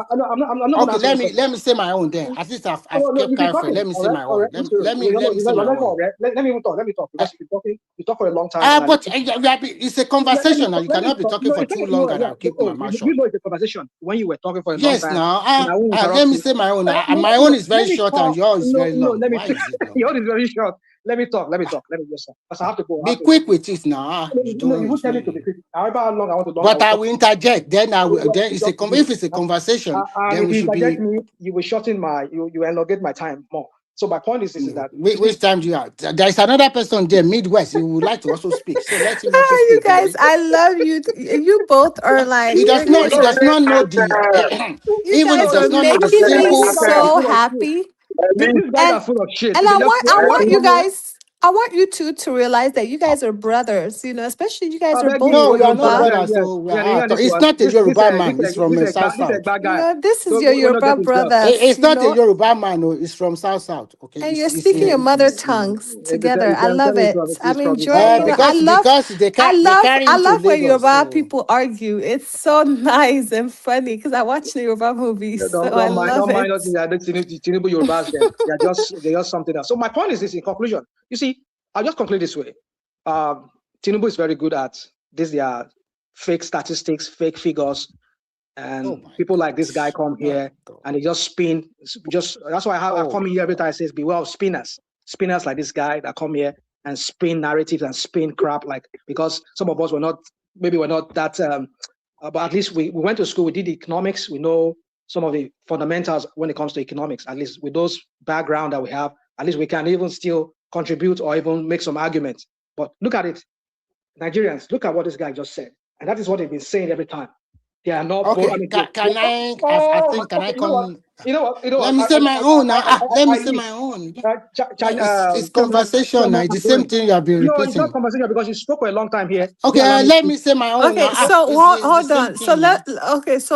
Mr. Remy, please just allow him to make his last But for statement. how long? It's more than 5 minutes He can't already. stand now. He can't stand I me. didn't Just use 5 minutes 2 minutes. already. Just 2 minutes. He Yeah, he was trying to can't. get to a point. So my point is this: is that Nigerians don't listen to these people because we know them. Because they'll say one thing, we see another thing. They tell you Nigerian the inflation was dropping, and suddenly the inflation is rising. How can you have in one place inflation dropping and then poverty is rising? Well, that makes sense with that. I leave you guys with that. You guys have a wonderful night. Bye. Okay. Okay, Chairman. What I would say is that I've seen a lot of people, they call themselves educated, but they don't know nothing. In economics, they don't know nothing. And they will tell you that they are jack of all trade and they don't know nothing. Actually, what we are discussing is as simple as ABC. Even if you have a bank account and you secure a loan from your bank, it does not necessarily mean you should pay your loan in 1 year. You can spread it for 3 or 4 or 5 to 10 or 20 years. And it does not mean when your bank, when your book is they are clean, it does not mean you will not service your debt. And that's exactly what the federal government has been doing. Most of the states are indebted, and it does not mean that they will not pay their going concern. For example, if you make 10,000 naira and you're only paying, they are only deducting about 200 naira or maybe 1,000 naira from the 10,000 they are giving you. It's understandable. Maybe before you make 10,000 naira and they are now deducting almost 10,000. You don't even have enough money to do your concern. So it's as simple as ABC. So that's exactly what happened. What I'm just trying to say is that Nigerians are also not fools. They can see infrastructure development with their own eyes. Pre 2015, we did not have a train from Lagos to Ibadan. We now have it. You can take a train from Lagos to Ibadan. Since before 2015, we do not have a lot of road infrastructures or train infrastructure across Nigeria. It is Buhari that did that. And this man continued to do his own. What I don't like is that you coming here just ranting like a small man, abusing people. And if people does not follow your thought of line, it does not necessarily mean they cannot criticize the government. In this platform, I've said that the guys should do more about insecurity. But in terms of economics, the guy have performed wonders, taking the country out of dead wood. And we are today, it does not mean we are totally okay, but we are better off from where we are coming from. So I will stop here so that I will allow Midwest and Prince Daddy to also say something. Mr. Midwest, are you there? I'm here. Oh, good morning, madam. Thank you so much, sir, for your patience. I just greet you as I have to have patience when the spokesman for Tinubu is talking, Mr. Remy, and the spokesman for Peter Obi Obedient is talking, Mr. I'm not a spokesman. No, I'm just giving my own opinion. You can also come here and give your opinion. Don't call me spokesman. I beg you. Really spokesman for each other. So the other one is for Peter Obi and Obedient. So I've learned a lot from them. The thing is, the whole situation is quite confusing if I look at this, what is going on in my country, particularly the one that have to do with insecurity and the political terrain as well. I think the major topic is about ADC and the Atiku trying to, go for the ticket. But if I look at ADC, sometimes I'm even confused whether actually are they really opposition. Because the chances for them to be consumed with this, their internal crisis, is there. Because PDP was also having the same problem. Nobody believes that it will end up like that the way it is today. I think that party is no more. There's no way anybody can revive PDP. So I said it will be there like every other common party. But that privilege of being the main opposition party, I don't think is there anymore. And likewise, this ADC. But however, if they are able to put their house together and push Atiku forward, I think Tinubu will have no problem winning the election, turn out 27 than Peter Obi. Because the Northerners, they are not happy with Tinubu. I think they are upset seriously, and when somebody speaks that their answer language for them. So sorry, Midwest. So which northerner are you talking about? Because when you say northerners, you are talking about the whole 19 states. Is that what you are saying? I'm just talking, those who speak Hausa, who believe in their faith. Yeah, but they also speak pray. Hausa in both Benue and the rest. They speak Hausa there too. Well, the thing is, those And people are very Kogi is also educated. Kogi and Kwara. They speak mostly Yoruba, and they are also northern state. The thing is that when I mean northern, where the power lies, when you go very There is no that. So do you know one thing that most Nigerians that don't let us. Sometimes we fall easily to what we read, and which most time is not true. If I tell you now that the strongest region that party is so strong is the Northwest, will you believe that? I'm which talking one? about I'm talking about APC. Well, I cannot credit. You see, the thing is this: Nigerian politics is very So complex. don't conclude that way that the Northerners are not happy with the president. Don't. Hold on a little bit. If they nominate Atiku, when it comes to politics of Nigeria, Atiku has, I can say, it's almost like Tinubu. The man cut across the entire country, south, southwest, everywhere. He has his people everywhere. Strong people behind him. So it's not somebody you should undermine.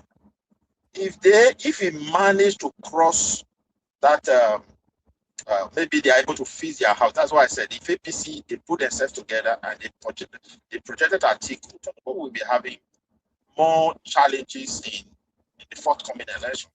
No. But however, beside election, if I look at what is going on in Nigeria, So Midwest, before you go on, let me quickly ask you one or two questions. When Atiku contested in 2023, under which political party? PDP. How many state governors does PDP has in 2023? I cannot remember totally, but they were having many governors, but later so many of them have abandoned the party now because of No. We are talking. No, I want to give you a very good example. In 2007, wait, those governors are people, and those who have abandoned the party, they are doing it not because of Nigeria, because of politics. Do you know why I asked you that question? Do you know why I asked you that question? The reason why I asked you that question is that grassroots structures are very important in politics. Yeah. And when you look at Nigeria election, there are three major factors always come out every time: religion, tribe, and structure. So in the last election, what helped Obi most is religion, tribe, and sentiment against the ruling party. And then third and fourth, the APC was also divided in 2023. That is the truth. And that is the major reason why you see Obi or Atiku getting a lot of vote in the northern part of the country. But this time around, can you tell me categorically that ADC have the same structure like APC as presently, grassroots structure? Do you think they have the same thing like APC? See, they have. The thing is, they have.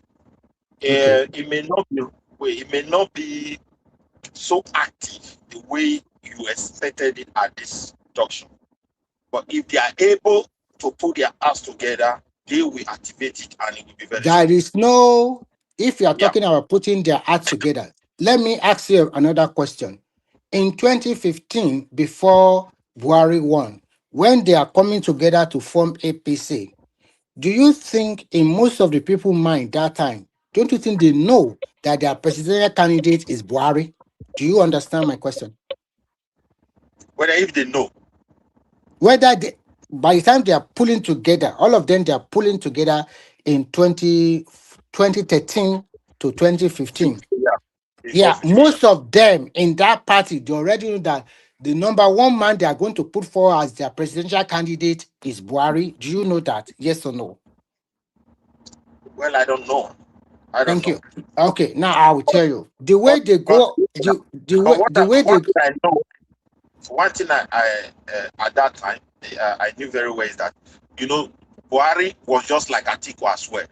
No, Keep on contesting. no. So coming there, wait now, there was that sense of like what people are saying to the ADC.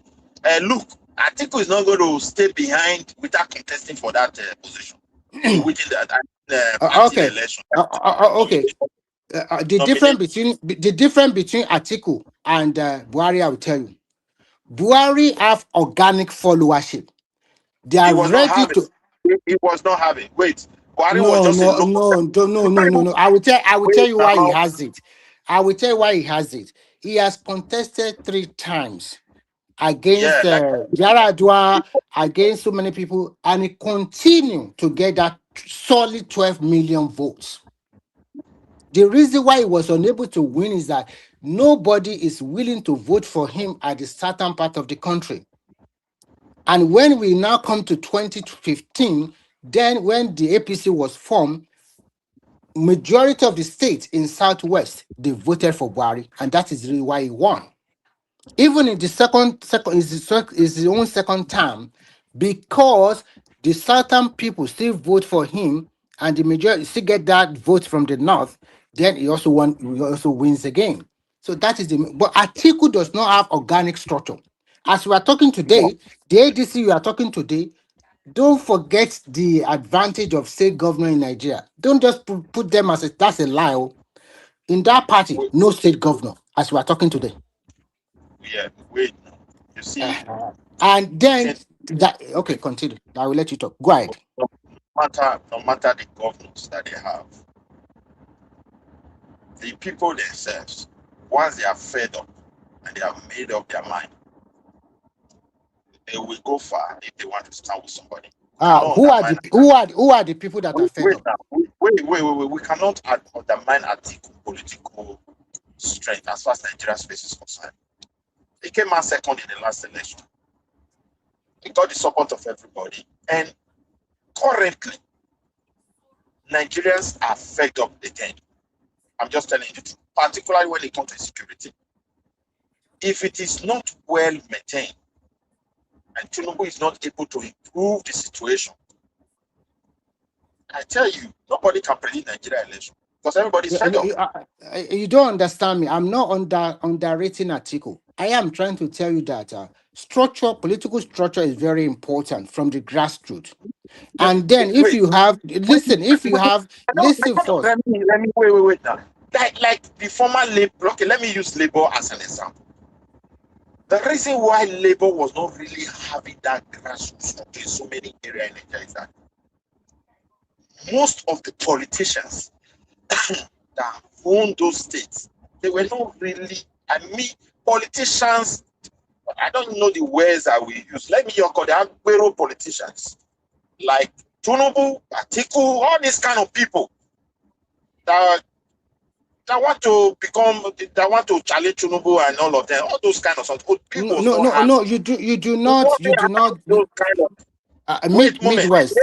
Wait. Labour Party was not having those kind of structures on ground in so many areas across Nigeria.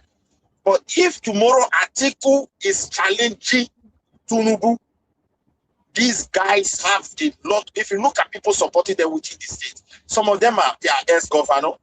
Some of them have the what is it called? They have the Okay. Let me set another example for you. They have the strategy to ring, to steal ballot, to do it Okay. fairly. Let me give you another example. We cannot wait now. We cannot. What I'm trying to present is, let's not put it on that. We cannot undermine Atiku. But what if it is Obi they want to nominate? It will only, for me, it will only end up like internet noise, accusation, and they will not be able to really go Okay. far. Let me say this. Let me say this because we have two other people there. Currently, it's very, very dirty. Midwest. Let me say this. What I'm trying to tell you is very simple. Look at Atiku. The time he was able to garner a lot of votes, you will see that during those times, he has a lot of PDP governors behind him. That's a big structure for him. In 2023, he was able to garner 6 million votes, 6 million plus votes. The reason why Obi was able to garner that a lot of 6 million votes, if you sit down and look at it, Obi got almost 95% of votes in the Southeast. That means nobody is contesting the 5 states with him. That's a chunk of vote. And then he got some Christian vote in North Central of Nigeria. We are talking about Plateau, Nasarawa, and which other one state? One state. And then he won Lagos. Then he was unable to get the vote of the core Muslim in the Northwest or the Northeast. So that is why he stopped. So you can see clearly that it is tribe and religion that gave him that vote. The vote he got, some of the votes he got in Lagos is because of, part of the reason is because of the people, NSAS movement, the young people. They are tired of Buhari and they are tired of APC.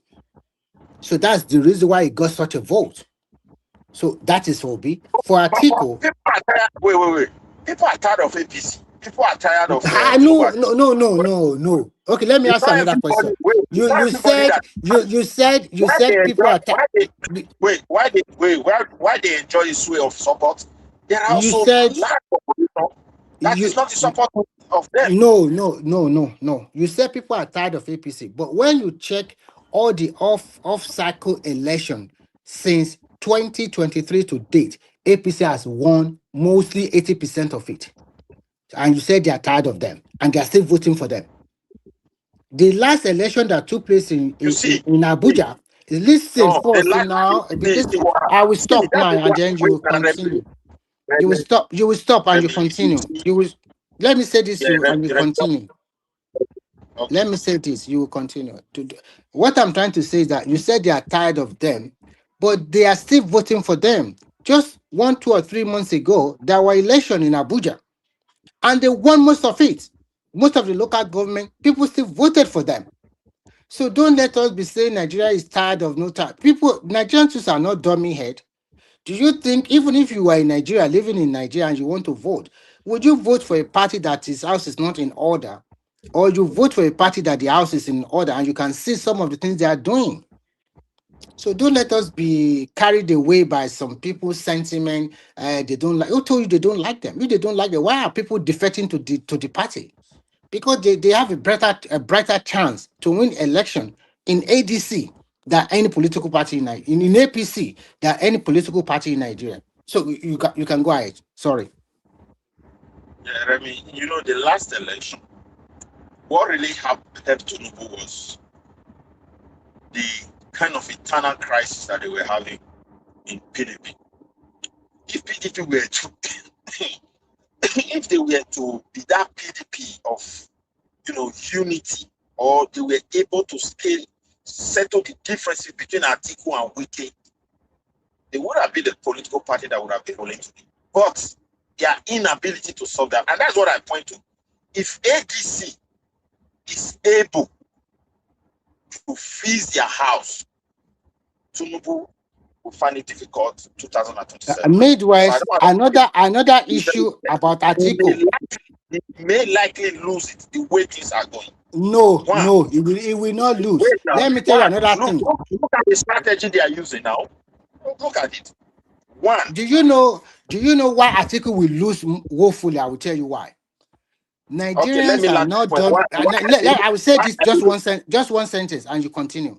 Nigerians Yeah. are not dummy head. We just had Buhari. Just listen. We had Buhari 8 years rule. This is the turn of the South. The South must Yeah. also rule for 8 years before it go back to the North. That sentiment, you will see it. It will also come out. So even if it's Obi they put there, it's better that Southern brothers are competing. Look at in 2019, no any Southern candidate contested against Buhari or Atiku in that election. It was purely Atiku and Buhari. Is it sure whether you want to talk about that just got 50,000 votes? So this time around, Atiku is the one that is disrupting Nigerian political terrain, and people are tired of him. They are really tired of him. This is the turn of the South. Why must it come out every election? For God's sake, for God's sake. We just have this is Nigeria, not Europe or America. Yeah, go ahead. I agree with you that factor of now it is Southern turn is not something we should also really undermine. It is an advantage for Tinubu. But however, if the insecurity, the way they are amplifying it today, because the insecurity in Nigeria is our people made, the way I'm looking at it. Our Nigerians made. And particularly the political elite. And if they continue to amplify, remember, bring back our guests affected Jonathan seriously. And the manner at which they are now trying to amplify this insecurity, I pray that Tinubu is able to do something about it. Don't worry about insecurity about No, that. I'm a Nigerian. Why would I Everybody in worry? What are you Nigeria. talking about? The You reason can't why I tell will a tell you Nigerian not to worry. the reason why I will tell you don't worry about it is very simple.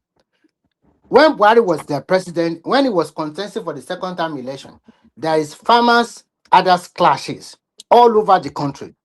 When Jonathan was contesting for 2011, there were insecurity. In 2015, there were even more insecurity. So that one, when the election nears, you would have seen the handwriting on the wall. The way I see it is very simple. I think if Obi did not get the ticket of ADC, he might go to another party, whether you like it or not. And if Obi is going to be VP, and I don't think they are also considering him for VP position anymore. No, wait now, Remy, you hold on a little bit. Let Yeah. us not argue to cover my point, the point I'm coming from. I always refer, if they are able to fix their house, don't take that word away. That How means can they? What house do you want them to fix? Can you tell me? hold on a moment. That means Obi and Atiku, they are not coming together to say, let's agree on how to do this. And the tickets go to Atiku. But however, it is very, very narrow. I agree with you. Because Obi will not wait if he doesn't have those tickets. And obedient people will not tolerate it. That will be another great challenge for them. And if they nominate Obi, Obi can't challenge Tinubu. Except, I don't know, with this cannibal people, who is ready to die for anybody? So who is ready to, I bet maybe we leave an assist. Because the Northerners will not sit like after for an we go take us. So why this crisis? You know, they have to look ahead. I'm looking ahead but if they are not, and the chance for them to really manage this is not easy. I'm not saying they will do it because, like my state, they have 3 chairmen already, and it's going to create problem across everywhere. Many states are already dwelling up because a lot of people went there, and even the APC, a lot of people defected, and most of the reason and personal interest why they defected to that place, the people on ground is telling them, no, I'm not giving you my space. You know, they also have internal challenges like that. But being the ruling president, they will tell them, I don't want too much noise, and you try to resolve it with them. Anyone that doesn't obey, packet them with the FCC because their hands are not clean. So that is it. To solve that one is easy. But when it comes to this ADC of a team, let's hope that if we really want to have opposition, which is very good, they should put their hearts together and see what they can do. And if they nominate Okay, Midwest, you have been following Midwest. security, You have been following Nigerian if You have been they nominate Atiku and it happens that the insecurity, the way it is going, okay, now Turkey is in our country. They have a military. I don't understand it. Whether it's a fake news, I don't know anyway. But I've seen it in, I think, main media in Nigeria, mainstream, these news outlets or something. So I don't know what they are there to do. Why he invited them? Because I don't trust those people because they have not been able to fight their own. They have their own internal problem. This PKK of it, if not for NATO, PKK would have destroyed that country. If not for NATO, America. Midwest. The point is very Yeah. simple.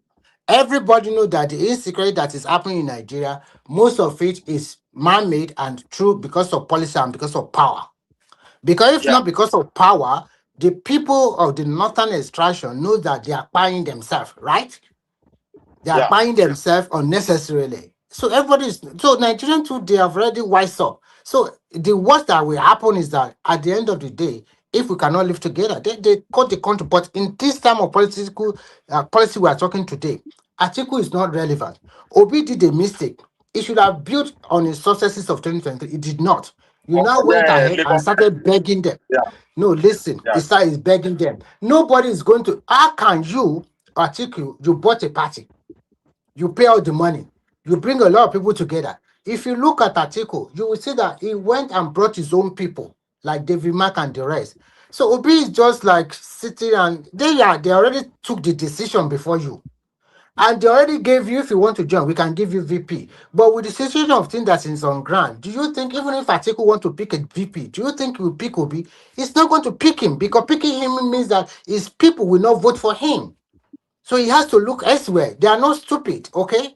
So what I'm just and Atiku, unfortunately too, does not have the structure. There's no structure. The ADC is already have a lot of court cases. If guy is not taking, maybe the Supreme Court will just ban everybody.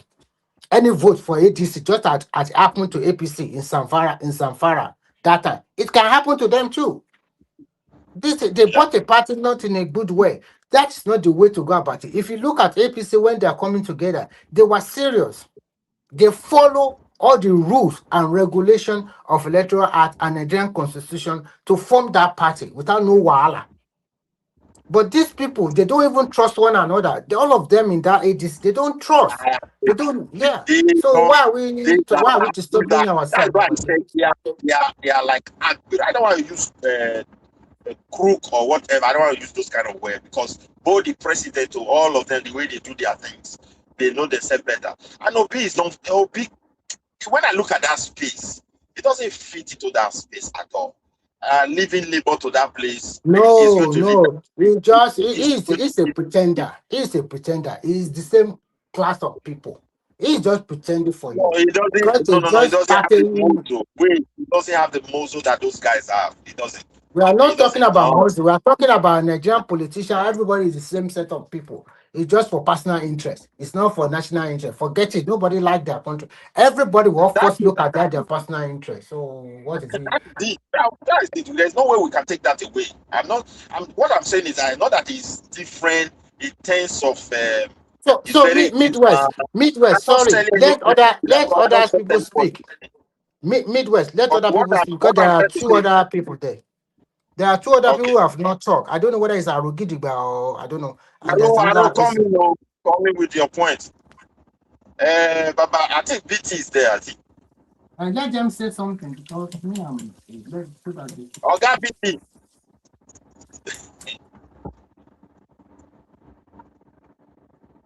Maybe they are no longer there. Arosa. I think they are. Midwest. I can hear you. Midwest, I can hear you. Let me hold my thought. I there with you, Midwest. I can hear you as well. You can go ahead. Both of you can go ahead. Say something so that it's not me and Midwest alone. You can say something unless you guys are busy.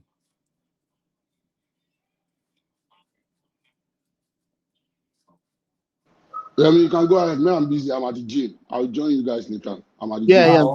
yeah, Okay. I'm tidying stuff up as well. But I'm Okay, still okay. here. So midway, as we are saying, I think nobody is underrating Atiku, but unfortunately for Atiku, even among ADs, they don't trust him. And even if he get that ticket, eventually the ticket is meant for him, whether we like it or not. Even if he get the ticket, are we so sure that he's going to even be on the ballot paper? The court might say no, you purchased the party in a wrongful manner, and at the end of the day, it's out.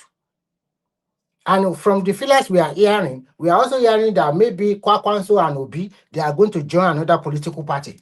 You understand? But if they are going to join, they only have now till the end of probably before the middle of May, because every political party must have their presidential candidate by the end of May. Senators, governors, everything must be finished by the end of next month.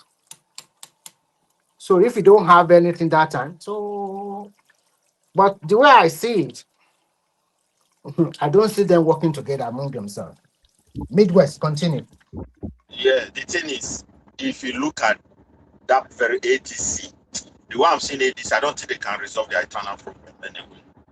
Because the cannibal people that make up that party, these are wounded civilians, like wounded politicians already, and that feel betrayed, feel disappointed. They just decide to come together with their own selfish interest again. And there's no way. Midwest.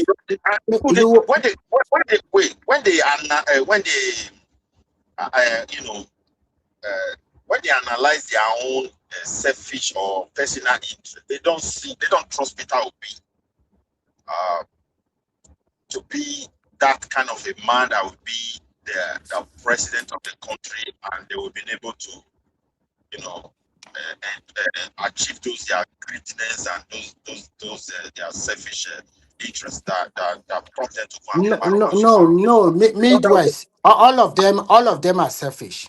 Because they know that if they put Obi forward, the northern people, they will not vote for Obi. The major reason why they will not vote for him is very simple. Yeah. Giving Obi their vote means that at the end of the day, there is sure guarantee the side will spend 12 years. So that one already cross out Obi, whether you like it or not. Yeah. Okay. Because they And then understand the southern part of the country will also think that giving Atiku their vote, that means they are also being shortchanged by 4 years. Yeah. That's why Tinubu, that is why I said it here before. I said, Tinubu, all this your appointment. It's not like it's too much southwest. We have to be honest. You have to spread it across. They have to spread it across certain part of Nigeria. Because if no. What do you mean is the issue with Nigeria is that, let me tell you something. Do you know that there were so many Yoruba people in the north central of north central? There were so many people that they were appointed from the north central. They might bear Yoruba name, but they are not from the southwest. So what will you say about that? Oh, and when they bring the statistics out, it shouldn't be so. It shouldn't be so because. What do you mean shouldn't be so? Are they not Nigerians? We are not. If, for example, they are all serving Nigeria, we would have been in this situation. They are not serving, and most especially they believe in their own personal interest more than the country, as we said before. But if he decided to put Yoruba, the people will see it as southwest. So he have do to. you know?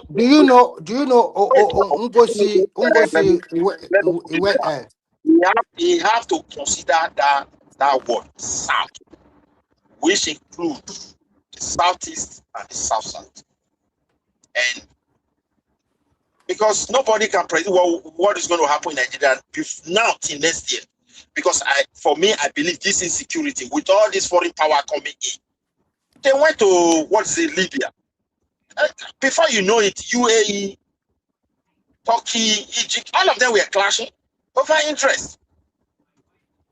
And when you start inviting Turkey into our space, maybe the Israelis are not going to be comfortable with that. They don't even need government. All those ones don't need government invitation. They are in everywhere already. They don't even need it. They have different to be in a Midwest and figure out their own interest. Okay, before you know, UAE have been there. UAE is already on ground in Nigeria, but they are not there like I invited you. So Midwest, the question is this: Midwest, sorry. The question is this. When we have Nigerian army that is heavily compromised, a Nigerian army or a soldier that will give information to the Boko Haram, you Nigerians cry out that our Nigerian army is not good. The Air Force is not doing their work. We should invite, when Trump came, some Nigerians invited them. You should bring in America. Now they are here. You now complaining again that why are they here? So how do you want to solve the problem? Because our people cannot be trusted because of power, because of tribe, because of religion. So how do you No, solve a country? So how do you solve a problem let, like this? let us be honest. The reason why we are not able to solve this it boils down to greediness. The president himself is very greedy. I don't see any reason waiting for next election to start doing the right thing. They knew the right thing. The people coming to contest, they are all greedy people. Those who are even sponsoring this are Nigerians because of power, no other thing. Sometimes they lose control of these guys. I can agree. They carry out missions that they were not sent. But one way or the other, they are the ones sponsoring them. So for me, the way the insecurity is going, it would have been better for the president to announce to Nigeria that this issue is complex. But the easiest way out of it is let's sit down and renegotiate this country instead of waiting so long for election or trying to build an economy that have so many jobs. If you put it forward, another man can put it revised, and he will tell you the reason why it's revised, and people will share him up until they hit somewhere, and another man will come in again. We don't know where we're going. Whether Tinubu is getting it right. When Buhari was there, people were praising, but when he was about to leave the office or when he left the office, Tinubu came in. It's like years of revise. Tinubu is doing his own today. We can't get the real picture of what is going on. So I don't know the economy they are trying to fix. It can't work under this high level of insecurity. It's becoming too much. It's a huge burden to the government. It is not all expenditure to our security that they have to announce. Midwest, They are sorry. spending a lot. Midwest, I think you are Midwest, relax. I think you are wrong. You are wrong. I make a lot of explanation before you came in. I told you, in this part I said that the economy was in a terrible mess pre 2023, but now we have crossed the ladder. We can see clearly by ourselves that this is in 2023. If you want to, we are using money to buy money. If you want to withdraw 1,000 from POS, they will charge you maybe 200 or 400 naira. But now we are not doing that anymore. Most of our banks have recapitalized. That means they have more money than before to even meet loans and other whatever they want to do. That is a good economy. Why are people investing in Nigeria? Even the foreign investors are investing in our portfolios. It's good for that country. The insecurity, you will know if you follow Nigerian very well. From 2023 to around 2025, there was not a lot of this thing. But when the election is coming, they use this system to bait. But an average Nigerian already know that this insecurity, like you said before, it is being by Nigerians and also by foreign terrorists also. Even a superpower, they can also use it to foment crisis in your country. So They are those actually the one we are not living in isolation. Unfortunately for Africa, we are still at the bottom when you put everything into perspective. It's quite unfortunate. And we as Nigerians, we are not united. If my man is not there, then I wish the country bad luck. Or if the person I like is not there, then I will wish all the negativity of this world to happen to that country. That is not being patriotic. If Obi is the president of Nigeria today, I will accept him as the president. And I will criticize him for whatever he should do. And in insecurity, the government should do more. But how do we do more? They have recruited police. But if you recruited them, you cannot put them on the street the same day. They are even recruiting more personnel into the Nigerian Armed Forces, Nigerian Air Force, Nigerian Navy.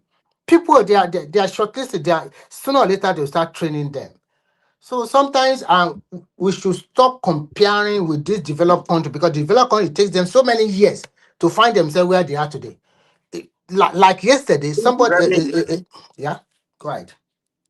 See, my worries is, you see, if a country like as you said, we are on the bottom. But if we don't know, we don't put our heads together and face our house, those that are coming are not coming to help us. Use Democratic Republic of Congo as an example. Use Libya as an example. Because the interests of global powers is becoming very, very selfish and dirty more than what you are seeing within Nigerian politicians. For me personally, what I see is that this most Nigerians are very how to say they have a good thinking. If the worst will come to worst in Nigeria, I don't see Nigeria people fighting among themselves. I think they'll just divide the country. That is the worst that can happen to that country. Yes, that is the No, worst. Remy, if we want to achieve that, this is the moment. We pray for country not to slide into crisis. But we're Because not sliding into crisis. You guys just make it so like look. I don't know when last you visited Nigeria. If you are in Nigeria, Nigerian people just go their own way. They don't care too much. Everybody just no. The reason why they go their own way is that they are fed up already. Everybody's Nigeria. I'm telling you, Nigerian people don't care about all these things you guys write about it yesterday, online. No, now, Remy, I agree. Nothing. I agree with you. People are fed up. It's just like all these things are not like normal. As far as they have their space to do their daily activities. You understand me? Until one day, those things will start getting out of hand. Nigerians are fed up. I have to tell you the truth. That's why they don't. Everybody mind their business. No. You are wrong. People don't do the talk anymore. They just mind No. their business. You are wrong. Let me tell you. I know you are from the south of the country. If you are going to say the truth, how many times do you see Fulani disturbing you in the south? Say the truth. How many times do you see Hausa people go and disturb you in the south? No, How many? They're No, I asked a question. They are not disturbed. No. I never see them disturb the South people. I never, except maybe an occasion one time happened in Edo State, and you That people is what buy I'm them trying to immediately. You buy them immediately now. You buy them wait now. immediately. It is we No. Yoruba people that we are too liberal sometimes. Okay, so sometimes I don't. Most of Nigerian states are peaceful. Only some.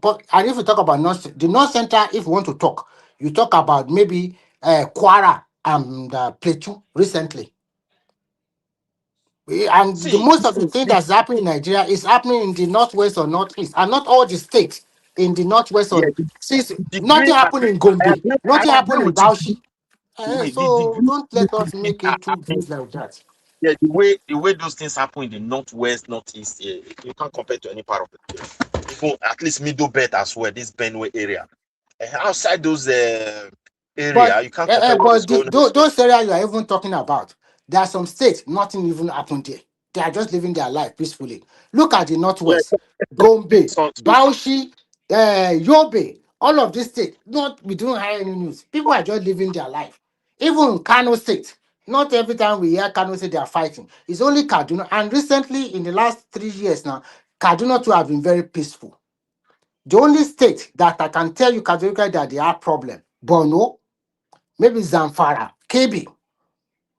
Yeah. So when even in Remy, I want to do something. My prayer is that we get it right. But at the moment, the way things are going in that country is a very a big concern for me. And again, looking at the global setting, the greed, the power plays and interest.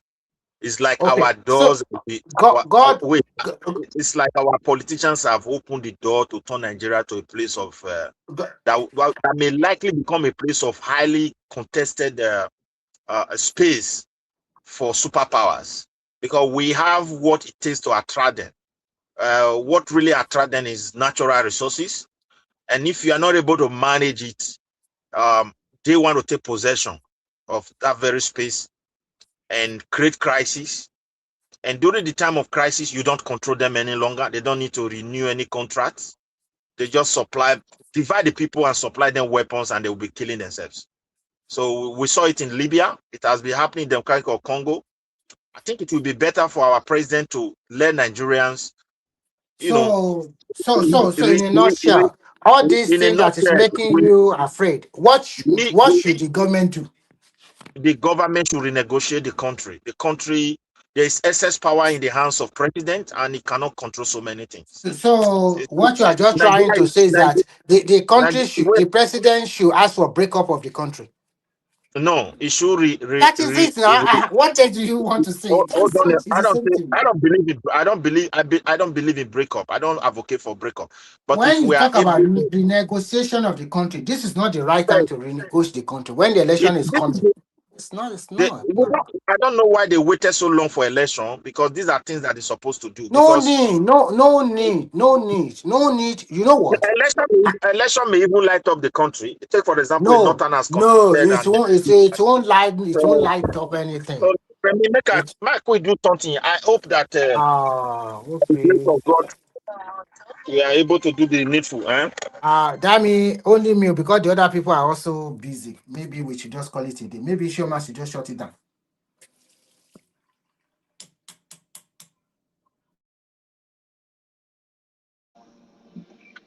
Yeah, you guys can go ahead now. No, but Midwest won't have to do something unless you want to talk. You can go ahead and tell us about Nigeria. Anyway, Me, I will Nigeria not be is here not like that 5 bad. minutes. I will not be. I will be coming back like 5 minutes time. Okay. So Nigeria you is can not. continue. Can you? Yeah, sure. Nigeria is not that bad. I'm in Lagos. Somewhere in Sule, but what I notice is that it's just getting dirty all the time. I don't know why.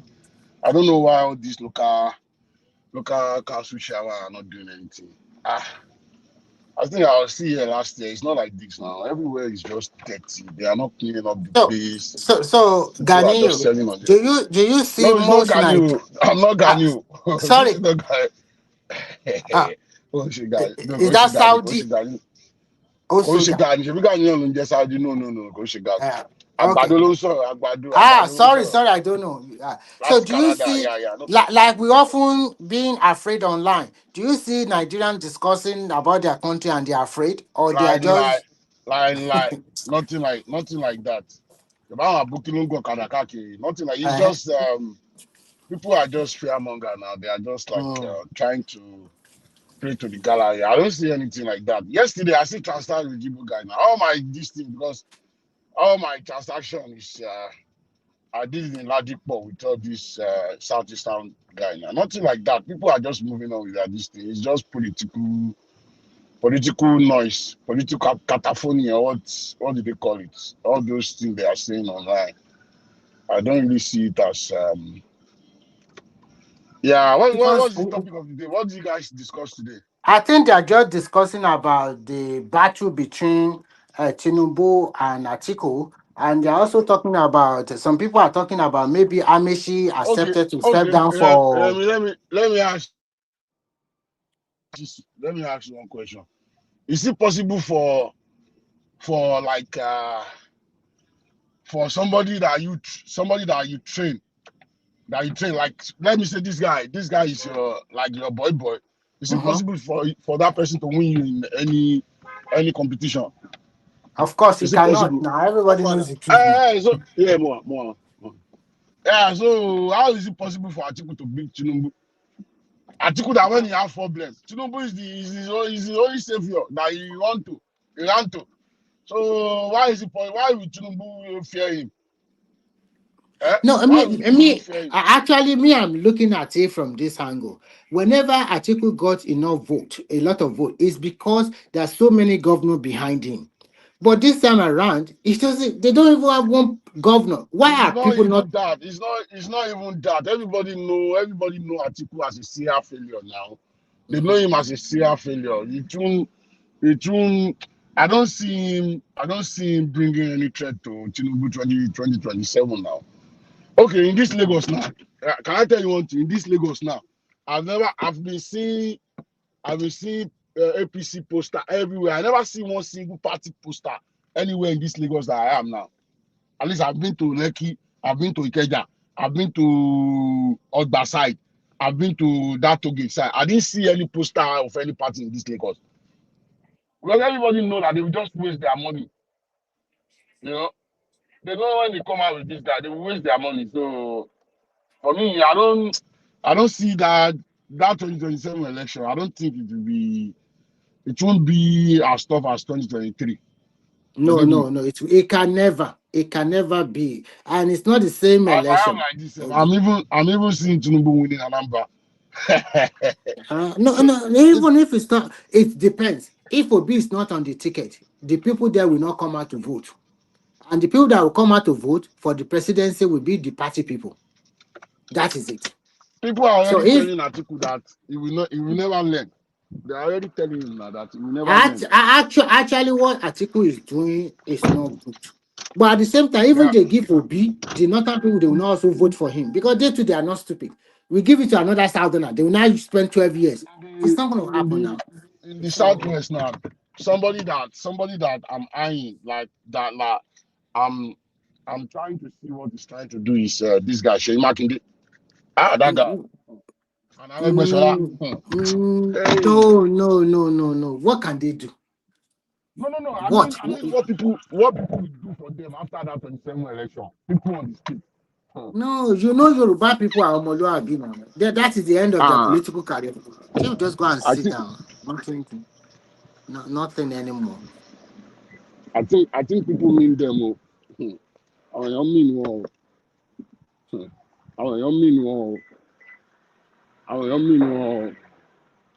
I swear.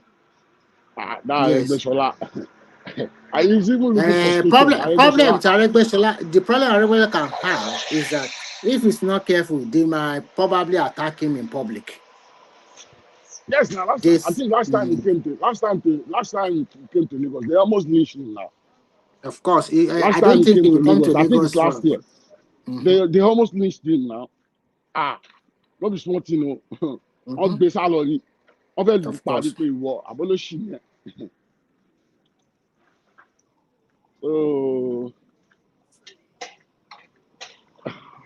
it's better for Obi to move to another party. It's better for him. It's too late for him to even move. Which party will he move? They will disgrace him at ADC. Believe me. Why is he begging all of them? Why can't he just go for the primaries? It's not even that now. Look. If I were him, I would not beg anybody. It's better for me to go to the primaries and lose. What can he do? They cannot step down for him us as well too now. Why would they step down for him? You went to go and meet David Mark, somebody that hates people from the south, like David Mark that hates anything from south, not even southwest or south, anything from south. You don't want to hear it. Okay. The question is this: why is what do you call it? Why is Atiku putting all his old people in good position in that party? You go and brought David Mark. Because he's the owner of the party now. He paid for the party now. So why is Obi now begging them now? I don't know why he went there.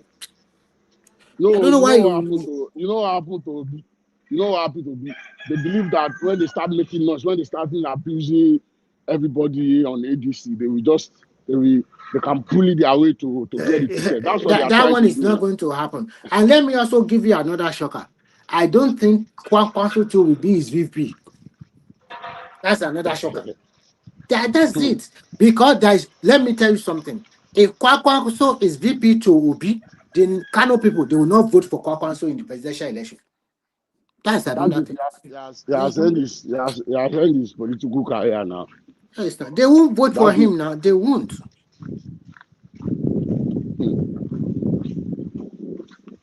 It is well. Is Aro there? Aro Gidigba. I think all of them are busy. I will just go away. And Chima probably maybe she's sleeping. Oh, okay. No, Allah. Me too, I'm on the road. I'm doing road work now. But for the people who are saying insecurity, everybody know that insecurity in Nigeria now is political now. And apart from that, I think most of the southwest states, they are Motekun, they are battling them in the forest. Any people they see, they just fight them there. They don't care. It's not like before, okay? That they will hand over them to the police. And they are not coming to the southwest like before. So and all these Fulani, they are not going to the southeast to go and fight them or even me. For me, I want Tinubu to divide that country. Believe me. I want him to just divide because let everybody go on their way.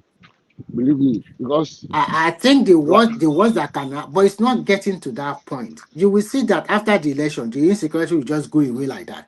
You know, it's being it's not even about this. It's not even about insecurity. If we don't divide this country, I'm seeing Nigeria fighting a war in the future. Believe me, I see Nigeria going into war in the future. It might not be this our generation, but one day, some people will just rise up and say, okay, we don't want these people here. We don't, I think what we should do is that I hope this Baba win the second term. Maybe they should just give resources to the state. The resources in your state belong to you. Low baton. Nobody go to Abuja to collect money anymore. It's not even, I'm not even talking about political now. I'm talking about what I'm seeing now. Well, it might not be now, but future. I see all you see that election of 2023. It's an eye opener for the rest of Nigeria because after the election, the obedience started abusing other people that voted for Obi. Forget about Obi. Who is Obi? Obi is not. Obi is a foolish man now. Who is Obi? Who is but what I'm saying is this. I don't see us coming. That unity is gone. Believe me, because right now, when Northern get there, all these things that Tinubu is doing now, I don't see them continuing with it. Believe me. Yeah, they want status quo to remain. They want to be head of everybody. They want to head, like before when during that time of Buhari or all this, Jonathan, if you go to Tilka, if you go to airport, all what you be hearing is outside. It's not like that anymore. Tinubu changed everything. What you be seeing is that you see people from South and Yoruba. Nothing are there. They are just little everywhere. Believe me. So I see that changes. Like, hello, can anybody hear me? Yeah, I'm can hearing hear you. you. What did you talk say they change the demography, Abi? Yes, now. Yes. Okay. I thought people that we are losing our identity, we are losing our land in our two naked eyes. People don't understand what is going on. Let them be there and be talking about economy. Man, I think like last 2 weeks I was in this thing. I was in custom office. It's not like before again. That 99% is Hausa. When you enter there, 99%. And very My arrogant brother, people. The way they even look at you. you see, If you go the to problem of this country, the problem we are witnessing in Nigeria is that there is Islamization, there is domination, there is, I don't know how to put it, the democracy is almost gone. Look, I always tell people, in the South now, many highly educated Southerners, doctors, they are looking for visa to go and work in Saudi Arabia, in Australia, in United States, in Canada. And once you enter this Middle East, if you enter America, Canada, and the rest, the first aim and objective of the government is how to retain you strategically. Once you enter the system, they know you have a background where you are coming from. And once you start raising your kids, to go back to Nigeria and say you want to go and resettle is another issue again. You can't just appeal that place. First of all, you consider the education. Why your space where these professionals are living, if you go back home, you see strangers of the northern extraction everywhere. It worries me. Midwest. Do you know reason why? Yeah, Do you know reason why I'm saying? You know reason why I'm saying they should let us divide the country. Okay. For instance now, maybe on the street, you just bought a land and you want to build it in Yoruba or Lagos State now. If you are not from here, maybe you are an Hausa or South person or Southeast person, and all your material you are putting it on the road, and people of the area came, you can't do this. You know what they will say? They will say, don't mind them. They are jealous of me because I'm not from their from their tribe, and this thing is causing accident. And you know, people are, I like all this kind of a thing. Like, you know, if we live among ourselves and we can, like, this is what we want here. This is, we understand ourselves. I believe we will move forward. Believe me, Nigeria, we are just in one place. We are just, no matter what we do, like, Okay. if we don't I come think to our that, state we do now. you say what? We never enter backstage. We stay there live. I made the carry and go back. I think they do. So my brother, the reality we did for grant, everybody is fed up. You understand me? And it's just like people don't know exactly what to do, how to handle it, how to deal with the situation. To be frankly speaking, the entire South South, whether it's Yoruba land, Edo land, we are losing faster than the way we are seeing You are it. right. You are right. If you want You to, are right. if you want to, if you want to build You a are house, correct. You are right.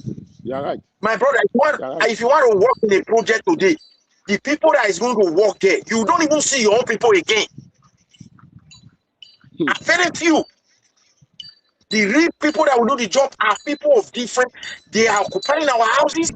Like in Benin, I went to one area like that. There is a complete building. Now this northern extraction, they are not paying anything. The owner built them like they don't roof farm, and you never put door, never put window. These people say they go feel live for them. They just do some few things there. They have been there, and now if you see them, it's not like a community of their own. It's not a complete community of their own. So this thing, this destabilization is a Midwest. very Midwest. big strategy Midwest. to take and Midwest. possess the South. Midwest. Yeah. Midwest. I stay on my own street. My own street that I bought house with, that I'm living with, that I have a house with. I'm a landlord. Which state now? Which state they talk? Lagos State now. Lagos State now. Okay. Person Lagos they State now. Lagos they talk. I think they only by Listen Benin. now. Aboki where they push water, where they sell water for people. Come put in this thing for road. And I didn't blow my hand. I was just waiting for this guy to move to this thing for like 30 minutes. I was staying there. You know? And you know what he did? He just come and push it to one side. And I can't still pass with my car. And I was like, okay, move your this thing now. You know what he's telling me? He said, why me if you come down, make I come push her. I was just like, and you know, if I say I should do anything, there are many in that side. Even in the night when you are driving, that they park all their Okada in the middle of the road. And you can't still do anything. They will tell you in the middle of the road. You have to start blowing horn before they will say, okay, let the car pass now. You know what I mean? My brother, somebody told me if those people blow horn, say that they say make them fight us even for our state. If we are not careful, before we go feel rally around, they don't defeat us. Midwest. Take over everywhere. These people, they know your terrain more than you. These people, they know everywhere more than you. Somebody told me how many Benin people they go inside their bush again. Now they go in a bush. Say I know how to follow that bush. Go come. I'm not even talking about bush now. I'm talking of Lagos State. 100% of people drive or 99. If way they talk this one, my brother, now while I will do very big one, Okay, what I will do? Maybe I will do the video. I will do the clip, short clip for 1 man now and see the way they run things here in Sule, in my part of Sule. We just see them. We have to be more or less. You are begging them to move their Okada for road before it pass now. And this is a state that they have banned Okada. You know. This is because for me, all these Jagaban, yeah.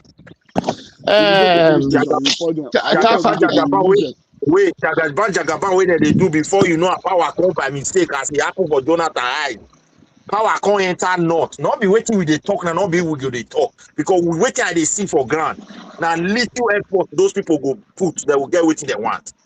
People they talk say if you start, we go break. Inside Katakata, inside your Yoruba land. Talk go divide them more than 5. These people have strategy and they master our land more than us. If I they talk and people go they argue, we can't go our. We not go fit go when crisis they may we go enjoy peace. Libya people not enjoy. East, west, north, upon all. As the two they separate them internally, they still make sure they create division among them. Like the Yoruba language to say go peacefully. You have some imam that are aligned with Sultan of Sokoto directly. You have Oba we don't test but you know what will happen in with those imam now in Midwest. Saraki, I don't know. Midwest. You know what will happen with those imam? It will not fly in Yoruba land. Let me tell you. You know why it will not fly? Because like in Yoruba land, majority of the family, you will see people who are worshiping traditionally, people who are Christian. They will still be that internal non-agreement. You know, so that's why all those that one will not. Yes, they will just take that person and say, okay, you can go and live with them. They will pursue the person out of there. His problem will start from his own family itself. Well, let me say what it is. Our governors are spineless in the southwest, and that is why I like the likes of Fashola, Ajimobi, and co. Even Fayose, Fashola, Ajimobi, Fayose. What's the name of this guy that passed away? The one that passed away, Akeredolu. Those ones have action. Look at Fashola. Look at the situation you have with Sanwo-Olu right now with these Okada people you're talking about. Can you hear me? Yeah, I can hear you. Yeah. I was telling somebody like last 2 or last 3 days that Lagos State will never produce any governor like Fashola again. There's no time I have enjoyed Lagos. No, I think Amzat is a son that doesn't take rubbish. No. Amzat does not pander. It does not pander. No. It won't be like Fashola. Believe me, it won't be. You know the reason why I say that? Like 90% orderly was maintained during the time of Fashola. You won't see people doing party on the road. You won't see any roadblock. You won't see anybody that makes noise unnecessarily. You won't see anybody dumping refuse on the road. Because like that's the most time I enjoy Lagos State. You know, I was telling somebody that I don't think Lagos State will produce any governor like this guy again. The guy was excellent, believe me. Yeah, because guys is a no-nonsense guy now. Sanwo-Olu wants everybody to like him. He's a governor now. He wants to go to party. When Fashola was governor, he wasn't going to party like Sanwo-Olu now. That was when we have mobile court now. You do something, they just take you to court instantly. You are jailed 6 months, 7 months. Those time people are leaving Lagos. They are running away from Lagos State now. They are running away from Lagos State. People are moving back to their villages because they don't want to go to jail. This Sanwo-Olu is incompetent now. Now party, they go every Saturday. Sanwo-Olu no try at all. He wants them to like him now. How can he be? He's a stupid guy. He no try. You know, try at all. You know, the maintenance of the elderly and this thing Lagos State. The guy no try, man. You don't try. You know why that guy? You know why he was able to rule Lagos State? Because of the what will I call it? The institution that Lagos State has already built. That's why he's enjoying this thing now. The template that we have already. That's why this guy is enjoying it. It's not for that. I don't think anybody can live in this Lagos State. Believe me. Everywhere was just, you see abandoned vehicle. I didn't even have Fashola. You can't leave your car on the road now. They will tow it. I'm telling you, if you see anybody that stayed in Lagos State during the time of Fashola, you barely see people walking on the road. I see that. You see people abandoning all these commercial people. Like, but I want to ask one question. You can't even like what this man. You have to this guy that is talking, I don't know your name anyway. Maybe you are from Southwest. The question is our leaders not seeing this demography we're talking about? The way it is changing rapidly. People that don't value our culture, they don't practice our religion, and they are very mean. I see video when they use cutlass, they remove person neck, my brother. They worship their God. And these people, they pray everywhere. Huh? Can we do this to them? If to say that they don't see, you see how smart they are without their religion anyway. If not them, they don't see this danger and they don't start to operate against them. Immediately, they will never wait. Our own one Nigeria. I don't understand. Is our obas and kings and governors, are they not seeing this? That this thing is very dangerous? Very soon they start contesting for your local government and tell you we are indigent. They can see it now. They can see it. It's just that they are playing politics with our lives. Believe me. They Man, can this see thing it is now. dangerous. So They even see I it more don't than know. because they get report every day now. They got report of everything that is going on every day now. Yeah. They can see it now.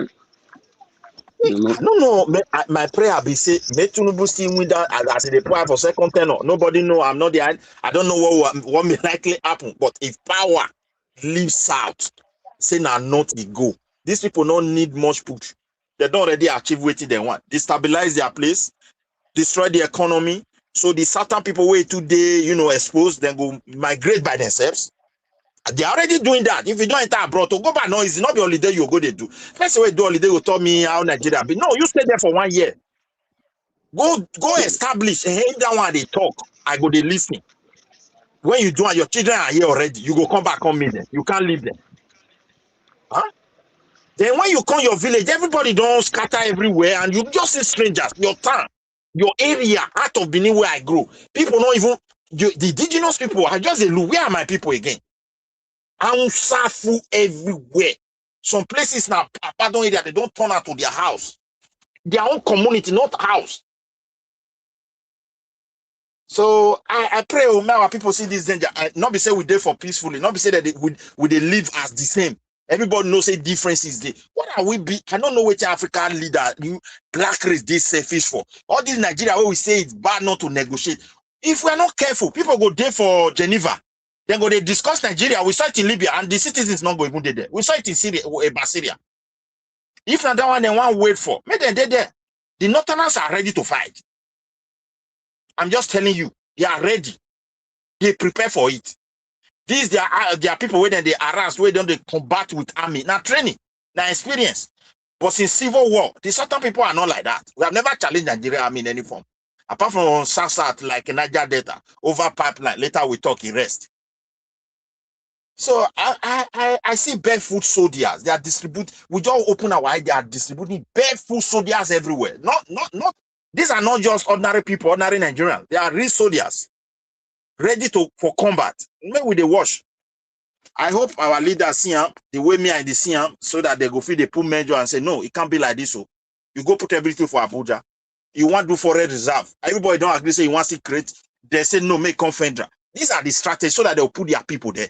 They knew very well once it comes to Federal, that person will head it. And when they want to do the next recruit, now only their people they put for every strategic place. That is how they took NPC from us. That is how they took police from us. That is how they took custom from us. That is how they took Navy, what is it called, immigration from everybody. Now, if they don't even announce employment for those, if they announce, maybe they take even 2, 3 police, they you already don't like even them. talk, even Police they police. took over. I don't people there Even for this that police thing, that time. even this thing, and They don't. Nigeria civil defense, even civil defense. Yeah, They are more. I They are. get friends of They are more. my childhood friend, a Nigeria police officer. The guy, Even he read law. He read EFCC law. He don't finish that law was organized for by Uniben. Southern person. They The take guy over don't finish everything. law for Uniben. He read criminality for Ekboma. He don't serve for many years. Now inspector is still be. But the guy tell me, say, my brother, everything I owe you know. Everything I owe you know. He say like that service and reward and it not exist again. Say because everybody have record of service, you not get them. Where they fit use they promote their brother. Every day they go, the other one they go, the other one they go. So everybody have it. So education, some of them the way their people take the even or take degree, the guy even complain. You say they're not today absent for work. Before you know, you don't get university madiguri, this thing degree carry come out. You could wonder when this guy take go they write all these exams. How many times he travel? Since where we did together. They don't give her admission, they enter class. They just arrange network like that. That one just they give them scores during exam period. Maybe they go there once or 2 times. If they just before you know, 4 or 5 We are years not don't even talking complete. about the quota mark about examinations. We are not even talking about that one. There is a mark for South and there is mark for North. Which country do that and develop now? Eh? Now the Azikiwe way arrange those one those days now. So it made that they're enjoying it now. That's why I'm so worried. But I pray the way the whole thing they go, my brother, we don't lose our country if we not rise They up. should let everybody let everybody go on their way, on their different way. But Let now, us break the country. okay, as you did now, can you blame only the northerners? Tinubu is from south, Jonathan from south, Obasanjo from south. So which kind of complaint can be that one? I don't know whether you understand. Now we That's don't why know I'm what saying we that want. that's why I say you should divide the country now. You should divide it. Tinubu from You south, know, you should, Jonathan was there from south. He spent almost 7 years. Obasanjo 8 years complete. Even we don't produce deputy. What is his name? I know say deputy not to get power. This is our pastor that was there with Bubu. Huh? Oshimbajo. Okay. If you look the whole thing together, now we don't even rule pass. And now those people's strategy, now they work. Our own way we say we want build country. May it be like European standard. Where they good for us. Where is it? But they that want to take everything, they are spreading. Can't we look at it and say, look, we are the one losing it, let's go away. At the rightful time. And this Tinubu, it to say Akereduro, they are alive. I'm not sure saying go they make blunder away me I they see. It too they concentrate for this southwest. It not go fit neglect south and south is too much. Because if the northerners they are master of politics. Anybody way undermine them when it comes to power grabbing, that person is idiot. I'm telling you. So make I just quick do things, brother. I want to leave. I sure said the old guys don't come out, eh? Maybe we'll leave this something. Okay now. Okay, Midwest, okay. Right, All right, nice talking bye. to you guys. All right.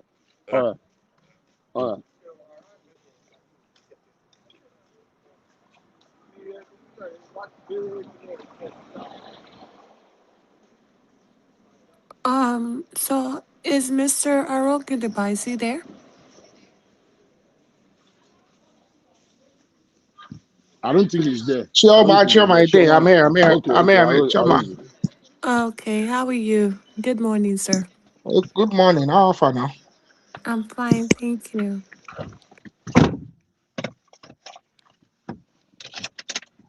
I want to do something. Maybe if I come meet you and see John, but I want to do something like 5 minutes. Maybe Chioma put us for background now.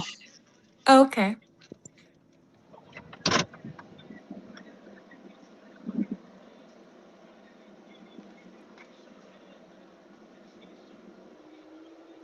Trevor, I thought you are in Nigeria too.